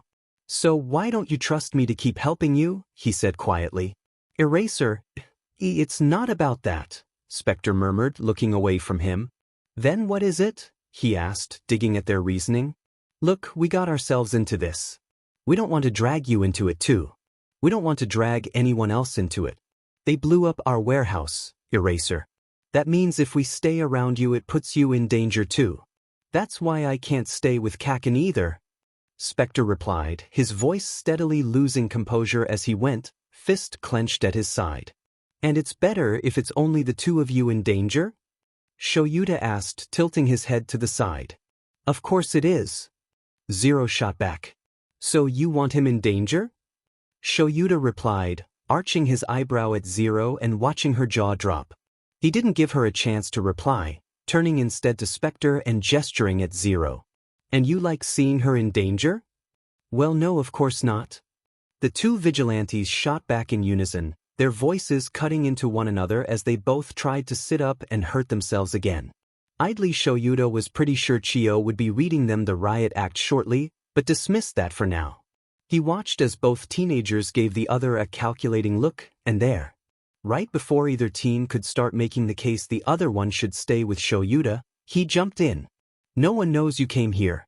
And no one knows where I live. You felt safe dropping Eri off with me, didn't you? I have more enemies than the two of you combined. You know what my career's been like. Yet my home is secure. UA is even more secure. After the USJ, the security here is far better. No more warpers getting into our campus and cutting off communication. Whatever you choose, you'll be safe here. You'll both be safe here. But to be fair, you don't really have to worry about the warper anyways, Spectre muttered, looking up at the ceiling. Shouta blinked. Why? It might have taken down the league? Zero replied with a sheepish grin and shrug. Shouta blinked again, every thought he'd previously had liquefying and falling out of his ears in a torrent, leaving him to stare blankly at the two. Wait, you should know that it's Nizu who took them in once we got him? Spectre said, scratching his neck and looking at Shouta in confusion. Shouta felt like he was blinking way too much, and yet his eyes still felt dry, as if he's been using his quirk for an hour straight. He shook his head. Nope. We'll address that later. I will talk to Nizu about it much later. We need to figure out what you two are going to do. He took in a deep, bracing breath, modulating his tone to be as soft and reassuring as possible. Look, all I'm asking is you give us a chance. I know you want to be out there looking for your attackers. I know you can't give up your quest. I know. But you're hurt, and you've lost your base and your resources. You have to rebuild. You can start from nothing and work up, sure. I believe you can. I know you can. But why make it harder on yourselves? On one another? You already did that once. I'm an ally. I'm a friend. Let me help you. You trusted me with Eri. And I know it's a big ask, but I'm here. I'm offering a hand. Nothing wrong with accepting a hand from a friend. So please, let me help you. The two looked at him with an unknown emotion swirling in their eyes. After a moment, Spectre turned to Zero and met her gaze, offering him a half nod to which he turned back to Shouta. Can you give us a few minutes to talk? Sure. I'll be just outside the door. Call for me when you have your answer. At the nod from the two, he did as they asked, opening the door and stepping out into the hallway, seeing both Himiko sitting on the same chair he had been. He explained the request, the blonde letting out a yawn as she nodded at him, and he leaned against the doorframe to await their response. He was tempted to listen in, but chose to respect their privacy and waited. It was not long, maybe 5 minutes, before he heard Zero's voice call for him to enter the room. He slipped back inside, stepping over the foot of their cots where the two of them had firm, tight grips on the other's hands, Zero's pinky slightly offset for some reason that was interesting, and a flat expression on their face. He saw Zero's hand twitch, squeezing Spectre's as the green-haired teen looked up at him. Okay. We'll go with you. The specialists arrived and went about their business within the next hour, during which Shouta had absconded to get a quick shower and update Hizashi on the plan. His husband had already gone to ask for help from a few other teachers to help clear out the spare bedroom the two had turned into a storage room, because Shouta had a sneaking suspicion the duo would both refuse to sleep apart and also refuse to stay in the nurse's office for a second longer. Then they had to. He was, unfortunately, correct, as once the help that Chio had dragooned and had left, she'd sent Himiko to tell him that the duo were being frustrating, and if Chio was saying that she meant it. Himiko had an annoyed furrow to her brow as well, the blonde student more snippy than Shouta had seen in quite some time, so he could already tell Spectre and Zero were really pushing people's buttons. It had taken some significant effort to convince the duo to agree to return daily so Chio could check on them, but with that agreement she reluctantly agreed to letting them leave with Shouta. Luckily for him, ectoplasm had been around and he made clearing rooms a breeze, and Shouta mentally added a note to get something nice for ectoplasm as thanks. Of course, now he had to somehow get those two to his home before Chio killed them herself. That or Himiko stabbed one of them. He'd brought back a couple more tracksuits for them to change into, since the gowns Chio had put them in wouldn't be good enough. Now came the hard part, them actually getting changed. He knew better than to offer help, and so did Chio.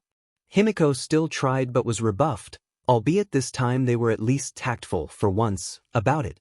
He just waited outside the office, wincing internally as he heard their muffled grunts of pain as they tried to help the other into the tracksuits.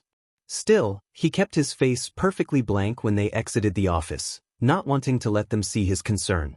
But they sure were testing his self-control on that.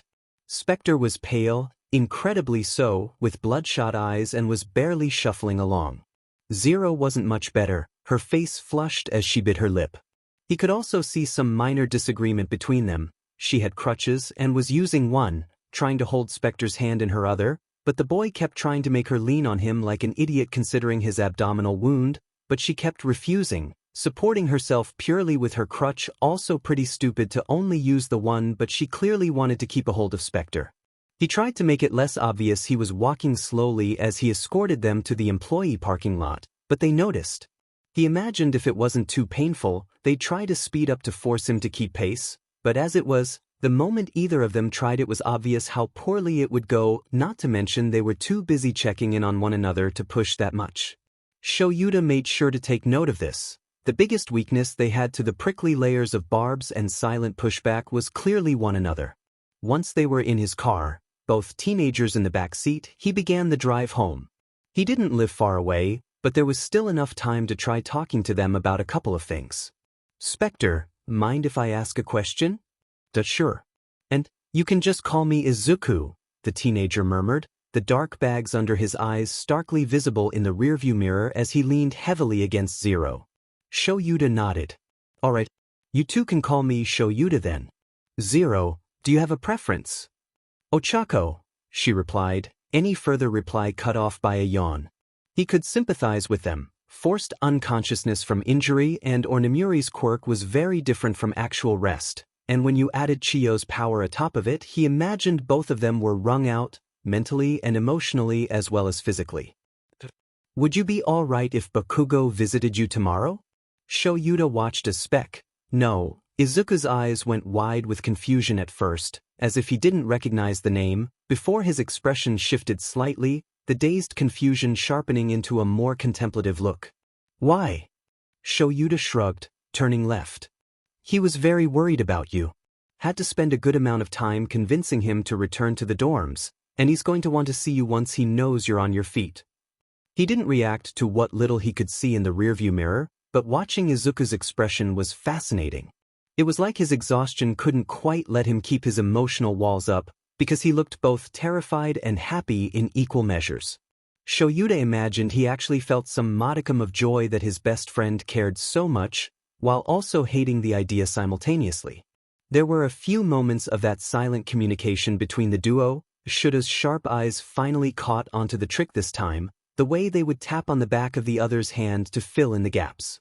The silent code system made sense.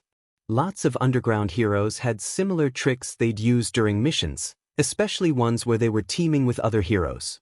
There was a standard system of hand signs that heroes got taught, but only really got used by those in the underground work, since Limelight could more easily directly communicate. Still, it was nice seeing how they did it. He didn't pay too much attention to it. While he'd like to know what they were saying, trust was more important, so he wasn't going to try and decipher it just yet. Let them have their privacy. After a few moments, Izuku cleared his throat. Yeah, sure, I can talk to him tomorrow. Alright, I'll have him come home with me tomorrow after classes then. Anyways, here's the deal. We cleared out a room for you too. We didn't have time to get a full bed, but we have a futon we put down for you. It's a nice one, I've napped on it plenty of times. We'll be fine, Iris? Shouta, Ochako reassured, cutting herself off midway as she tried to adjust to the name change. She shook her head. It's fine. Shouta nodded absently. That's fine. Other than that, feel free to use whatever you need to.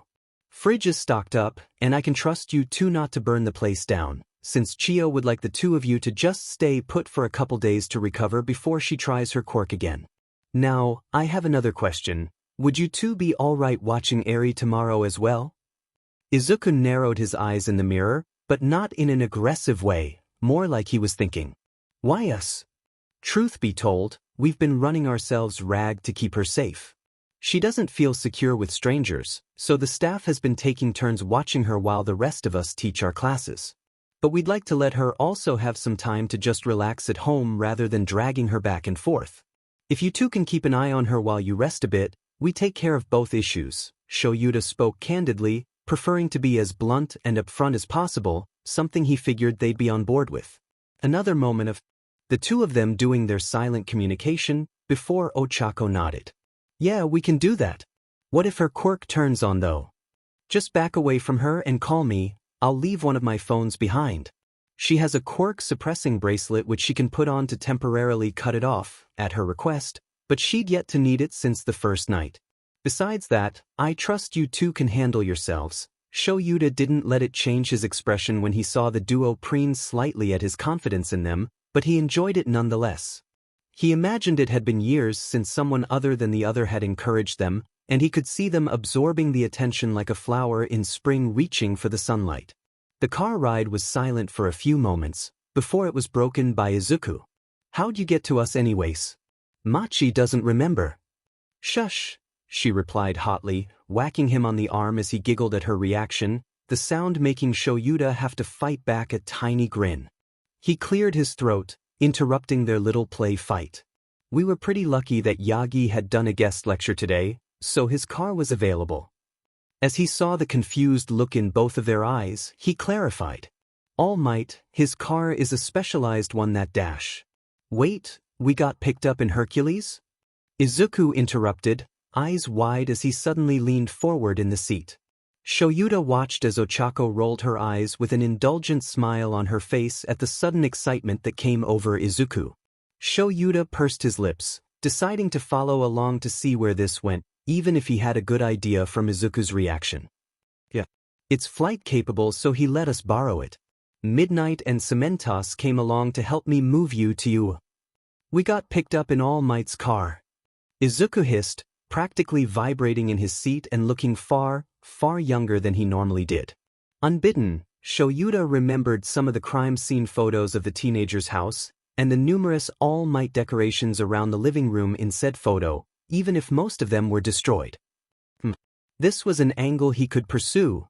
If he was a fan of All Might, he probably did want to be a hero, especially considering he ended up going down the vigilante path. He knew Bakugo was also a super fan of the hero. The blonde teen had a small shrine to All Might in his bedroom, centered which were two signed premium All Might cards that Shouta had seen ever so carefully protected. He wondered. Sounds like he's got a bit of a fan, Shouta teased, a smirk flickering across his lips. Izuku seemed to realize how much he was revealing, and Shouta internally cursed as the teen shut down immediately, face going blank as he sat back in his chair. It couldn't hide the pink in his cheeks though, especially with how pale he was, as Izuku shrugged dismissively. I guess. Well, you may as well try for two. What about you, Ochako? Any heroes you like? The brunette was silent for a moment, sharing a glance with her boyfriend before squaring her shoulders. I used to like 13 a lot. Rescue heroes are good ones, she muttered, looking embarrassed yet willing to speak up. He could read between the lines and see she was trying to mitigate some of her boyfriend's embarrassment by revealing something personal to her. You know, she works at UA. If you want to ever talk to her, just let me know. She'd find time, I'm sure, he offered. Ochako's eyes went wide, a mirror of Izuku's previous expression. She quickly schooled hers back to blank, but he didn't miss it even if he chose not to call it out. You don't have to, she muttered. I don't have to know. I'm offering, he replied, turning onto his street. She was quiet for a moment, before replying softly. I'll think about it. As he pulled into his driveway, he nodded at them both, climbing out of the car. Well, you were home. Shouta probably should have warned everyone involved of A, the fact he had a cat who had been hiding when the duo were last around, B, that Eri was waiting for them to return because she wanted her heroes back, and C, that Eri normally was cuddling said cat who graciously permitted Eri's affection, because upon his entrance to the home 3 things happened rapidly. First, Eri came rushing towards them, the fluffy fur of his cat Bizu wrapped in her arms and very confused by her sudden movement.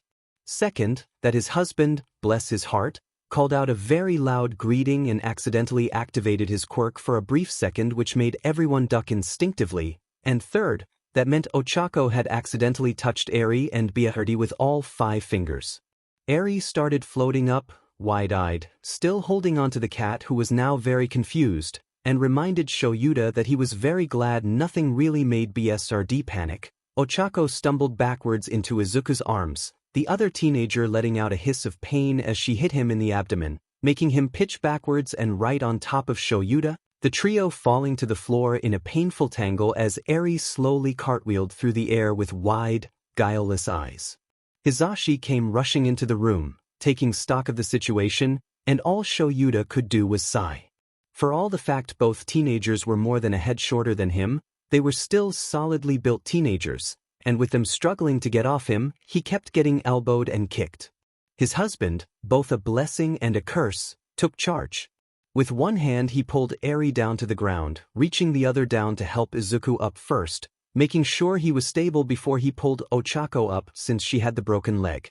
Immediately, red flooding her face, she tapped her fingers together, allowing Hisashi to let go of Eri as she stared up at Ochako with her wide, curious gaze, Big just calmly sitting in her arms and surveying these intruders. Izuku had his arm wrapped around Ochako's waist, his own embarrassment at the panicked moment evident as he ducked his face away from the other two. The duo shuffled out of the way as Hisashi, with gentle smiles and a soft voice, pushed past them to grab Shouta and pull him up from the ground. After patting himself off and kicking his boots off, he looked up at the very embarrassed teenagers and one child trying not to jump on them. He took a deep, bracing breath. Sorry I didn't get to introduce you last time. That giant ball of fluff in Eri's arms is our cat, BSE. He's the only one Hisashi let me keep dash. If he had his way, we'd have 47 cats, Hisashi drawled, wrapping his arm around his husband's shoulder. Anyways listeners, sorry about the volume, sometimes I get a bit overexcited. Are you two alright? We're fine, Izuku muttered, but Shouda's perceptive eye couldn't help but notice the fact he had one hand pressed to where his abdominal wound was, or how Ochako looked incredibly guilt-ridden. Damage control, he whispered in his mind, knowing better than to confront either teenager. How about we get out of the doorway and sit down? Today's been a rather tiring one, Shouta offered. The teenagers nodded, but as both of them tried to bend to take off their shoes it was very noticeable how much trouble they were having with it. Ochako couldn't really bend thanks to the cast, and Izuku couldn't bend at all without pain. Hisashi stepped forward to try and help but a quick shake of Shouda's head made him stop. Instead, he turned to Eri and grinned. Hey Eri, wanna help me make dinner while these two get situated? We're gonna celebrate with our guests tonight. See celebrate? She asked softly, her eyes flickering between the vigilantes and Hisashi. Yep, we're gonna have dinner and a lovely dessert. You don't have to go to any trouble, Izuku began, but Hisashi cut him off with a wide smile and waved his hand. I love to cook, don't you worry about it, Spectre. I was thinking I'd bake some cookies and throw together some mochi. You too like those, right? Shouta had to struggle not to smile at the look on Ochako's face, her finally brightening up with what looked like genuine joy at the mention of mochi, which, considering the nickname Izuku gave her, made it pretty clear what her favorite dessert was. Izuku didn't react much to either idea, but he didn't seem opposed, and the soft gaze he put upon Ochako's unfiltered joy was heartwarming. Even if what they had was unhealthy, it was also clear there were genuine feelings between the two of them. They just had to learn how to separate those from the darker obsession buried beneath. Eri was gently ushered away by Hisashi, still looking back at the duo as she went. Shouta knew they wouldn't accept help, so he chose to leave as well, heading out of the vestibule so they were out of his sight and could do their thing without him hanging over them. He still was internally wincing at the sound of the two hissing in pain and trying to hold back their pained comments, but baby steps. Getting them to accept what little help he was offering was like pulling teeth. He knew now wasn't the time to push. It took them a few minutes, but they managed to divest their shoes and hobble into the living room.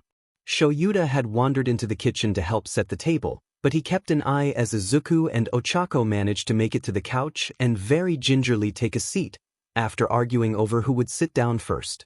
Shouta had to hold in a snort, watching the two of them very quietly gesture back and forth before Ochako seemed to finally win the fight, making Izuku sit down first. Honestly, he agreed with her. Her leg was in a cast, but that was manageable. The boy had a stab wound in his abdomen. Sitting would be harder for him. Dinner will be ready in about a half hour, if you guys want to chill till then. Hisashi called from the kitchen. Ochako glanced up from where she was speaking quietly to Izuku, clearing her throat. Sit there? Want anything to drink? Shouta asked as he stepped into the living room. We're fine, Izuku muttered. Shouta sighed. He was a very patient person and was willing to go slow with these two, but this was FNG ridiculous. It's just a drink, Izuku. Not even water. To his credit, Izuku did look at least slightly abashed by Shouta's admonishment. He let out a breath. That water would be fine, yeah, he murmured.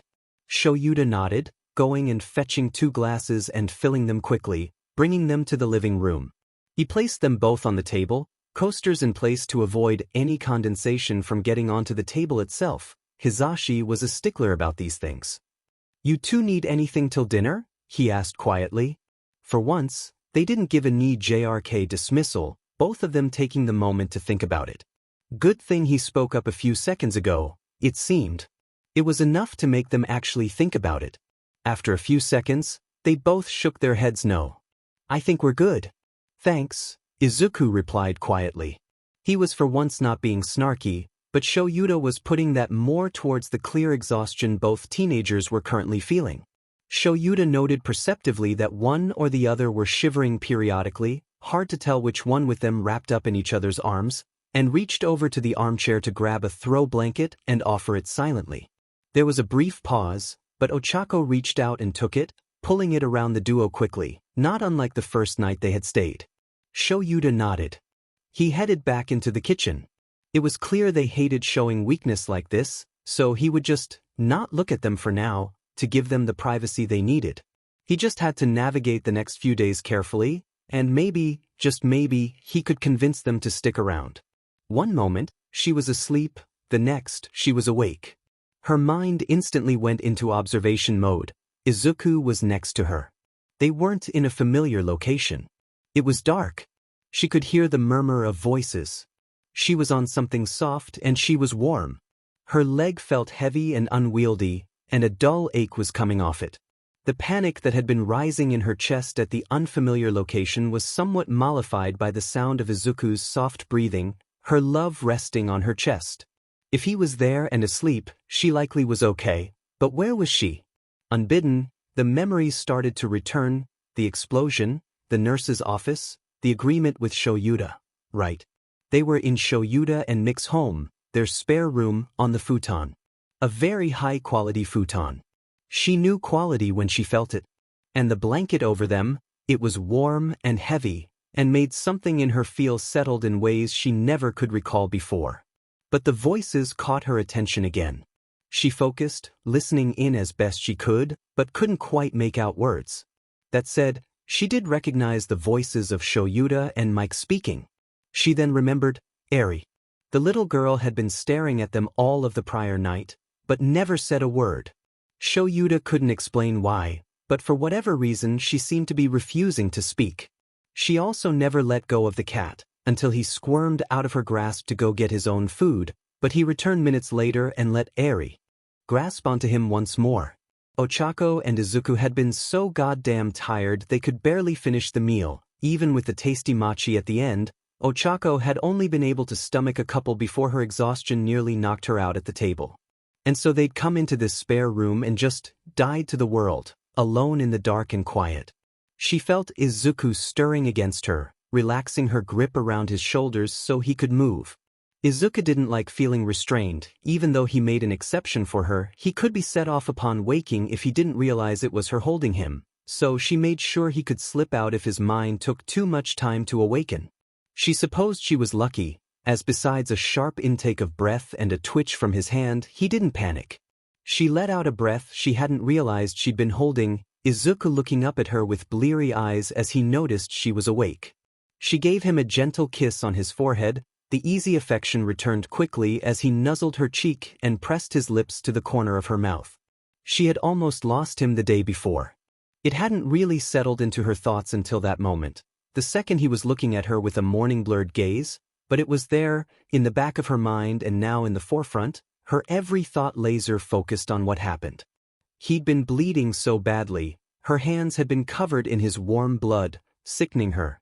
She felt like she could still smell the rusted iron scent of his life force fleeing from him, and all she could do was squeeze him tighter. Like always, her Izuku knew her. He understood without a word why she was suddenly gripping him tightly, his own grasp tightening around her as he brushed another kiss on her cheek.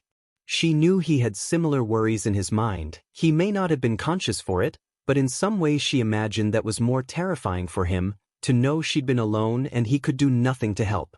She imagined he was already filled with misplaced guilt for getting knocked out, mostly cause that's how she'd feel if she was in his position. But they couldn't talk about it right now. The heroes were still here, and they'd already agreed to watch Eri. Maybe later, but for now, she knew they couldn't talk. Still, she curled closer to his warmth, letting it soothe the ache in her bones and in her heart, letting out a deep sigh as she buried her head in his hair to find the comfort she so desperately needed. There was a soft knock on the door. She took the second to lift her head and meet Izuku's eyes, her boyfriend nodding at her once. She cleared her throat. "We're awake," she called out. The door slid open, Shouta standing in the hallway. He was adjusting his scarf around his neck as he glanced down at the entangled teenagers. "We're about to head to class. Phone's on the kitchen table, and you can feel free to raid the kitchen for whatever you need. Eri is on a special diet to help deal with her malnourishment. It's pinned to the fridge. All easy things to make, but if you need help just call me, I'll send someone over. Hizashi will be back earlier than me, around 2 in the afternoon. Recovery girl gave us some painkillers for you if it gets too bad. They are in the cabinet above the stove. I trust you to choose when they're necessary." I think that's it." Ochako nodded. "Yeah, we got it." "Is Eri still asleep?" Izuku asked softly, rolling over slightly and out of Ochako's arms. He tried to sit up, but hissed in pain at the bending of his waist, Ochako quickly moving to comfort him. Shouta didn't respond to the pained hiss, choosing not to call attention to it. "Yeah. She'll likely wake up soon though, she's a pretty light sleeper." "'Kay, we'll get up then," Ochako said softly, sitting up. She winced as her leg clunked on the floor, the cast skidding off the futon, but managed to get to a seated position without too much issue. Shouta jerked forward, like he was going to step into the room, but stopped himself. He cleared his throat. "Would you like a hand up?" he asked, his voice soft and non-judgmental. Ochako shook her head. "Nah, I'll be fine. Gotta get used to this for a bit anyways." Shouta ifed in a breath, but let it go. "Alright. I do have to ask one favor of you though." Izuku blinked up at him, finally able to sit up with Ochako's help. "What's that?" "I need your word you will actually eat while I'm gone," he said. Left unsaid was the fact he'd clearly figured out their reluctance to accept even the tiniest bit of charity, and he was trying to force the issue. Ochako clenched one fist in the blanket, his words warring with her refusal to take from others when she didn't need to. A glance to her side showed the same unhappy expression on Izuku's face, but before they could speak up, Shouta continued. "Please. Just take care of yourselves, that's all I'm asking. It helps Eri too. She feels guilty if we don't eat with her, so if you can, please eat with her. She gets breakfast, lunch, a snack between and one after lunch. Hizashi will be here for dinner, so that's covered. Can you do that for me?" Ochako had to fight to let go of her tight grip on the blanket, but another shared look with Izuku had her letting out a breath she hadn't realized she'd been holding. "Okay." Shuta's face quirked up in a small smile, nodding at them. "Thank you. We'll be off now. Take care." "You too," Izuku murmured. Shouta gave another acknowledging nod, leaving the room and closing the door behind him as he went, leaving the two vigilantes sitting in the dark. Izuku closed his eyes and breathed in slowly, deeply, a ritual Ochako was familiar with, his way of resetting himself to a more even keel. He opened his eyes and looked at Ochako, reaching over to place one hand on her cheek and gently pressed a kiss to the tip of her nose. "Let's do this." Ochako smiled, returning his kiss to his forehead, letting out an acknowledging hum. Izuku had to work very hard to keep his roiling emotions under wraps, to keep Eri from noticing. She'd woken up shortly after Ochako and him had, and of course she'd been hungry. Not that she was willing to ask for her food, and he understood that, but they knew she needed breakfast. Luckily her diet plan was pretty simple, and Izuku did know how to cook simple things. Ochako wanted to help, but her leg made it hard to stay standing without too much pain. Granted, Izuku wasn't feeling top of the world either, but if he didn't bend, he was okay, and standing at the stove for a few minutes wasn't an imposition. He'd been tempted to only make breakfast for Eri and Ochako, but he knew Ochako would kill him if he did that. And he wasn't going to let her not eat. So fine, he made enough for all three of them. It was weirdly domestic if he was being honest. Ochako was keeping Eri company, but she still hadn't spoken and Izuku wondered about that. And here he was, standing in a kitchen making breakfast for his girlfriend and a little girl they'd rescued from some FING Yakuza assholes. In a hero's kitchen. It felt off. Of course, this only happened because Izuku fed up. The sudden surge of self-loathing and rage made him freeze in place for a brief moment, having to force his shoulders to relax as he finished up their breakfast. He didn't have time to unpack this right now. Eri and Ochako needed a nice breakfast and deserved a chance to relax. Going off what Shouta had said, Eri was still only barely managing to make it through the days, and she'd been missing them. Admittedly, he wasn't sure why. She'd only known them for a day, and it's not like they made a great impression, considering her first sight of Izuku was him busy getting nearly beheaded by a knife before he managed to break the guy's leg. Of course, that was after Ochako brought half the complex down, so he would have thought she'd be even more afraid of them, but nope. She was really focused on the two of them for some reason, and now she'd been more attached with them staying here. He huffed out an annoyed breath as he plated the food. She needed to not be attached so she could have a real home. This entire event proved what he'd feared already. The two of them were going to get killed. Sooner rather than later. And if he kept FING up like this, it'd be even sooner. He cursed internally, barely keeping the grimace off his face. No matter what he did, he couldn't keep it out of his mind. The fact he'd been taken out from the start, making him a burden on his Ochako. He always knew he was a burden on her, but this just cinched it. He should have never offered to work with her. If he hadn't, maybe she wouldn't have gotten mixed up in this and she'd not have a broken leg. No, not the time. He had to stay calm, collected. He had to focus. Breakfast first.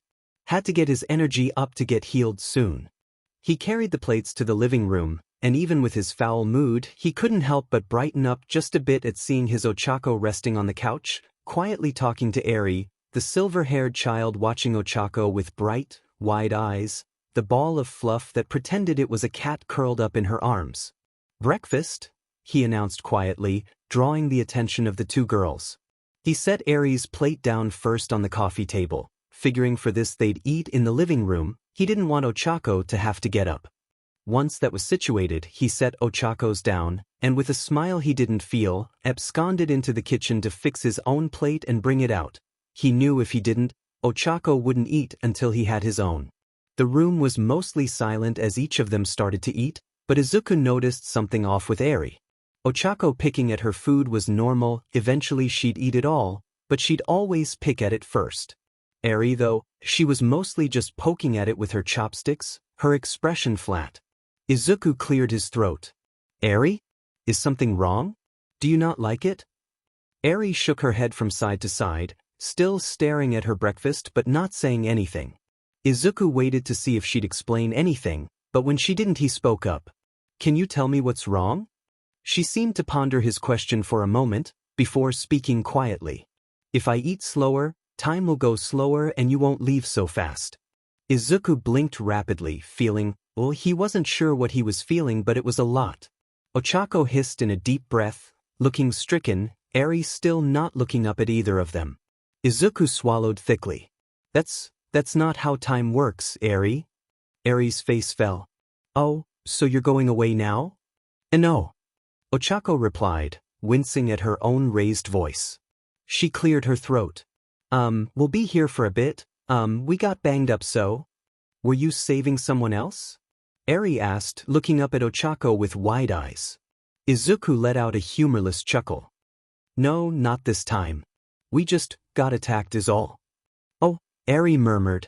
She looked at Izuku and then Ochako, scanning over them. Are you okay now? We're healin' just fine, Ochako reassured Eri, smiling wide. Eri nodded at her, turning back to her food and finally taking a bite. Izuku waited for a bit, but his curiosity couldn't be contained anymore. He genuinely didn't get why Eri was so attached, and he doubted she could tell him, but, Eri, he waited for her to give him her attention, continuing once he had it. Why does it bother you if we're not here? Eri thought about her answer for a moment, before shrugging half-heartedly. You saved me. I want to see you. I'm sorry for making you see me. No, don't apologize. We want to see you too, Ochako said, hands outstretched pleadingly. Then why did you leave? Eri asked. Izuku winced. There was nothing accusatory in her eyes or voice, but the look of hurt in the child's gaze was enough to make him feel like trash. Izuku racked his brain for a way to explain it. After a moment, he knelt before Eri, looking at her sitting on the couch, and spoke quietly. It's because there are lots of bad guys out there, like the ones who hurt you. We're trying to stop them all, and make sure no one else gets hurt. Eri looked confused for a moment. But Sho and Zashi do that too, and they didn't leave? Ochako knelt on Izuku's other side, trying to back him up. Yeah, but some of the stuff we gotta do is against the rules. They are heroes, they gotta follow those rules, so they can't do as much as we can. But breaking the rules is bad, isn't it? Internally, Izuku was cursing the fact they had a smart 6-year-old on their hands, because it made this really hard. He couldn't exactly explain the whole vigilante thing to her.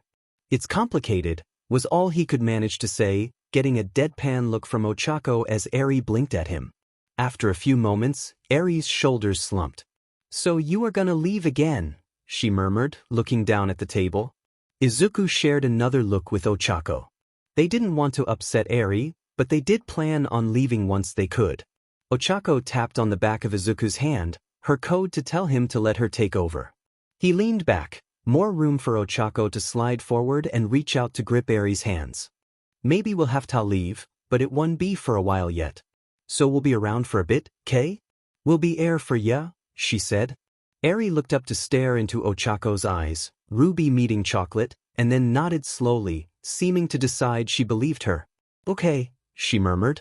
Izuku's eyes noted Eri squeezing Ochako's hands tightly and held back a smile at how cute the two of them looked, even more so when the cat, Biki, decided he wanted to be in the middle of this and shoved his way into Eri's arms, bapping Ochako in her face with his fluffy tail and making her rock back, eyes blinking rapidly in confusion. Izuku couldn't help the snicker that escaped him, his girlfriend turning to glare at him. Maybe this stay wouldn't be so bad, he mused. At least Eri was sweet, and spending time with Ochako in an actual warm place where they didn't have to worry about their next meal was nice. Although it was only the first day, they'd have to see where it went from here. Hey hell Deku, next time you want to get your butt blown up just come to me, you idiot. Katsuki cursed, the first words he bothered to say as he stomped into Shuta's house. Behind him, Shouta was rolling his eyes as he took off his boots, sliding past the blonde teenager to greet his husband. Izuku and Ochako had been doing fine with Eri most of the day. She'd been quiet, but opened up a bit when they asked her what she liked to do. She convinced the two of them to color with her, and once she realized Izuku could draw she'd pestered him to teach her how to, so he'd spent most of the morning helping her with her art. And then once she learned Ochako could actually build things, she'd been so excited to see what the brunette could do. Sadly, she lacked any of her tools, but with some playing cards they'd found in one of the drawers, she'd managed to construct a card pyramid that made Eri clap in glee. At least, until BSRD knocked it over. Luckily, The sight of the cat now covered in cards and looking offended by the fact they dared to fall upon him had mollified any upset feelings Eri got from seeing it fall over, and instead the excitement had led to her taking a nap after lunch. When Hizashi had arrived, and insisted they call him Hizashi or Zashi, he'd found the two curled up on the couch, Eri on the one next to them. Izuku was laying with his head in her lap, a notebook propped up on his chest, tapping his pencil against his lips as he periodically wrote in it. Ochako had one hand buried in his hair, gently running her fingers through it, her eyes trained on the same notebook and occasionally offering her input. Things had been pretty quiet for a while after that, Hizashi going to the dining room table to grade some papers, choosing to leave the vigilantes alone in the hopes they'd get more comfortable with his presence. Of course, the quiet was broken only a few hours later by the loud arrival of Katsuki Bakugo and Shouta, waking Eri up and making her stumble over her sleepy greetings. Izuku let out a deep breath, sitting upright with a wince. "Hello to you too, Kaken," he muttered, glaring up at his oldest friend. Katsuki stared down at him for a moment, eyes narrowed, before letting out a huff and collapsing into the armchair next to them. "How bad is it?" he asked, looking in askance at the cast on Ochako's leg. "I got a small stab and Ochako broke her leg. We're fine," Izuku replied flatly. He was impaled by a chunk of rebar and was in danger of a serious infection, and she broke her leg in multiple places and needed a specialist to come in and repair it. Shouta deadpanned back, to the glower of the three assembled teenagers. He shrugged. "I didn't want to listen to you two fight over the truth until he finally forced it out of you." Izuku chose to dismiss his words, rolling his eyes. "Sure. Either way, we'll get better soon enough." "Surprised the old lady didn't fix you two up already," Katsuki mused. Ochako shrugged. "She said we're too exhausted or something." "Yeah. That happens. Her quirk uses your own stamina to fix you," Katsuki replied, nodding. Izuku waved it off. "We just need a couple more days and we'll be good to go." "Not until the investigation clears," Shouta reminded him, making Izuku narrow his eyes. Shouta rolled his eyes in return. "You already know why. Just be patient, okay? Police investigations take forever, and half the time they get paid off by the very syndicates that they are chasing down. You cannot possibly expect us to trust them on this," Izuku scoffed. "I would normally agree with you, but I can personally vouch for the man leading this investigation. He's got the pull to keep an investigation going, and he's not someone who can be bought." "You've probably heard of him, Detective Tsukachi," Shouta replied, figuring those in their line of work would know of him. "The truth cop?" "Yeah, guess he's okay," Ochako mused. "It'll still take too dmed long with all their red tape. We'd be able to do it much faster out there once we're healed up." "Except you have no base and no equipment to work from," Shouta reminded him. Ochako snorted. "We can just start over, it's no big deal. Sometimes you'll lose what you got, it's how the streets go. Just gotta pick yourself back up and push." "Or, you let me help you like I said I would," Shouta replied. "Eraser dash," Izuku began, before he was rudely cut off. "Oh, for F's sake, why are you even arguing about it now? You're too fed up to do anything anyways." Katsuki interjected, letting out an annoyed growl. "Can't you FING focus on healing and sheet first? Don't you want her leg to get better?" he said, pointing at Ochako's cast.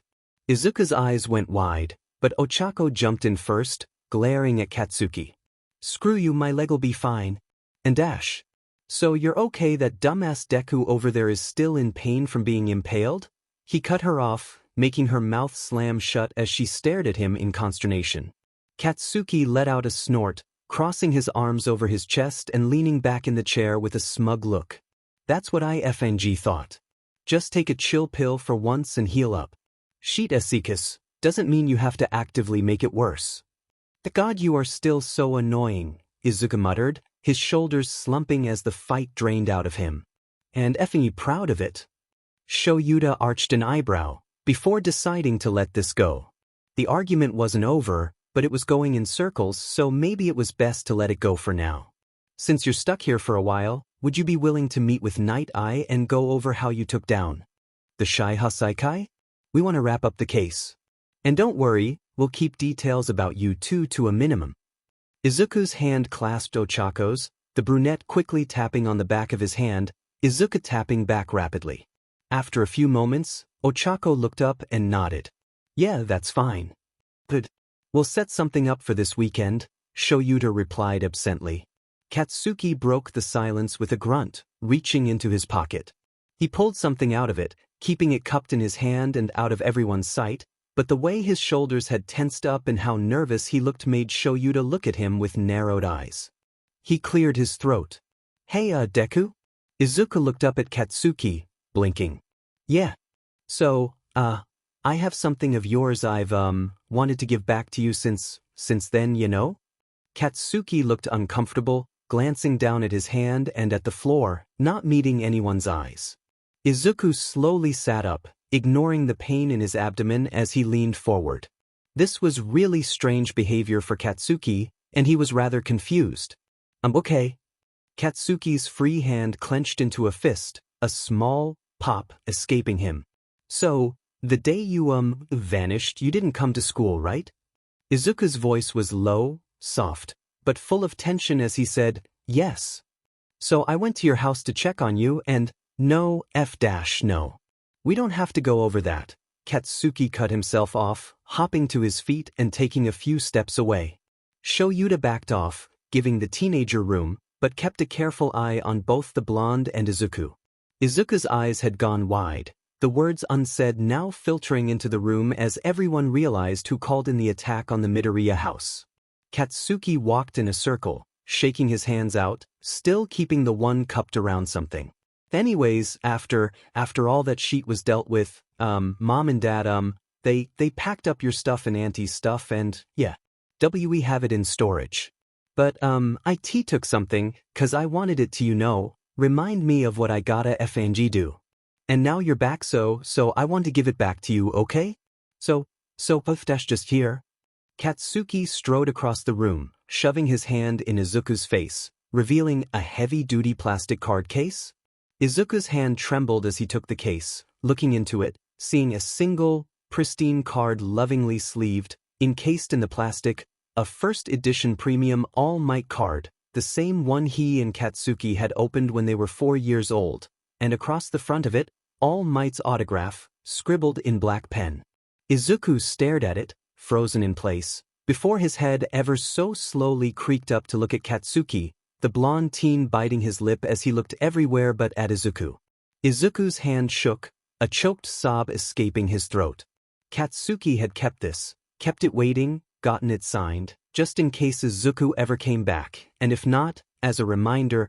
Izuku almost dropped the card, nerveless fingers losing their grip, but Ochako's quick thinking caught it and pressed it between Izuku's hands as Izuku curled in on himself, tears building up in the corner of his eyes.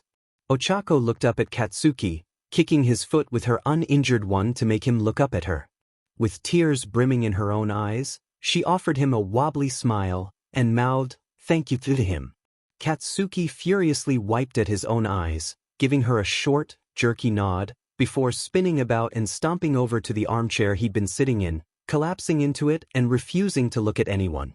Shouta decided he wasn't needed in the room right now. As quietly as he could, ignoring the near-silent sobs from the green-haired teenager, he headed into the kitchen to join his husband and let the kids have their privacy.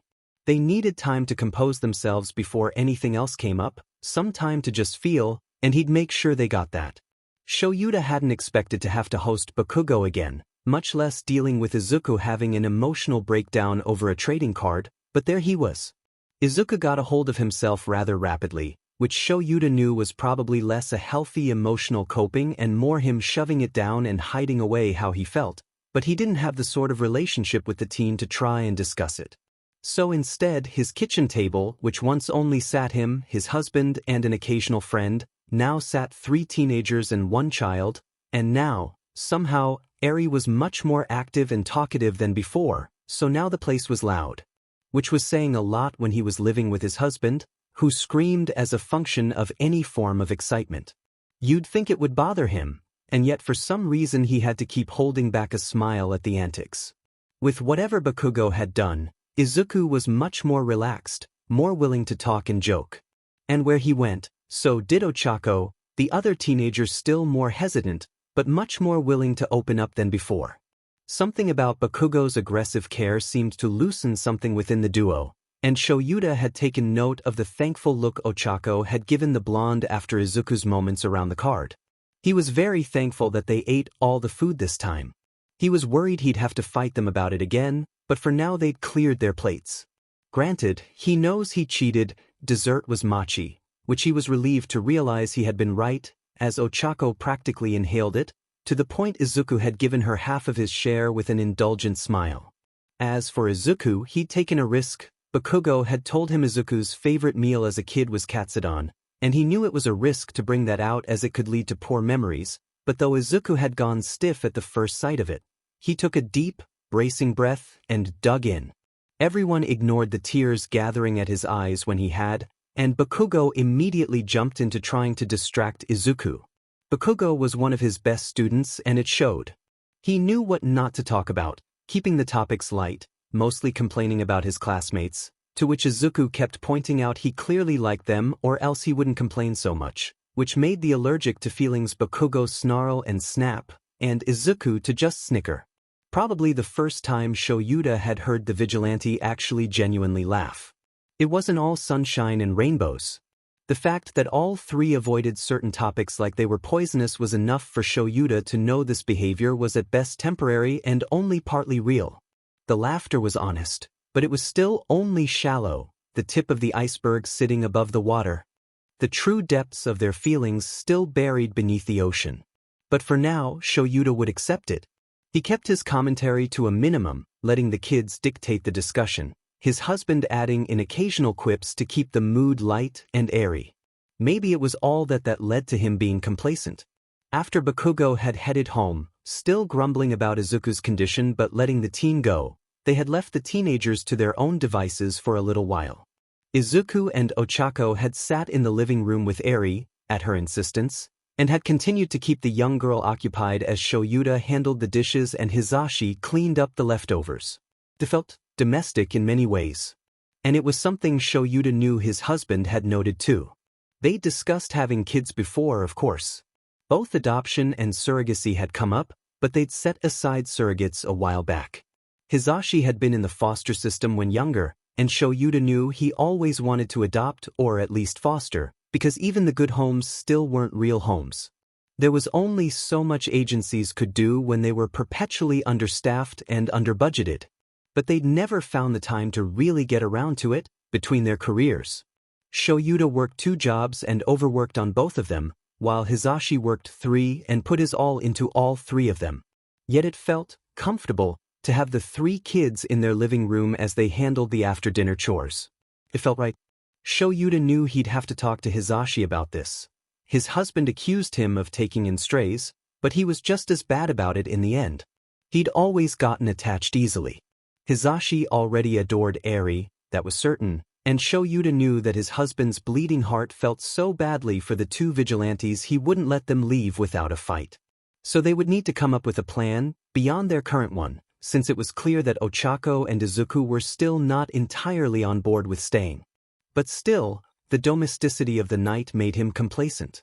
Too complacent. Because it was around 2 in the morning when it happened. They'd all gone to bed, exhausted from a long day, and while Shouta wanted to talk to Hisashi about things they felt, it was best they do it in private, away from the 3 kids, so they'd just gone to bed, and then the house shook. Pro heroes are, by and large, light sleepers. You have to be one to be ready for emergencies. And so it took no time for either of them to wake up at the sudden literal shake that went through the entire house, dust from the ceiling falling down atop them, the walls creaking and groaning. The shake only lasted for a few seconds, but it was more than enough time for the 2 of them to leap out of bed and rush through the door to check on the kids, fearing this was some sort of earthquake. Somehow, Eri was in the hallway, eyes wide, BSTRD's furry self in her arms once more as the cat blinked languidly. Hisashi went to Eri immediately, kneeling down next to her, worriedly checking her over as Shouta started down the hall to the room the vigilantes were in, only to freeze as he heard Izuku's soft voice murmuring reassurances, and the soft, nearly inaudible sobbing of Ochako. "Is there a villain?" Eri asked, making Hisashi jolt. No, sweetie, it was probably just an earthquake or something, Hisashi tried to reassure, but Eri shook her head no and pursed her lips. Nah, that's Ochako fighting a villain. She made Shisaski's house shake too. Eri replied, and it all fell into place in Shouda's head. He'd heard mention of how the vigilantes had a glowing figure who brought the roof down from the captured Yakuza members. When she had been telling her story about her childhood, she'd escaped the burning building by the wall falling down. Her quirk was listed as the ability to remove gravity, but that was a child's quirk listing. Whatever it was more than that, and it seemed like something made her use it by accident, if he was to hazard a guess. Izuku trying to calm her down made sense. They'd been focusing so hard on Izuku's trauma, because it was right in their face thanks to his confrontations with Bakugo, they'd completely forgotten about hers. He was cursing himself internally, realizing no one had checked in on her, even though he had seen her panic firsthand. She'd held the bleeding body of the one person she loved more than life itself, with no knowledge of if he would live or die. And it had only been a couple days since then. How could he be so foolish? No, now wasn't the time. He needed to offer what help he could as fast as he could. Carefully, he knocked on the door, wincing as he heard the sudden intake of air from both teenagers and how they both went silent immediately. He had to do damage control, make sure she didn't think he was angry or upset. He cleared his throat. Ochako, Izuku? Are you two all right? There was silence for a moment, where he imagined they were holding a silent conversation, before Izuku spoke. We're fine. It's fine. It won't happen again. That I'm sorry. Ochako's voice was barely audible, a whisper, but in the silence it may as well have been a gunshot.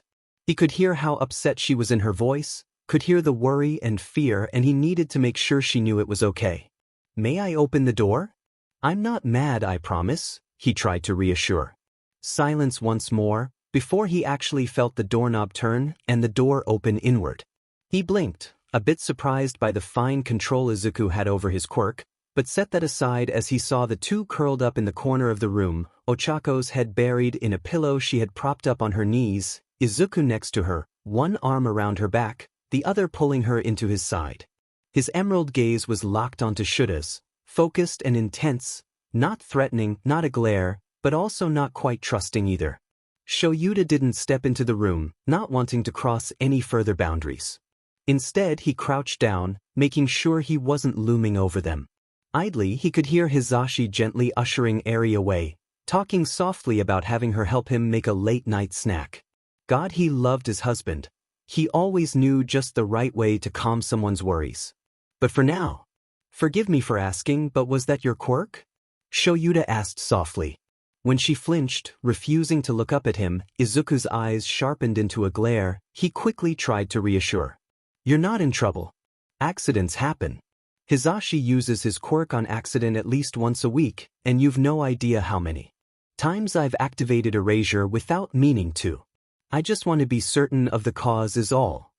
There was another silence, as Izuku looked at the curled-up body of Ochako. She nodded slightly, her head not leaving where it was buried in the pillow. Izuku sighed. She can alter how gravity affects things around her, removing it or adding to it. Did that to the walls. Deku got caught in the fire, she whispered, her voice so muffled Shouta could barely understand her. He was in the fire and he got caught and burned. Ayan, when I woke up, it was dark, and I couldn't see him. I couldn't find him. I. She trailed off, unable to say more, her entire body shaking. Shouta desperately wanted to try and comfort the young woman, but he could tell anything he did would likely make things worse. It wasn't hard to piece it together. Her family died in a fire, one she was permanently scarred by.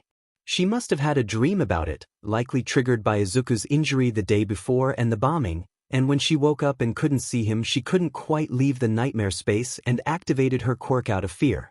He nodded to himself. Damage control. All right, I understand, he spoke softly. Is there anything I, or Hisashi, could do to help you right now? He waited patiently as the two of them sat quietly, Izuku whispering something to Ochako. After a moment, Izuku turned back, his gaze a bit softer but still guarded. That any chance you have like, a small lamp or something? Or a nightlight? So she had a fear of the dark, Shouta mused. Or at least, whenever she had a nightmare she did. Unfortunately he knew they didn't have anything dim enough to let them sleep easily, but he could work with this. We don't, but if we leave the hallway light on and leave the door cracked, would that help? Izuku glanced at Ochako, waiting for a moment, before getting a slight head tilt. Izuku turned back to Shouta and nodded. Shouta nodded back. Alright. Is there anything else I can do right now? It's okay to ask, I want to help. That I don't think so, no, Izuku replied quietly. His arm wrapped tighter around Ochako, the brunette slumping into his side and letting out a quiet whimper that tore at Shouda's heart, especially as he couldn't do anything about it right now. Shouta let out a deep breath. I'll do that then. If you think of anything, do not be afraid to wake us up, okay? Tomorrow we'll go out and purchase a nightlight. Honestly, we should get one for Eri too, and for the hallway. Zashi always runs into the wall when he goes to the restroom in the middle of the night. Shouta offered a small smile to denote that he was teasing his husband, hoping it would ease some of the tension, especially as he could see Izuku instinctively opening his mouth to say something about how that wasn't necessary.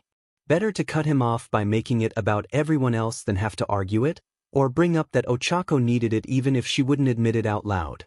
He wanted to do so much more, but they weren't letting him in. Not yet. He had to shove it down, bury it deep, and work on gaining more of their trust soon. Because right now, it was clear he didn't have enough of it. He stood up, flicking the hallway light on and starting to close the door, watching carefully to be certain he left a good enough crack for the teenagers. He left it slightly wider than he thought they wanted just in case, but no sound came from the duo, so for now, he went to find his husband and Eri. They'd get Eri settled and then retire to bed, so he could explain to Hizashi what happened. The morning could not come fast enough. Ochako had zero desire to talk about what happened, and she steadfastly refused to do so. She begrudgingly agreed to let them buy a nightlight for their room, only because they also planned on getting something for the hallway and one for Eri, but she requested it not be yellow, orange, or red. Technically Izuku made the request, because she seemed embarrassed to do so, but he knew it was for her. Yellow, orange, red, the most common colors associated with fire. Granted, the best colors for sleep were red and orange ones, but well, they had limited options due to her request. Pink was the best option, as blue was bad for sleep, so they'd focus on that for the teenagers' room. Shouta cursed internally when he realized what day it was. He'd set this day up for the vigilantes to explain to the Hassaikai task force what they did, but after the prior night he thought it was a poor idea, but of course the two self-sacrificing martyring idiots wouldn't let him reschedule it. These two were a bigger headache than his entire class. Which, speaking of his class, they'd be there too. And the big three. And every pro-hero involved. He still wasn't sure this was a good idea, but surprisingly neither of them seemed to be remotely concerned about it. Then again, they were proud of taking out the Hassaikai, so maybe he could see why they'd be fine recounting it. They also weren't afraid of being arrested, which he knew was because they trusted his word on it, and that meant a lot. So now, there they were. It had taken some work to get them to the meeting space in Nighteye's agency, and the two of them were still relying on holding the other one up as they walked, but at least he convinced them to take a seat at the head of the table opposite of Nighteye. Shouta cataloged the looks they were getting. None of the heroes were hostile, which made sense. Most of them worked underground and had worked with vigilantes before, and of the limelight ones, they were some of the more reasonable ones.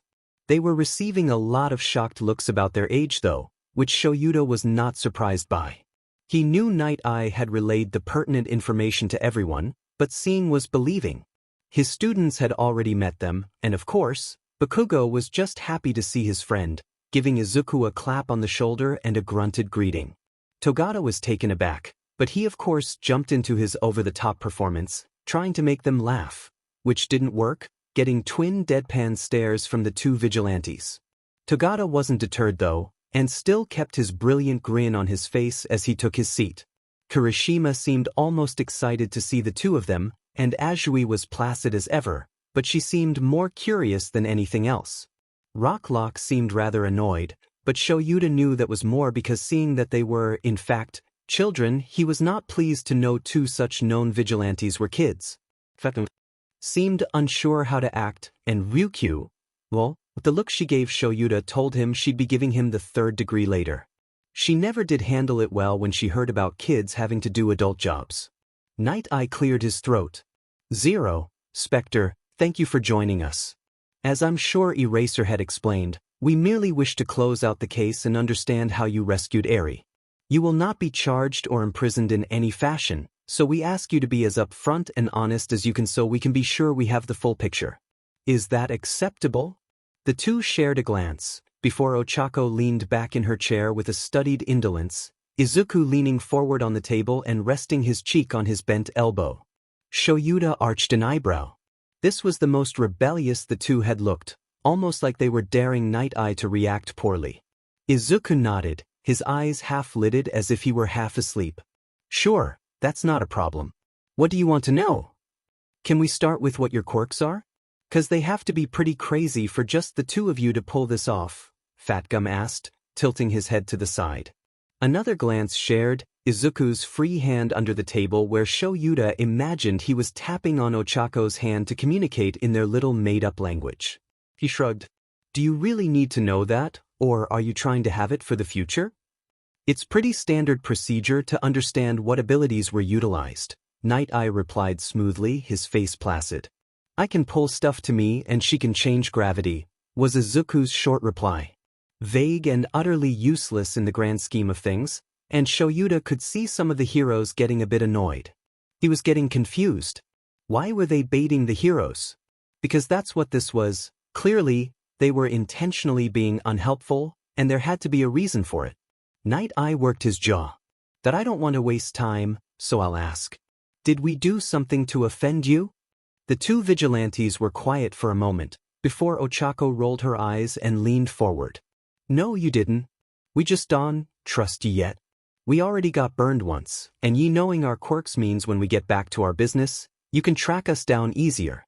Can blame us for wanting to keep some secrets, can ye? Would you feel more comfortable if everyone here signed an NDA so they could not disclose the details of your abilities?" Nighteye offered. Izuku snorted. "That's only as good as your word and we don't trust that yet.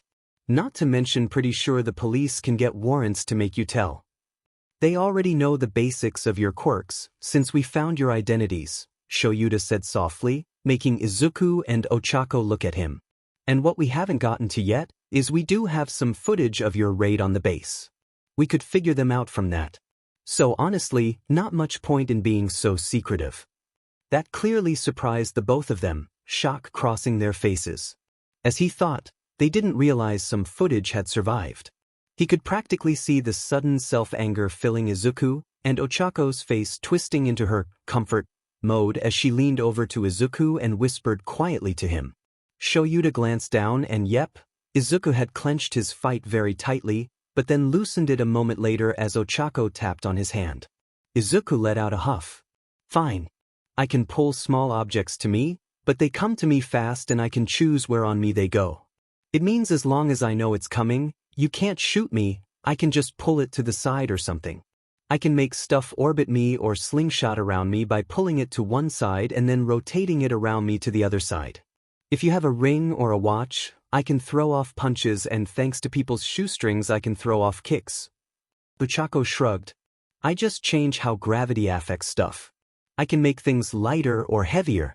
It's not that complicated, honestly."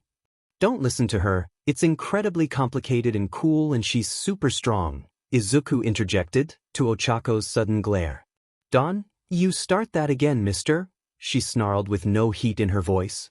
"You control one of the fundamental forces of the universe, Machi, and I won't let anyone forget that, especially not you. You're invulnerable to bullets, that's pretty freaking cool too. Not as Dash."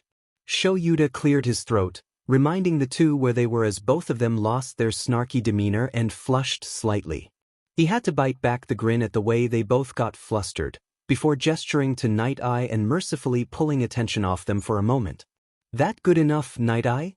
Nighteye nodded, his own face still a flat expression. "Yes, I suppose that makes a lot more sense in lieu of the footage we have. Can you walk through what you did to get to Eri then?" "We started with the main base," Izuku began. Scouted it out for a day or so, figuring we'd get some intel. Weren't sure if the girl you wanted was there or not, but first day one of the grunts came back with a little girl's toy, and no way that JRK had a wife or kid. So we figured she was there. When night fell, we started mapping out the building from above, Ochako added. Deku's quirk made it easy, and once we figured out where everything was, we knew we could do it. At the confused looks people gave at Ochako's comment about his quirk helping, Izuku sighed, rolling his eyes. To know what objects I can pull, I have to know where every small object near me is. So I kinda always have this sixth sense for small objects. Thing is, wires and pipes count for my quirk, apparently, so while I can't actually pull an entire piece of embedded wire or pipe, since it's above my limit, I know where it is. So we can make maps off of that. Shouta was rather surprised by this. He did not realize Izuku could do that. He was mentally filing that away for how useful it could be. Combine it with an audio quirk like Jiro or Shoji's and they would have a building's entire layout from top to bottom with ease. He shook himself out of the thought. Ochako had more to say. So we figured we'd do our favorite strategy, Ochako added, gesturing vaguely. Nighteye blinked, looking down at his notes. He let out a sigh. Am I to assume your favorite strategy is how their entire fleet of vehicles ended up in the foyer? Yeah. See, what we do is I float and then Deku does his slingshot move and I turn off my quirk just before they hit. Wait, I'm confused. I thought you could only affect small objects. Ryukyu asked Izuku, her voice soft. My quirk defines small based on weight, not mass as far as we can tell. Without gravity, I can use it on anything basically. And since we haven't actually found Machi's limit yet, I can get some real force on some very big objects. Right, Ryukyu replied, leaning back in her chair as she eyed the teenagers with a very careful gaze. Anyways, once we broke in, we split up. I was going to go to get Eri out, since I could navigate in the dark. We'd already cut the power beforehand, so that wasn't an issue. Machi was the distraction. I started bringing down some of the walls. None of the load-bearing ones though, not till the end. I just wanted him running, scared. Wasn't hard to get to her, once I got down the secret stairs. Those mechanisms are stupid easy to manipulate with my quirk, so I just forced it to open for me. Made my way down without too much issue. Unfortunately, some of the a-hole's minions were there by the time I got to Eri, Izuku remarked, shrugging. Yeah, the others were upstairs, but it wasn't that hard for me to take him out. I did have fun with that one guy who liked punch-in things. I just threw a brick at him with my quirk on and he was stuck to the floor. It was funny, Ochako added, a grin on her face as she giggled. How's that work? Kirishima couldn't help but ask, confused. Oh, I can transfer my quirk through things I touch. So I can throw stuff at people to make them float or fall down, Ochako replied. Well, I suppose that explains some of the footage we found. May I show the footage and we finalize any questions? Nighteye asked. Ochako and Izuku shared a glance, before shrugging in unison, Izuku giving Nighteye the nod. He clicked a button on his laptop, and the screen behind him turned dark, showing a barely visible hallway. There was no audio for this section, all of it corrupted, but it clearly showed a black and green suited specter facing off against some of the members of the Hassaikai they had identified before, Chronostasis, Nemoto, and Overhaul himself.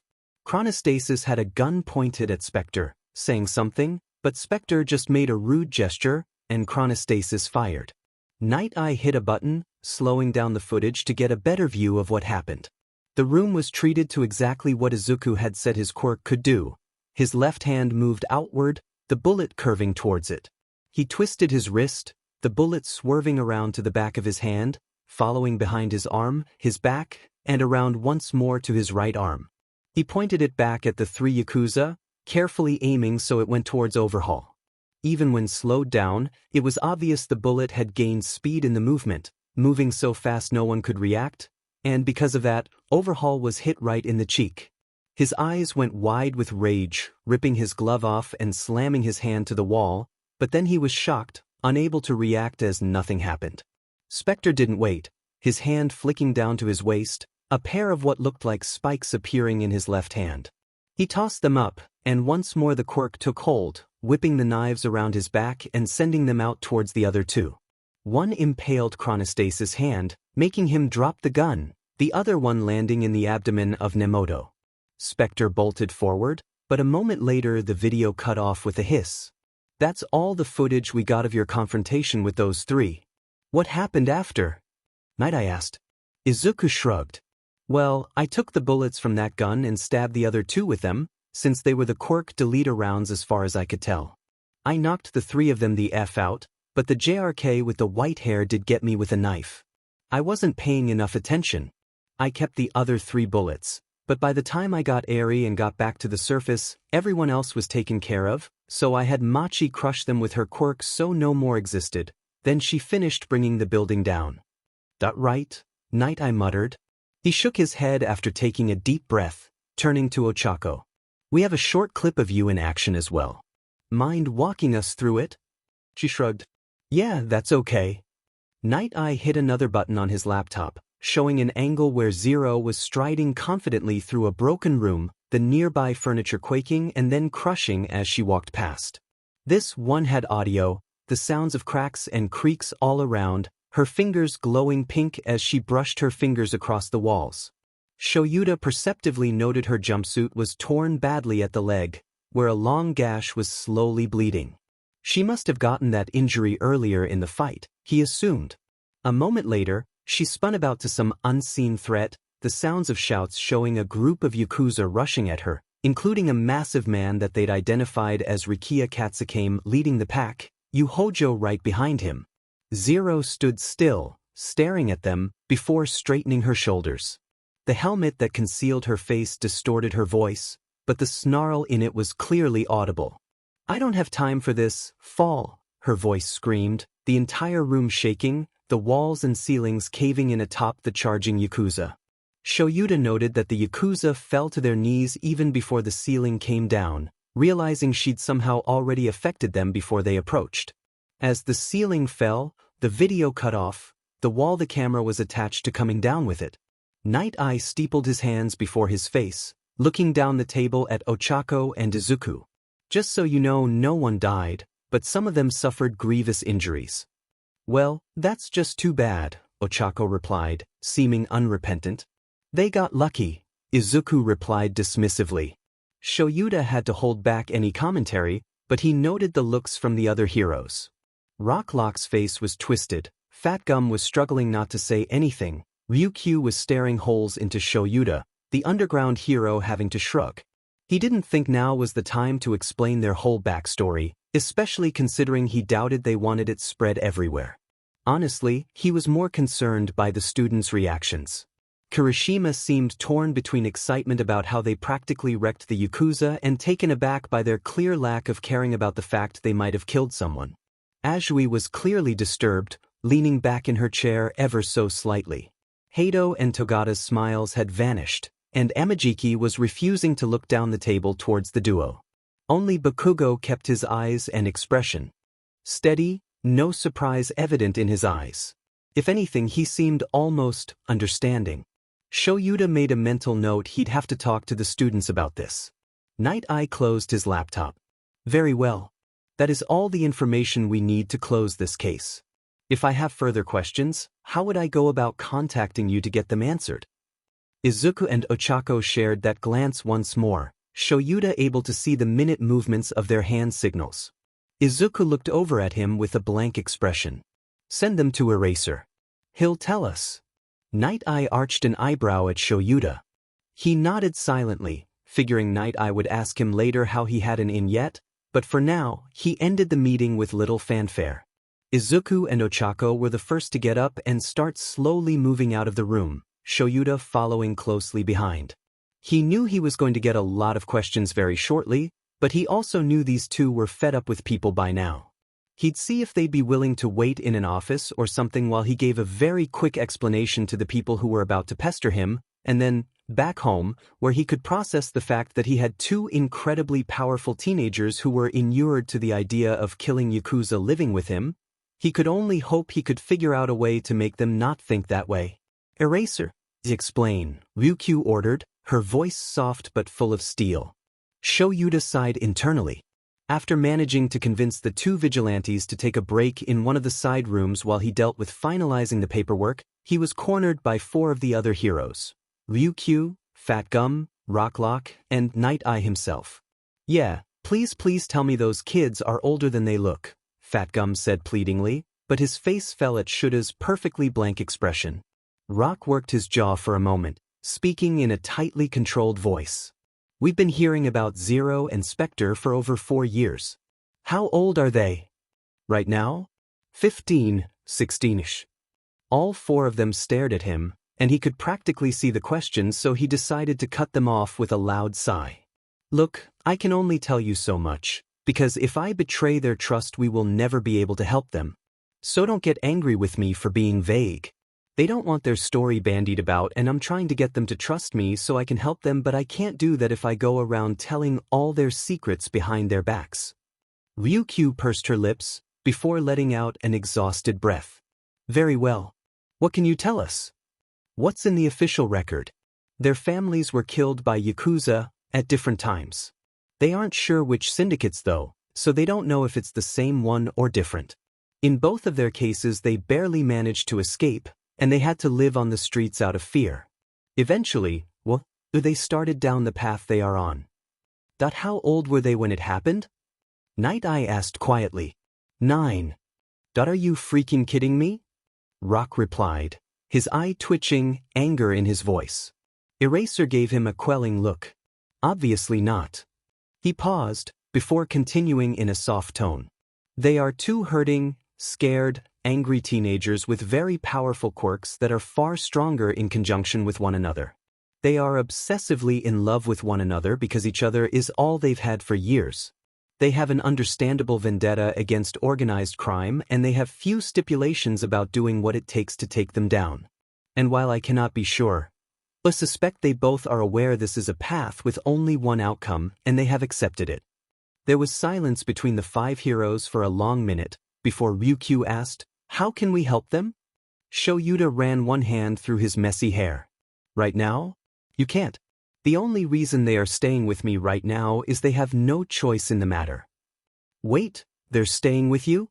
Fat Gum asked, blinking in confusion. Shouta nodded. "You heard about the warehouse bombing?" "Of course." Nighteye said, arching an eyebrow in question. "What does that have to do with this?" Shouta gestured behind him, vaguely in the direction of the vigilantes. "They were the targets. It was their home base. It nearly got them killed, and we barely got to them in time. The police are chasing down leads, and since we knew if we tried to put them in protective custody they'd fight tooth and nail to escape, I offered to have them stay with me since I had a rapport with them." Nighteye blinked at him. "You, Eraserhead, are currently watching 2 teenaged vigilantes and the experimented on child from the Shie Hassaikai?" "With my husband's help, yes." Nighteye stared blankly at him for a moment, before letting out a tiny snort of amusement. "I almost feel bad for you." Shouta rolled his eyes, letting the smallest smirk cross his face in return. "They aren't making it easy, that's for sure. But it's been fine. They're good kids, deep down. You should see them with Eri, it's actually kind of cute. And Spectre relaxes a lot more when Bakugo is around." "Bakugo? That's the one Togata took under his wing, isn't it?" Ryukyu asked, looking at Nighteye. Nighteye nodded, confusion evident on his face. "Yes, why is he special?" Shouta shrugged. "Turns out Spectre is Bakugo's childhood best friend. That was a hell of a surprise, let me tell you. Bakugo chased him out the window and nearly punched his head off for being gone so long." "And Spectre is okay with that?" Fat Gum asked uneasily. "There's a whole lot between the 2 of them," Shouta sighed. He ran his hand through his hair, considering what he could say, but with it being in the official record, Bakugo is the one who found Spectre's mother's body. He went over to see why his friend wasn't in school that day and, well, when he was 9? Rock asked incredulously. Shouta nodded silently in response. Nighteye pinched his brow. "Well, that explains what Mirio was saying. He asked Bakugo why he wanted to be a hero, and he said because he couldn't help someone when he was young, and he never wanted anyone else to have to feel that way. I suppose it also explains why Bakugo's been in a much better mood than I've ever seen him before. There was a pause, Ryukyu breaking it after a few moments. Is it normal that they won't let go of one another? Shouta blinked. What do you mean? Since they entered the building, they never stopped touching one another. Either their hands were clasped or even when they let go, they had their legs pressed together. It was very deliberate, Shouta took a moment to think about it. He knew they panicked when they'd been apart in the hospital room, and while they were staying with him, had they separated? They had before, he knew that. A few times they'd been apart from one another in their first stay when they found Eri. But since the bombing, he just now realized he was pretty sure that every time he saw them, they were touching in some way. But wait, he knew they split up when they were just with Eri. Eri had mentioned Izuku making food while Ochako was talking to her. So, any time an adult was around they wouldn't let go of one another. He got it now. Not only had they nearly lost one another from the bombing, but the threat of being taken into custody and separated still loomed over them. Sheet. But lying to them about it would have been worse, he was sure of that too. They didn't care about being separated around Eri. She wasn't a threat to them. But he and Hisashi were, at least in their minds. He had no idea how to work around that, but he knew he'd have to in order to gain their trust somehow. He shook his head, knowing the others were waiting for a response.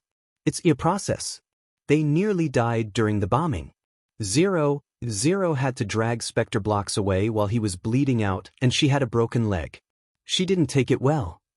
He didn't have to hear their words to know the thoughts his fellow heroes had. Children shouldn't be carrying bleeding children in their arms, and that was something any good hero would believe. But also like any hero, they knew when to let something go. Very well. I understand now. Thank you for explaining it, Eraser.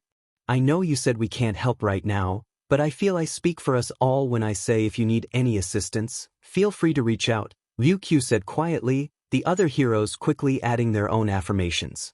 Thanks. If I think of anything, I'll let you know, he replied. Fat Gum scratched the back of his head. You know, they are pretty darn strong. After they heal up and the bombing thing is all resolved, are you going to try to convince them to join the hero course? Shouta replied bluntly. Fat Gum smiled sheepishly but nodded.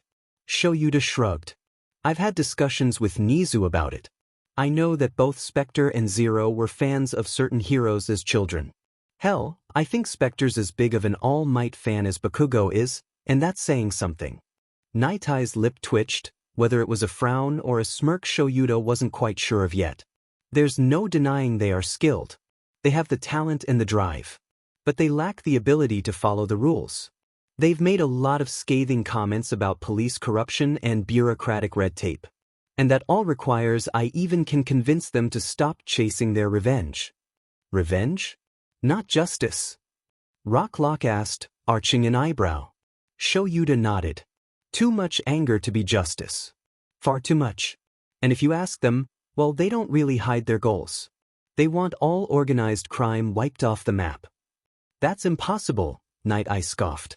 A child's idea of the future. They are children, Ryukyu gently rebuked. Oh, trust me, they are aware they won't succeed. That's the problem. Their ideal is destroying every syndicate they can while fully aware that they can't win and will eventually get stopped. And they know exactly what it means to be stopped, Shouta said quietly. You genuinely think they are prepared to die for their mission? Nighteye asked. Shouta nodded solemnly. Yes, I do. I'm gonna preface what I'm about to say with the fact that I'm not set at you or the kids, because I can see how they got to that point. But that, Rocklock seethed. That's FNG bullshit. And you're telling me we can't do shit about it. Right now? Not until I can get them to open up. To consider other paths. But I promise you, I'm trying my damnedest. Rocklock waved him off. Course you are, never doubted that for a second. Alright, there isn't much point in us constantly going over this. You say you have this in hand, and I trust you. I just hope you succeed. Children should get to be children, Ryukyu said quietly. The others agreed, before breaking off. They'd said what they needed to, and understood the scenario better. Now, Shouta had to go check in on his charges and pray no one had set them off. Would you two effing quit twitching? Katsuki growled, glaring at Izuku and Ochako. Mind your own business, Kaken, Ochako shot back, glaring back. It is my business when you're already pushing yourselves like idiots, he retorted, making the two glaring teenagers start to grind their teeth at one another. Izuku sighed, pulling Ochako back to his side as he sent a quelling look at Katsuki. Okay, you two, come on, chill out. You're lucky I'm injured, Ochako muttered, letting herself be pulled into Izuku's side, resting her head on his shoulder. Oh, you want to go there, cheeks? Okay, second you're cleared by the old lady, you and me, 1v1. Oh, you are fucking on. That I regret ever letting you two meet. Eijiro offered a very hesitant smile as he interjected into the brewing argument. You sure Sensei'll let you cats? What, eraser? He better. I ain't lettin' him tell me I can't punch Kaken in the face. Ochako said, waving her hand in Katsuki's general direction. Oh, I cannot even wait to see how good you really are, Katsuki growled, leaning back on the office couch he was sprawled on. She's amazing, Kaken. You won't be disappointed, Izuku replied with a beaming grin.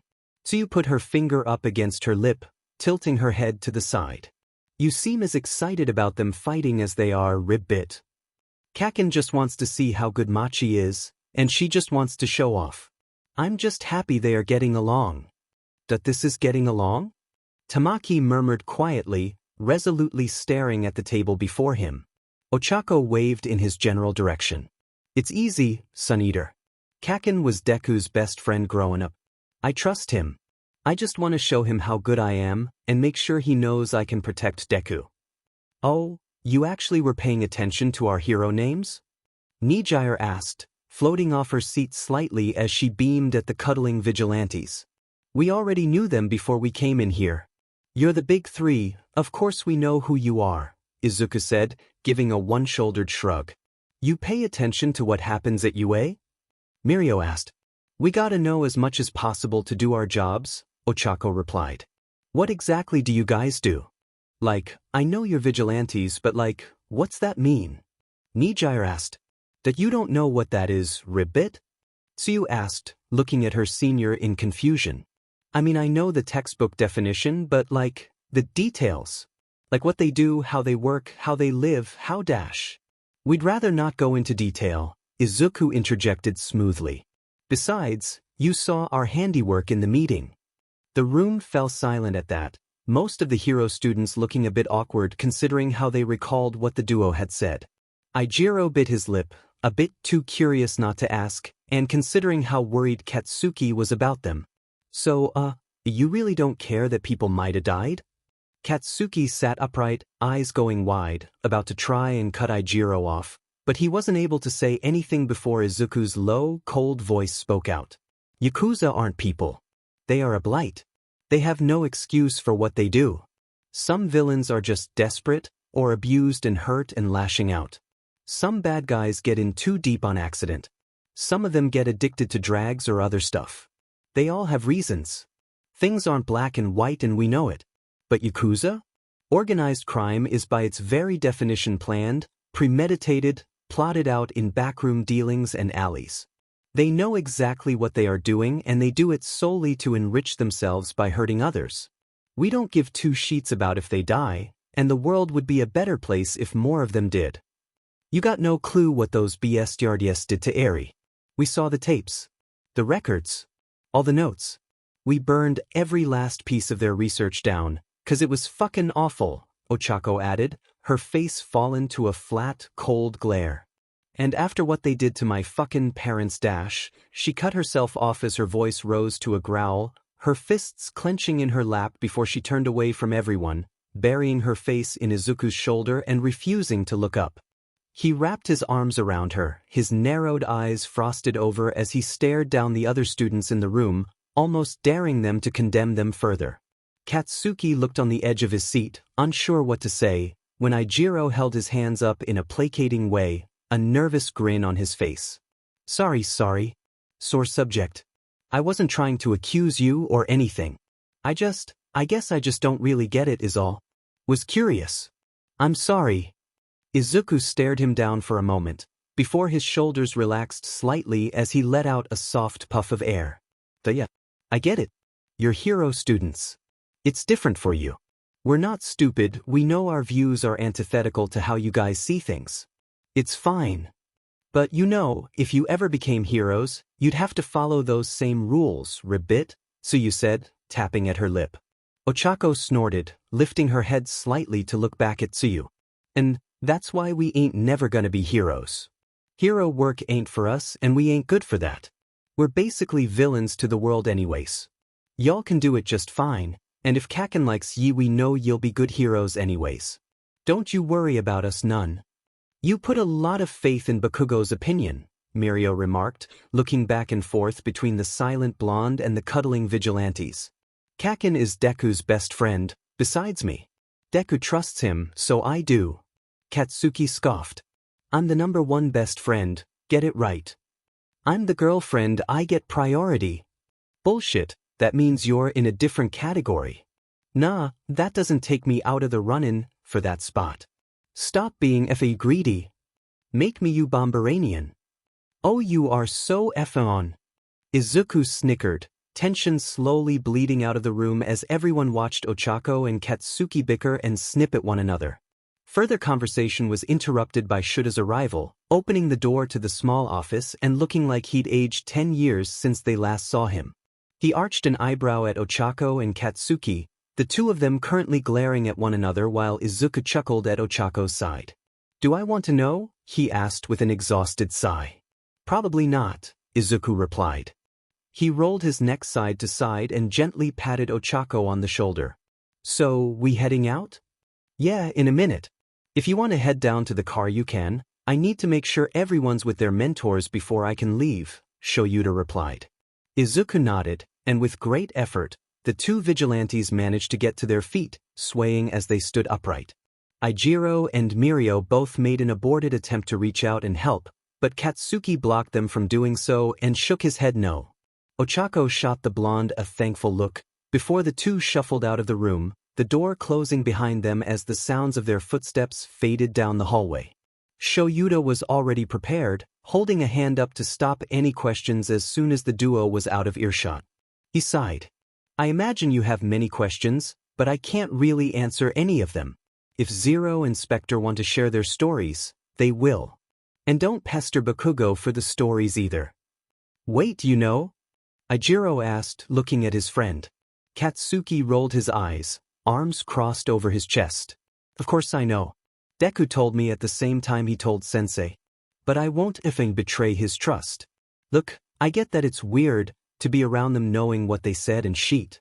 But just, they got their reasons for being so angry, okay? I'm not judging. Eijiro quickly replied, holding his hands up. I'm just worried, that's all. To join the club, Katsuki muttered, looking down at the ground. Shouta sighed once more. We'll discuss more about vigilantes and such in class.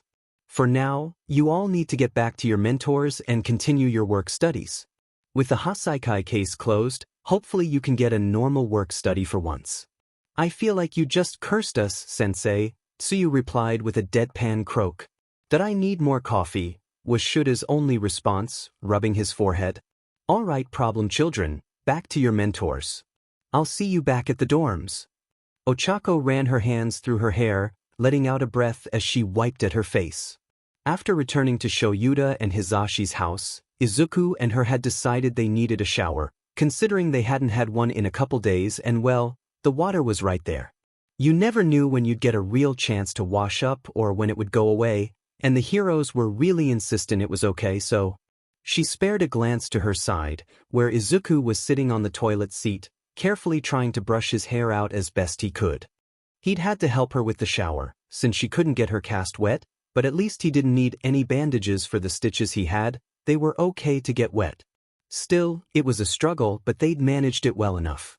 Hizashi was out with Eri shopping for groceries, so for now, it was just her, Izuku, and Shouta, but he had left shortly after dropping them off, heading to campus to check in on the students for a bit before he returned.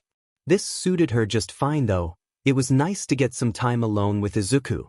Well, that's how she wished she felt, but reliving the raid on the Shie Hassaikai had just reminded her both of her vendetta and what she'd almost lost just the other day. She couldn't help it, even as she kept glancing to her side, double and triple checking Izuku was there, living, breathing, moving. She tried to keep it circumspect, but she just needed to be sure he was there, and there he was, in the scarred, nearly naked flesh. She traced her eyes over the marks on him, ones she knew by heart by now. She used to spend hours tracing his scars, all the marks of living on the streets, of the fights he'd gotten into, of the fights he'd nearly lost. She knew he was as intimately familiar with her own scars, albeit with a quarter of her body covered in burns. She may as well just be one big scar at this point. But even with that, he'd never looked at her as anything but beautiful.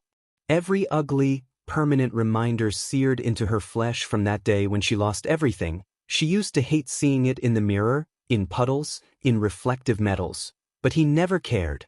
To him, she was perfect. And she'd almost lost him. They'd had close calls before, many a time, but that might have been the worst. She clenched her hand, eyes fluttering closed as she felt her breathing pick up. She snarled internally, willing herself to calm down, but the flash of memory was a pressure pounding on her skull, the feel of his lifeblood spilling out over her hands, warm and sticky and horrible, laying there atop her, body slack, mouth open, skin getting more and more pale every second. Machi? Machi, breathe honey, come on Machi, it's okay. Izuku's voice whispered in her ear, making her snap her eyes open and look at him with wide, shaking eyes. She hadn't even noticed him get up, but there he was, next to her, one arm around her bare shoulders, the other pressed up to her sternum, rubbing it gently. She only just now realized she'd started hyperventilating, feeling her entire body shaking as adrenaline flooded her veins with a sickening rush.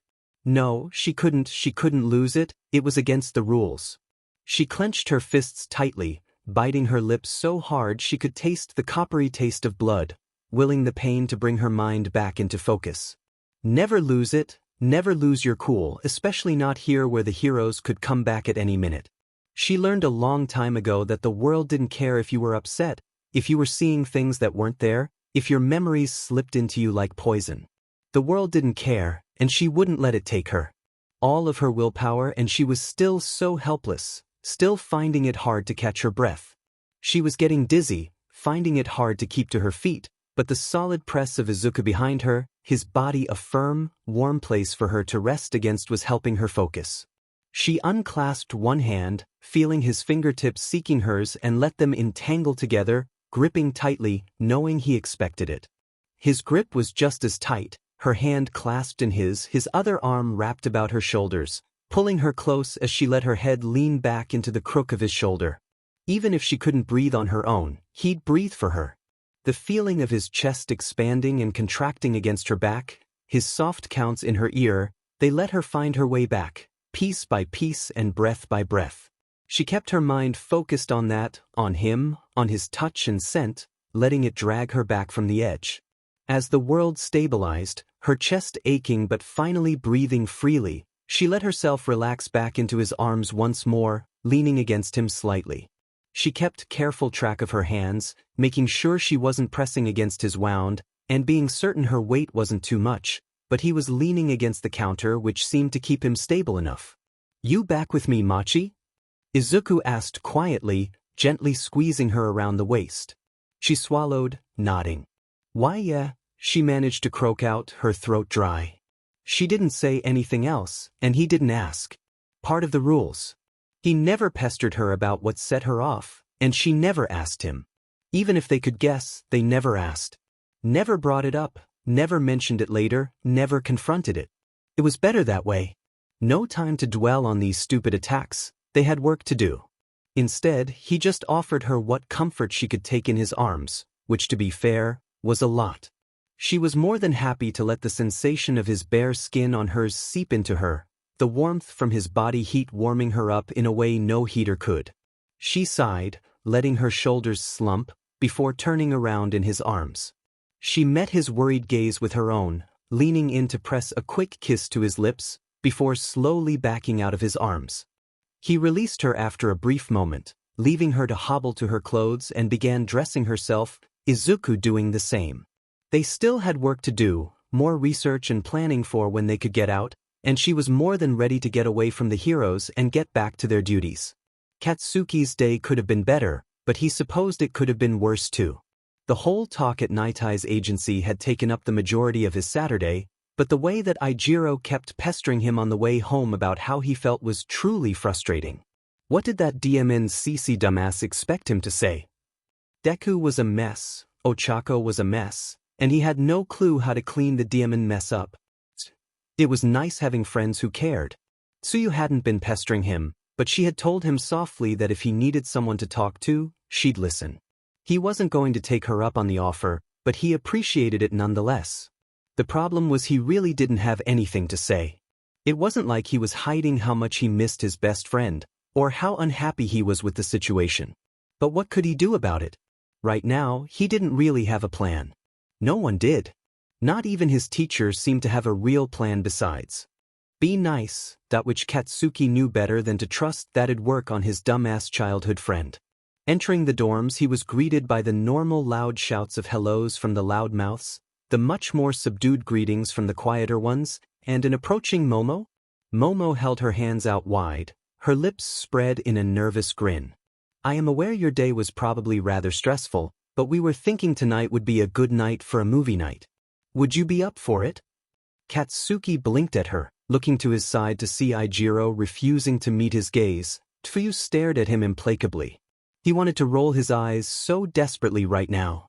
Obviously they'd said something about him being unhappy due to Deku being new Deku and decided to try and cheer him up. God, why was he surrounded by puppies and mildly affectionate cats who liked to pretend they didn't care but actually did? He shook his head. Sure, knock yourselves out. Come on, you're not gonna join? Eijiro protested, mistaking his tone. Katsuki rolled his eyes to the ceiling and prayed for patience. I'll come, it's fine. Do we have food plans? We're ordering in, Momo informed him, which was more evidence they were doing this to make him feel better. Most movie nights he did the cooking for the class, with Rikito's help, but clearly they wanted him off his feet. Fine. Make sure mine is spicy, they always skimp on the FING heat, he replied, stepping past Momo to head to his room to change. A hand on his shoulder halted him in place, making him glance at Momo with an arched eyebrow. She took a deep breath, looking even more nervous. He noticed most of the class were looking at him with nervous gazes, making him wonder what was so stressful. Do you think you could invite Spectre and Zero? Oh, now he got it. He face-bombed. That this is your brilliant plan? He asked, his voice muffled by the hands over his face. Smothered by friendship, yeah, same sheet they did to half of us, Hitoshi replied from the corner, shrugging. Do you guys realize they aren't like that? Not trying to downplay some of the sheet some of you have gone through, but they are like, so down in the sheet I don't think it'll go as well as you think, Katsuki tried to point out. We're not trying to fix things for them. Just inviting them to hang out is all, Hanta said with a shrug. Katsuki sighed, slumping his shoulders. No guarantee they'll come, you know. That's why you're gonna do the asking. Mina replied brightly, throwing one arm over his shoulder. Spectre seems to listen to you. Katsuki snorted. Bullshit he does, but fine. Let me change and I'll see if he's willing. What about Zero? Kyoka asked, arching an eyebrow. If he comes, she'll come. Izuku was not sure how Katsuki had convinced him.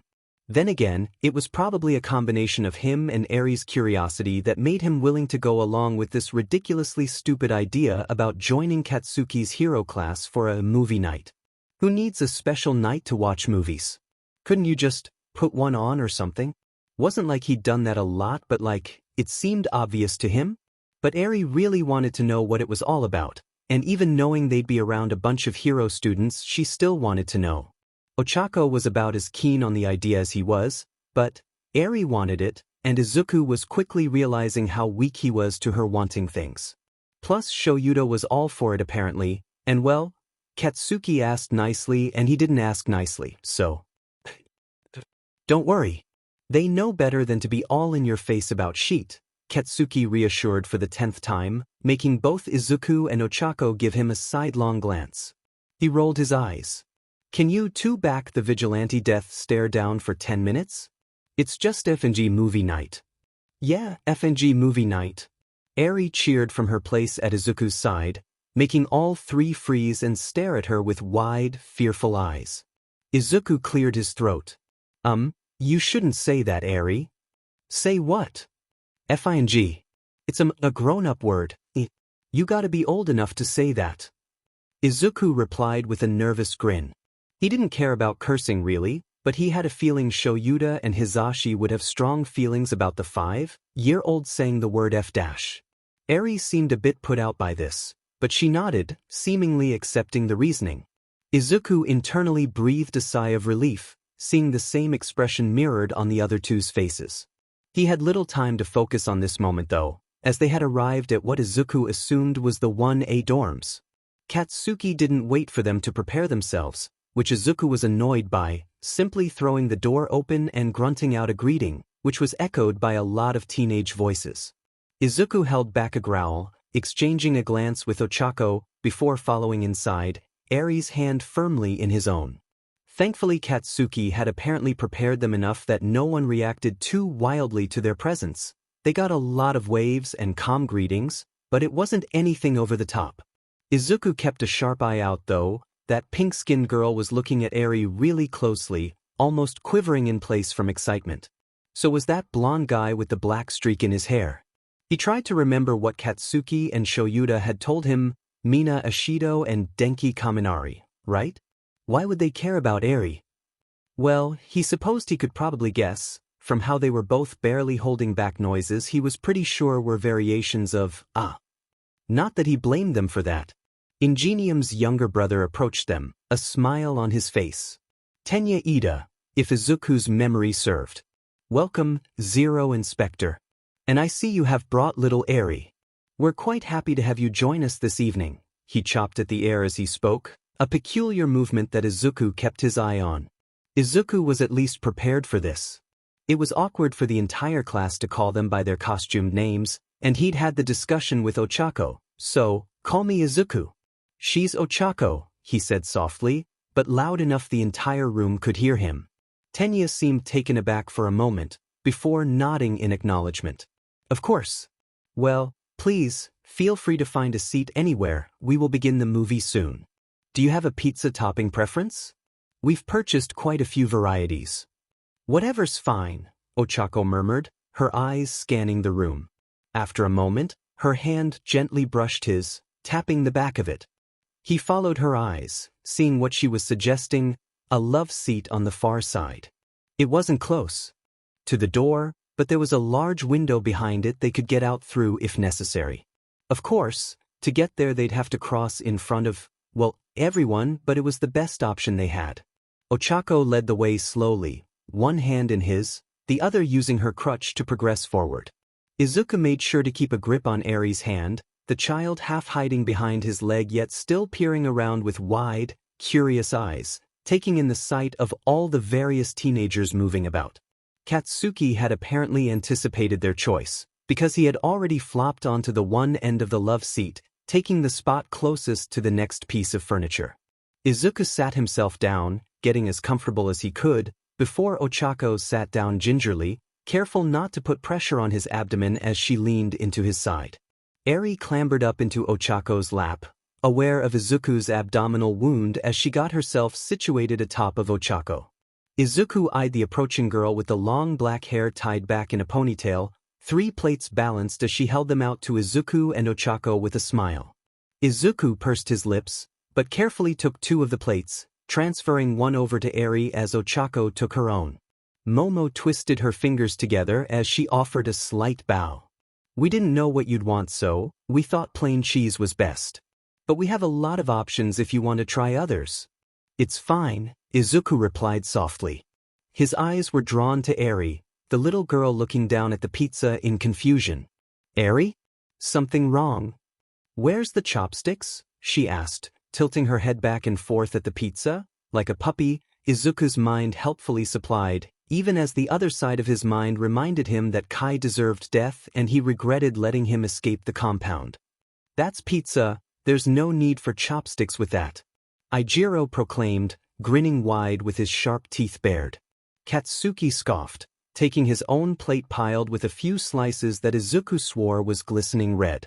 "You just use your hands, kid. Watch," he ordered, bringing the pizza up and taking a bite from it. Eri watched with all the gravitas of a surgical student watching an instructor show how to perform open-heart surgery. She tentatively gripped her slice and brought it up to her mouth, taking a small nibble on the corner.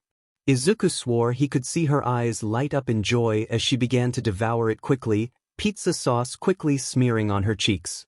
Tsuyu was already there, a napkin in hand. She approached slowly, her hands held before her, making eye contact with Ochako and Izuku before looking over at Eri. "Here, let me wipe your face, ribbit," she said quietly, watching Eri for permission. Eri looked a bit confused, but not unwilling, nodding.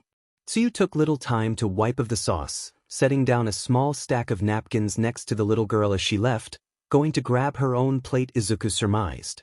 Ochako leaned over. "Do you like the pizza, Eri?" she asked, smiling softly at her. It's really tasty." "But what did they mean by options?" she asked in return. "Pizza comes with a lot of different toppings, kid. Like mine." Katsuki gestured to his own. "Everyone likes different types, so these over-the-top extras got like 20 pizzas with a dozen different types." "That is a lot of pizza," Izuku murmured, glancing at the gathered students. Katsuki waved him off. "Trust me, we'll burn through it all tonight. We burn a lot of fuck-footing calories with our training." Katsuki cut off his curse just in time, remembering the earlier incident with Eri repeating him. "You sure you don't want a different kind, Deku? Or you, Ochako?" Izuku and Ochako shared a glance, Ochako letting out a sigh and shrugging. Izuku returned the gesture and turned back to Katsuki. "We don't really remember a lot of different types. Pizza is hard to lift. We mostly stuck to sandwiches and packaged stuff that's easy to sneak out. And since it's pricey, when we bought food it wasn't something we'd go for normally." Izuku hadn't noticed it at first, but the fact the room went silent clued him into the fact more people were listening than he'd initially thought. He felt the hair on the back of his neck rise, already about to glare down some people and move to leave, but as soon as the silence was noticeable it was gone, everyone suddenly so busy. He had to imagine the sudden glare Katsuki had directed to the room had something to do with it, but either way, he didn't want this stupid pity crap. Tap tap tap, the fingers went on the back of his hand. "You want to leave?" she asked with her fingertips, tracing the codes where needed. Izuku looked past Ochako to Eri, the little girl now super interested in the shenanigans of the one with the bird head and his shadow now arguing over something. He sighed, shaking his head. "She's having fun. Do you want to leave?" Ochako shrugged, tapping back. "I do, but..." "Eri." Izuku nodded, knowing she was thinking the same. Neither of them wanted this stupid movie night, but Eri. He saw Katsuki eyeing him, a silent question in his eyes. Izuku shook his head no. They'd stay for Eri's sake. Katsuki gave a short, sharp nod, before looking down at the tug on his sleeve from Eri. "Sup, kiddo?" Eri pointed at his plate. "Can I try yours?" she asked. Katsuki snorted. "I don't think you want to. Mine's real spicy." Izuku wanted to warn Eri, but Katsuki already had, and she still seemed determined to try it.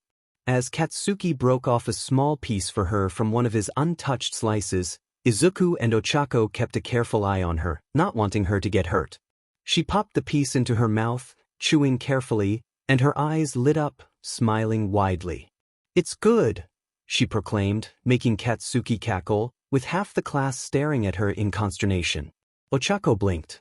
"That it can't be that spicy," she protested, seeing Eri chow down happily, already asking if she could have a slice of his spicy sausage pizza.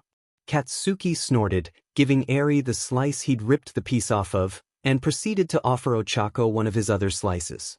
She took a quick bite, nodding contemplatively. "Yeah, that's what I thought, it ain't that spicy." Okay. Now Izuku needed to know, and with a wave of his hand the slice flew off his girlfriend's plate and into his hand, Ochako letting out an annoyed squawk and slapping him on the shoulder as he smirked. He took a quick bite, and immediately regretted it, feeling like his entire mouth had just burst into flames. Ochako saw his consternation and smirked back, snatching the slice away and happily chomping away at it along with Eri, with Katsuki now gleefully cackling at Izuku. A pink hand was moved in front of his face, a glass of milk in it, as Izuku quickly snatched it up and down the entire thing in one go. He offered Mina? A grateful nod and an annoyed glare at Katsuki, slumping back in the chair with what was not a pout. Ahem, is everyone settled then? Tenya's voice called out, making Izuku glance about. All the various hero students were seated, or laying on the ground, or half buried in a pile of blankets.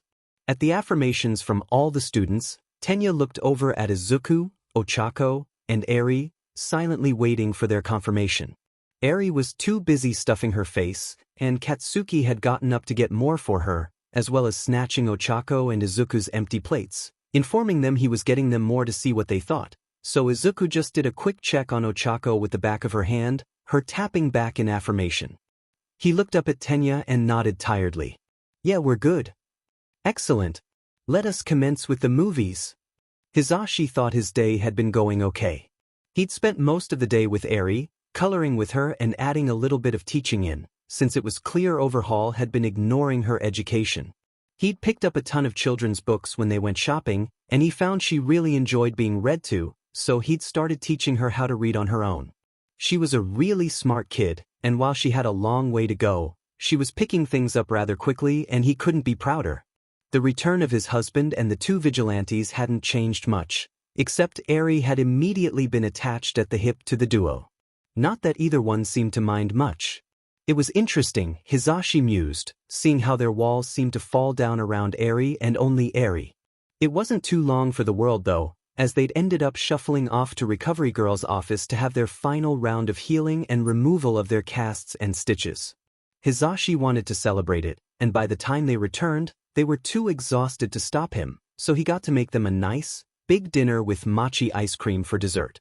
Yes, he had picked up on Ochako's weakness to mochi and sweets in general, and he was more than fine picking at it in the hopes it helped her relax around them.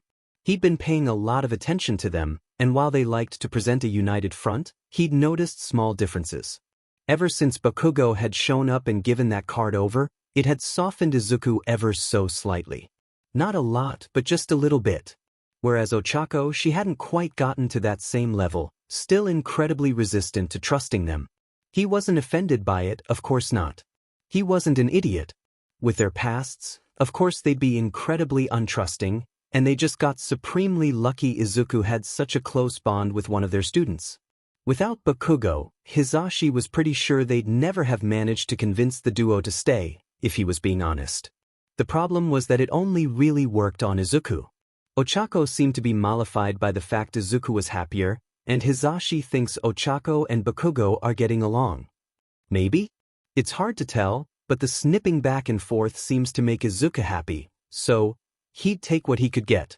But with the incident the night before as well as Ochako's clear discomfort, he was kind of expecting some fallout sometime soon. She was not doing okay and he could tell. The main problem was he wasn't sure how to approach her about it yet, so he bided his time. Which seemed to be the theme of the day for him and his husband recently. Bedtime had seemed normal for everyone involved.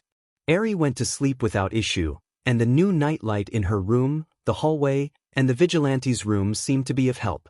At least, nothing like the prior night woke Hisashi up. His bladder, on the other hand, well, it wasn't unusual for him to get up in the middle of the night for a quick trip to the bathroom. And while his hearing was not the best, years of a sound-based quirk like his would do that to you, and he didn't have his hearing aids in, he compensated in other ways. He did have pretty good night vision, and that's how he noticed it. As he left the bathroom, he managed to catch a glimpse of a huddled figure out on the living room couch. It was too big to be Eri, so he approached slowly, but didn't try to hide the sound of his approach. He didn't want to startle anyone, especially as he was pretty sure who it was, and when she lifted her head enough to glance up and see him, he knew he was right. Ochako was curled up on the couch, a blanket wrapped around her like a cloak, her fingers clenched tightly into the fabric. Even in the dark, he could see the faint, shimmering trails of tears on her cheeks, but she quickly sniffled and looked away from him. Her voice was very soft, very quiet, a bit raspy as she spoke. "I'm fine. You can go back to bed." You don't look that fine, kiddo, he risked disagreeing with her. She glared balefully at him, but the effect was ruined by the red-rimmed eyes and teary gaze. He decided to take another risk. Mind if I sit? He asked, pointing at the other side of the couch. "'S your house," she muttered. He nodded, accepting the comment for what it was, and carefully took a seat on the other edge of the couch, not wanting to crowd her. He let the silence fill the room for a moment, before turning to her with a soft smile. "So, want to talk about it?" "Nothing to talk about," she replied. "I'm not going to pester you," he reassured. "But there's a reason you're out here and not with your boyfriend right now. No one else is up, it's just us. Is this something you can't talk to him about?" She was quiet for a moment, her hands effing tighter in the blanket. She pulled it up higher, scrunching her shoulders, to the point only her eyes were visible above the edge of the blanket. She was muffled, but clear enough he could make out what she was saying. "It's not that. I don't want Deku to worry. He's got enough to deal with." "I can understand that." She blinked, finally looking directly at him. "You can." He nodded absently. "Yeah. Sho and me, we've been together for a while, but sometimes it's really hard to talk about what's bothering us. We've seen a lot of nasty things in our line of work, and it weighs on you. We both have our own problems, our own pasts, and sometimes it's a struggle to reach out and open up. Sho barely sleeps as is. I never want to be the cause for more sleep struggles for him after all." He wasn't looking at her, trying to give her a bit of privacy, but he could hear the rustling beneath the blanket and the slight sound of sniffles. "It's not the same," she muttered. "I'm sure it isn't. We're all different, so it'd be pretty dumb for me to assume I fully understand what you're going through. But that doesn't mean I can't empathize either." She was silent for a while before murmuring quietly. "It's stupid though." "If it's upsetting you, it's not stupid," he replied gently. "Did Shouta tell you about last night?" she asked, her voice muffled. "Yes. He told me some theories about what was bothering you, but it was his guesses, so maybe he's wrong." "What did he think it was?" Hisashi took a moment to collect his thoughts. He was fairly confident in his husband's guesses, but he knew that if he wasn't careful she'd shut down, since both her and her boyfriend seemed allergic to looking weak in front of people. He decided being direct was his best approach, especially with her. She'd always seemed to prefer direct statements from what he'd noticed. "He said you had a nightmare about Izuku caught in a fire, which he guessed had something to do with what happened to your family." He didn't need to be looking at her to know she was curling in on herself, able to feel the couch cushions shifting and the blanket rustling. She stayed quiet for a bit, Hisashi choosing not to interrupt her thoughts. "Deku almost died," she whispered. "I can't stop thinking about it. He was there and bleedin', and he almost died. He's all I got. I can't lose him. And I keep saying the fire and him in it and losing him to it. And I look down and see it on my hands, all his blood, and I just can't." Hisashi was going to speak, but she cut him off, her voice getting faster and faster as she spoke, as if she could no longer contain the words and they rushed out of her in a river. "And it was all my fault. I'm supposed to check for breaches in security. I always check, and I didn't see nothing. I didn't find nothing. Nothing was out of place, but I must have missed it.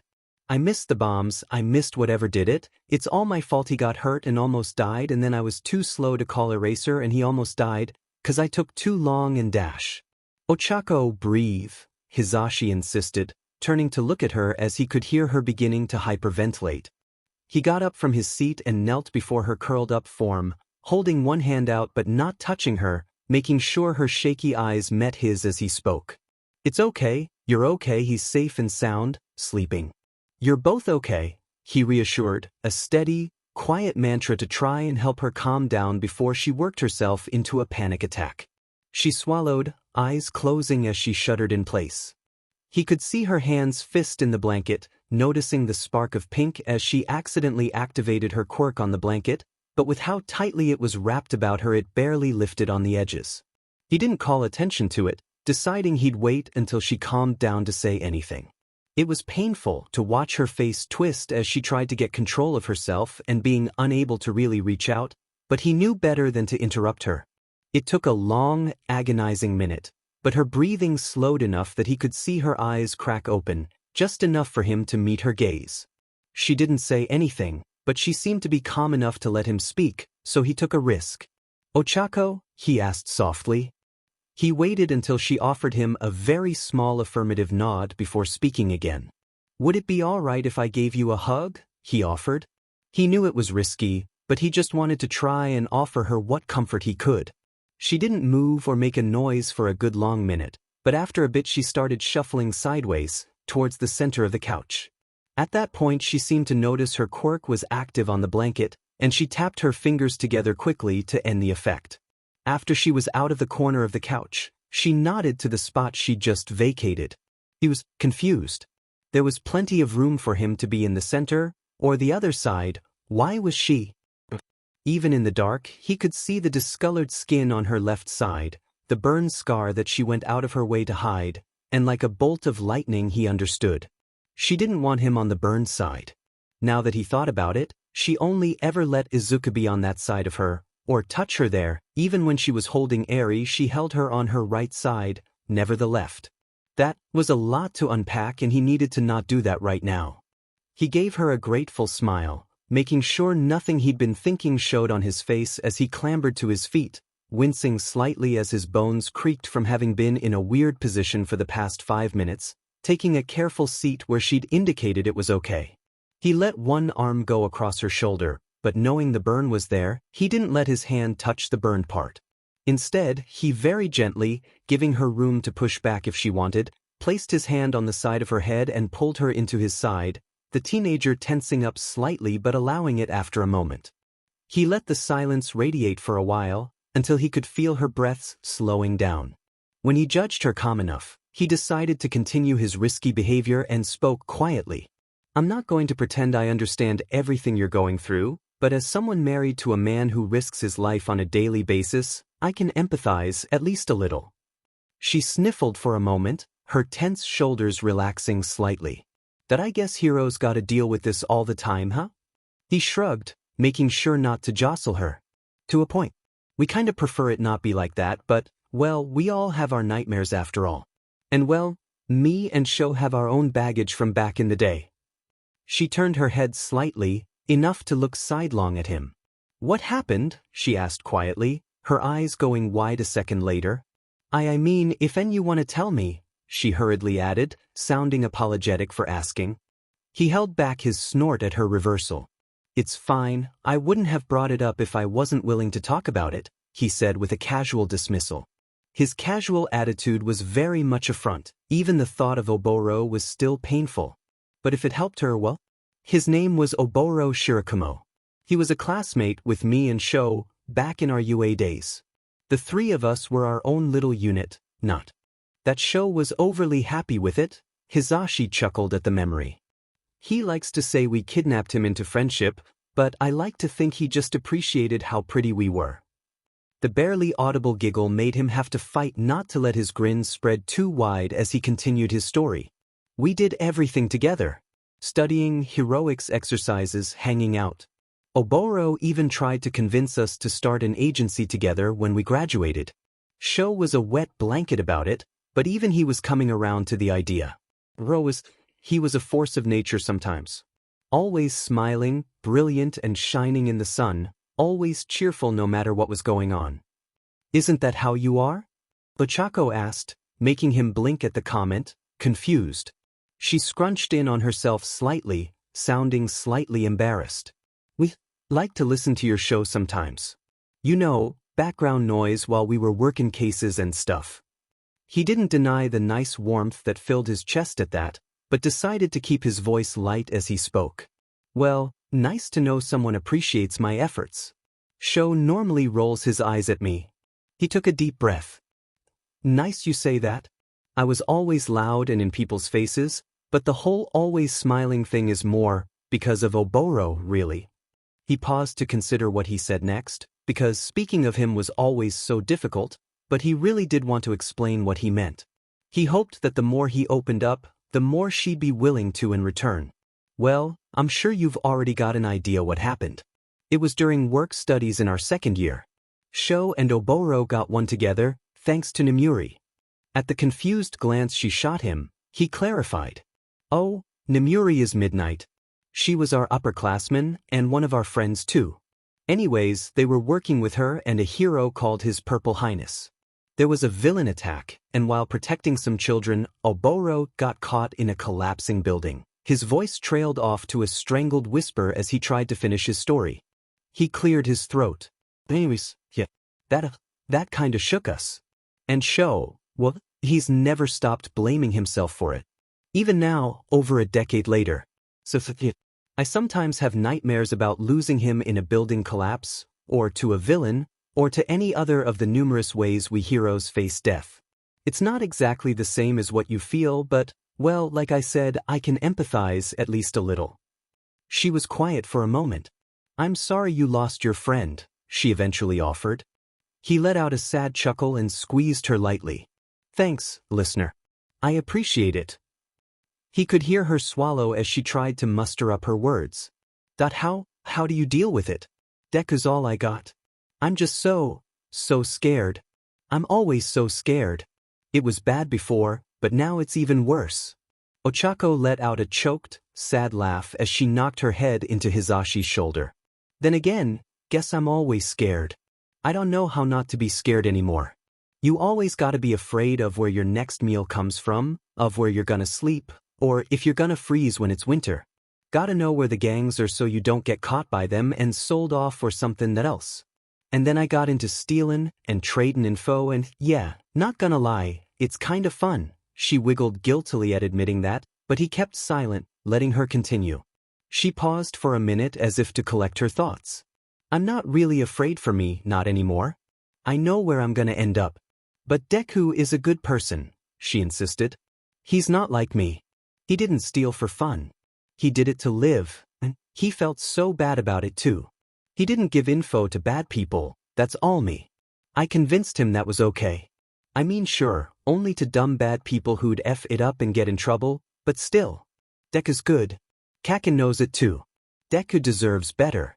And he's all I got left and I keep being selfish and keeping hold of him but I just can let go. I'm just no good for him, but I can make myself say that to him, she murmured quietly. Her shoulders slumped. Deku's good, Hisashi. He really is. He waited to see if she'd say anything else, but when she didn't he chose to speak.